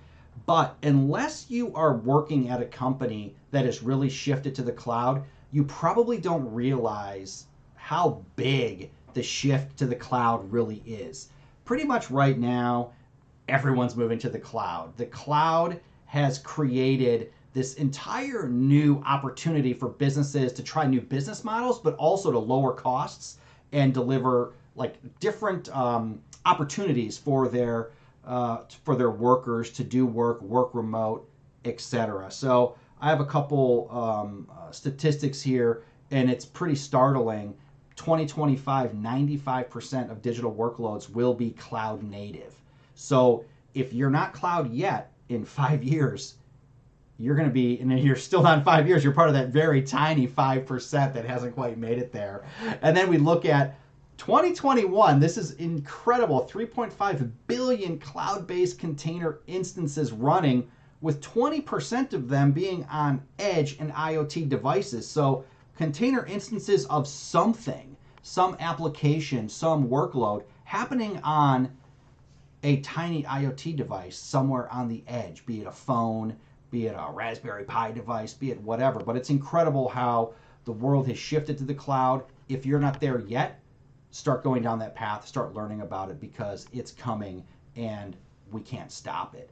And then part of this movement to cloud is the composable enterprise. And the composable enterprise is a concept that many of you say, hey, we've been doing this composition stuff for a long time, but it goes a level deeper, where everything from the smart home to the smart device to what you offer in your enterprise sort of blends together into this Work 2.0 environment. And you're connecting pieces, you're connecting libraries, you're connecting things to make something else more valuable. And a lot of it is valuable in reference to convenience. So how convenient can my life be if I connect, or if I compose my CRM with my other data infrastructure with my smart home?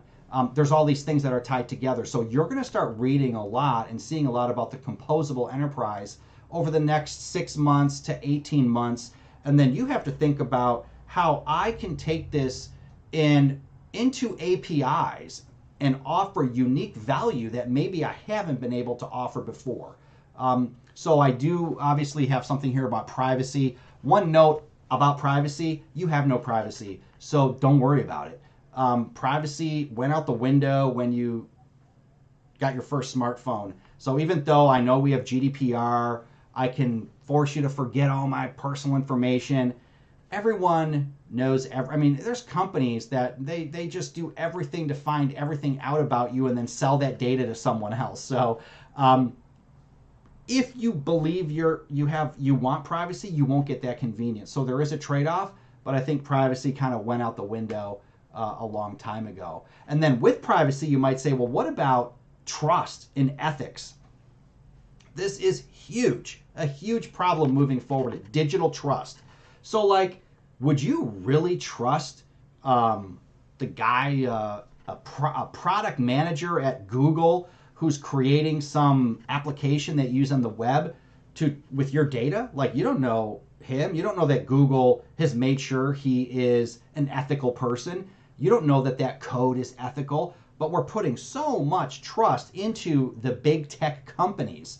They're called digital dragons, right? You've got Microsoft, Apple, Google, Facebook, Twitter. It's unbelievable. And how much of ethics go into play about what you think every day when you're writing code? Probably not a lot, but if you are writing artificial intelligence applications, machine learning applications, it becomes business critical that you do have some sort of audit, some sort of ethics. You're not building in bias into your models. You're not telling your model to look at things a certain way to kind of skew the results. It happens. And one of the things that's really interesting that many of you, I'm sure, have never thought of is that while hacking for data, like I'm going to go hack a website to steal the customer data and then sell it. That's one big thing that's been happening over and over again every single day, a million times a day for the last 10 years. Now, what are the evil guys doing? They're hacking in to your infrastructure. They are corrupting your machine learning models to alter the outcomes to get even bigger gains. So when we think about how this corruption or bias or ethics are swung another way in the next 5 years, the next 10 years, it's unethical hackers messing and corrupting models that are changing outputs that could change anything from how you get approved for a credit card or an automobile or a home, or even elections. So think about digital elections in the future. So this is scary. This is something that if you're still doing web apps today, you're probably not worried about. But as you start to get into machine learning, it becomes really important. So important. And I was shocked when, I don't know, maybe 2 years ago, there's these quotes from Satya Nadella, from Tim Cook, from Mark Zuckerberg, Elon Musk, Bill Gates. They're all like, please, world governments, regulate our artificial intelligence. Regulate us because we don't want to be responsible. So Satya Nadella says, we've seen how AI can be applied for good, but we must also guard against its unintended consequences. And I thought this article was great because they say, Satya Nadella warns we need to regulate AI research so it isn't abused to avoid dooming society. So think about artificial intelligence gone wrong and how that can truly doom society. I mean, you look at today, when there is, for example, if anyone's watching the news, U.S. elections this week, just like waiting 2 or 3 days for the results, people are going berserk. They want to arrest the guy in office because he hasn't, conceded yet. And that's just 2 days. Imagine if there's artificial intelligence gone wrong, screwing up how people are doing transactions at stores, or how lights are working for traffic, or how air control systems are working. There's so many things that could go wrong with unethical AI or AI used in the wrong way. So this is why big tech says, please regulate us because we don't want to be responsible. So this is a big thing that you need to think about in the future. And then finally, this is the last of, I think it was 7 of my things to think about for the future. Wearables move to human augmentation. So many of you right now are wearing your Fitbits, your Apple Watches, your Garmin watches, you're tracking your steps. If you may have something tracking your blood sugar, your blood pressure, heart, all this stuff. Even the new Apple Watch tells you your blood oxygen level. Well, guess what? Human 2.0 is actually here. So we're moving beyond my image here of the digital arm, right? We have augmented legs, augmented arms. We've had the Google Glass. I actually have an Amazon Alexa glasses, where I can talk to Siri through my glasses. What we're moving to next is true human augmentation. So I am connected through something to visualize an image on a screen, or we can do something to someone that takes their color blindness and they can see color. We can have someone alter their brainwave patterns to make something do something. And all this is to improve what humans can actually do. So natural, artificial, technological alteration of the human body is happening to improve humanity. And when we think about real science fiction, think about the Borg, think about Data, think about how they said, hey, we're going to make humans more like the machine to make them perfect. And then we're going to go make everyone perfect, and then we're one big collective. Well, I'm not saying we're going to get to be the Borg, but the idea is science fiction is soon becoming science fact. So let's wrap this up. I want to leave with one of my favorite people of all time, Steve Jobs. And this is just something for you guys who are at all various stages in your career, in what you're learning, in what you're doing every day. I just highlighted a bunch of future stuff, but you have to remember the only way to do great work is to love what you do. If you haven't found it yet, keep looking. Don't settle. And guess what? No one should settle. There's so much opportunity out there today, so many cool things happening. And by the way, you can work all day and go home and innovate and do cool stuff all night on technology and still learn. It doesn't always have to be your day job, so keep that in mind. So your future of everything, the first and foremost, your opportunity is huge today, either in what you're doing, where you can go in your career at your current company, or even maybe your own company one day. Market disruption pace is unprecedented, and it will continue on this pace. The pace of the web is faster than ever, but slowing down in some of those areas that I highlighted. So don't go and have lunch and argue about what's better, Angular 11 or Blazor .NET 5. No one cares. What they do care about is what's the business outcome and how are we delivering better experiences faster to our customers. Business leaders want less coders. Don't freak out, but start to look at some of these new tools. I mean, Infragistics has some. Other folks in the sponsors have some as well. But what you're looking at is how can I be more productive so I can get beyond the mundane to deliver that great experience. Maybe try something new that you haven't done before. So cloud first is the future. Like I said, if you haven't experienced cloud yet, you will. And I think it'll really open up a lot of opportunities for you. Everything is composable. Everything is smart. So this composable architecture and composable enterprise, and then blending that in with your work life 2.0 is sort of part of what's happening actually, and maybe accelerated a little bit with COVID. Digital trust and ethics are a top priority. This is something that you do need to be concerned about, and especially if you're in Europe, and go ahead and read what the European Union has put together in terms of ethics and machine learning.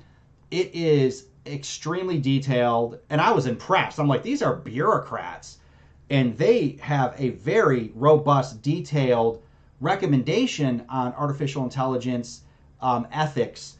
So since most of the folks watching today are in Europe, I would take a look at that and see what we're up against. And then wearables are moving to human augmentation.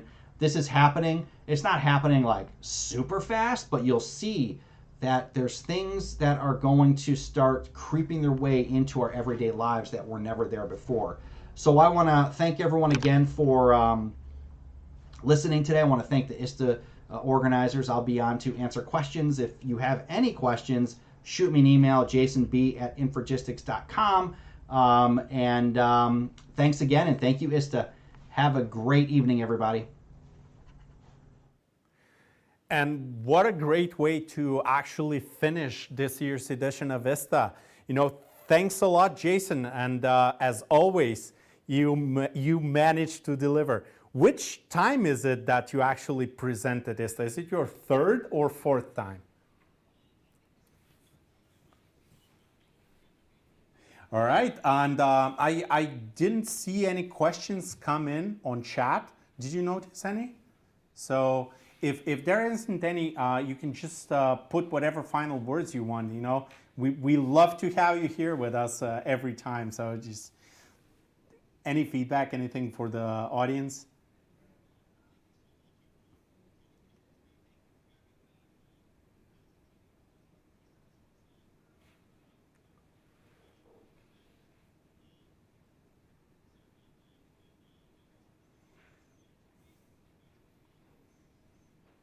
But, you know, my message to the folks is just what I had in the keynote was the future is exciting. There's opportunity everywhere. And I think events like ISTA really help us see that. So thank you very much. And I'll pass it back to you, Konstantin. Thank you. Thanks again one more time, Jason. And I really hope we're going to see you in the future again. And this time, I really hope it's going to be in a post-COVID situation where you're going to be here with us in Bulgaria.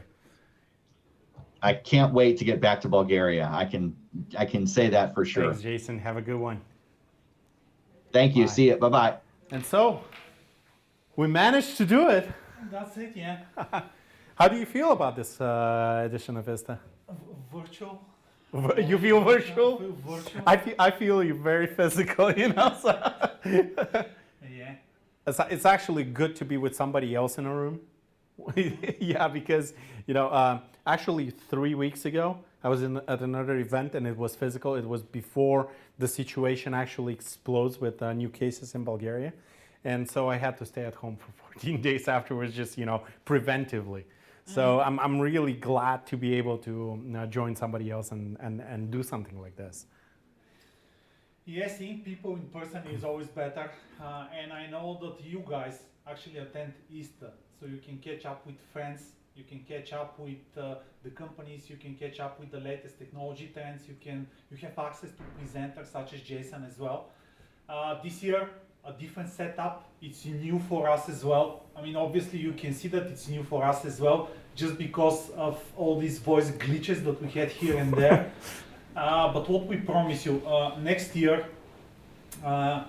it doesn't matter if that's virtual or if that's in person, you still are going to have the best minds in the industry, and also going to be guys that actually work and live in Bulgaria, and also going to be guys that work for the companies that have presence in Bulgaria and just come, pop in to give a nice technical speech, and then just to actually have a chat with colleagues as well. Good presenters, good content is something that we actually want to bring next year, and it doesn't matter if that's virtually or actually in person. What can we say also for this year? You know what, Ivan? I think we did great, for our first virtual event, despite the difficulties that we had. We delivered all the sessions. Actually, we didn't. Our speakers did. But everything happened. We still had a lot of people join us on our live streams. But what I'm going to say is I really like to be a very optimistic person, and I don't want us to do it virtually next year, not because we can't and not because we're not going to do it better, but because I want this whole 2020 thing to be behind us and 2021 to be a better year for us, where we actually can gather more people with an audience and everything else. And that's an opportunity. If you come to ISTA, so you catch up with someone after 1 year, and if you have all this nice experience, can you actually imagine after 2 years, after COVID, what a nice vibe it would be on the next ISTA? I can't wait actually for next year's ISTA. Me neither. Yeah. And it's time for us to go. It was an amazing event. Thank you everyone for joining us. Thank you for bearing with me and Ivan. I know the speakers were interesting. We weren't that interesting, but and we apologize for all the hiccups that happened, but still, the event happened. Thanks everyone, and see you next year. See you next year, guys.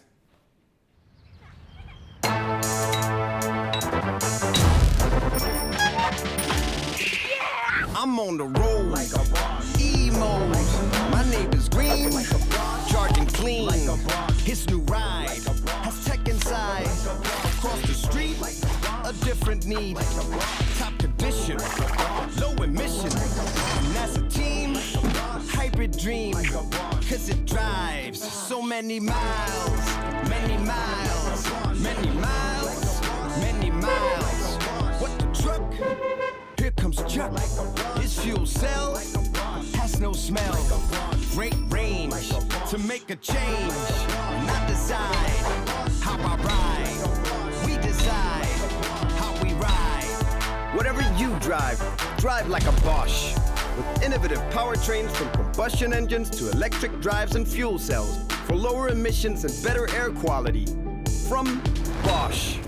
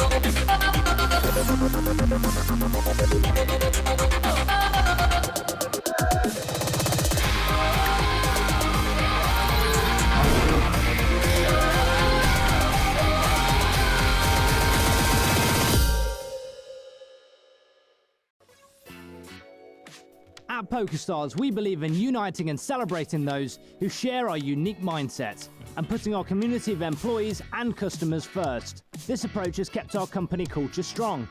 It doesn't matter if we're at home or in the office. Wherever we're based, PokerStars will always be where the best play.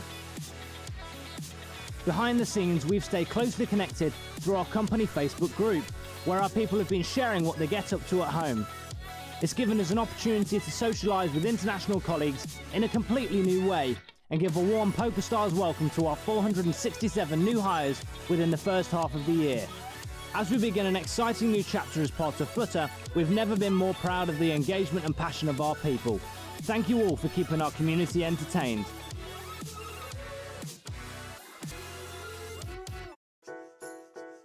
The Hershey Company is an organization that's driven to bring positive impact to the world.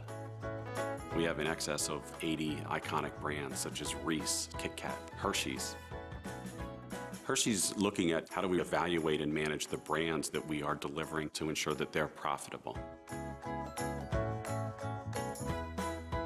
So technology will help to bring a lot of that together, whether it's through how we actually process certain types of transactions, whether it's how we evaluate and manage the financial performance of certain brands or certain customers. The organization was faced with making a decision and moving directly to adopt SAP S/4HANA Central Finance. We see it already leading to quicker decision-making. We can do a lot of analysis on a brand, on a customer, on a specific cost center, as well as on vendor activity or customer activity. SAP was key to Hershey's overall success.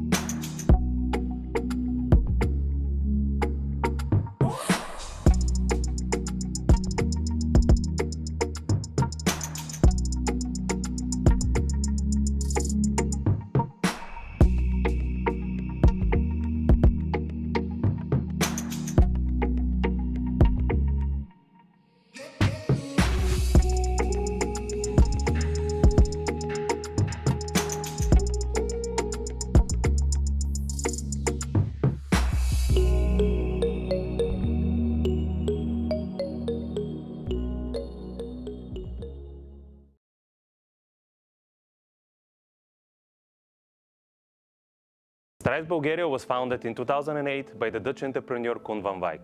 His vision was to create solutions that exceed customer expectations. Since 2014, Stripe is part of the ICT Group in the Netherlands. ICT Group is a stock-listed company on the Amsterdam Stock Exchange and employs more than 1,000 professionals. Since 2017, I have the privilege and honor to drive Stripe forward in the role of CEO. Together with 200 professionals, we offer solutions to our clients in digital transformation, smart applications, and infrastructure. Our mission is to build smart solutions that create business impact. We are Stripe.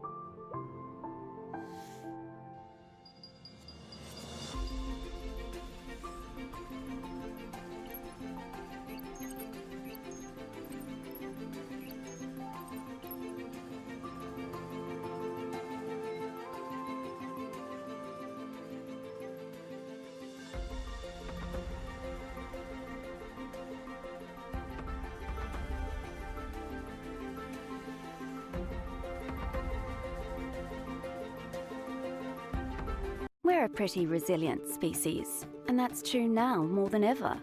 We're finding new ways to do our jobs. We're calling on old skills. We're turning closets into offices and kitchen tables into 4-star restaurants. And we deserve digital experiences that are as resilient as we are. This starts with apps that can scale to keep pace with shifting demand, or update at a moment's notice to support entirely new business models. These adaptable apps rely on agile technology and mindsets to make the development process seamless. In a time when the app experience has become the human experience, being future-ready means keeping people at the heart of innovation and flexing to meet their needs. Because technology really can change the world, but the best technology changes with it.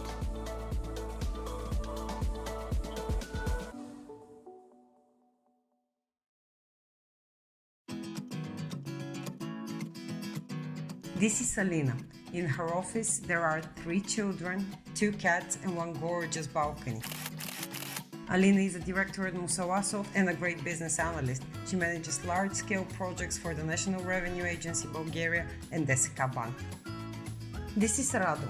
In his office, there are 1 baby, 1 turtle, and 1 pull-up bar that holds up Rado's weight during his 23 reps per set. Rado is a Java technical lead for a platform that supports banks in collecting their debts. This is Veliko. In his office, there are 3 smart stoves, 46 smart cameras, 1 smart fridge, and another 1,350 smart devices. Veliko is a back-end engineer who currently is swirling in the lights of Internet of Things. We are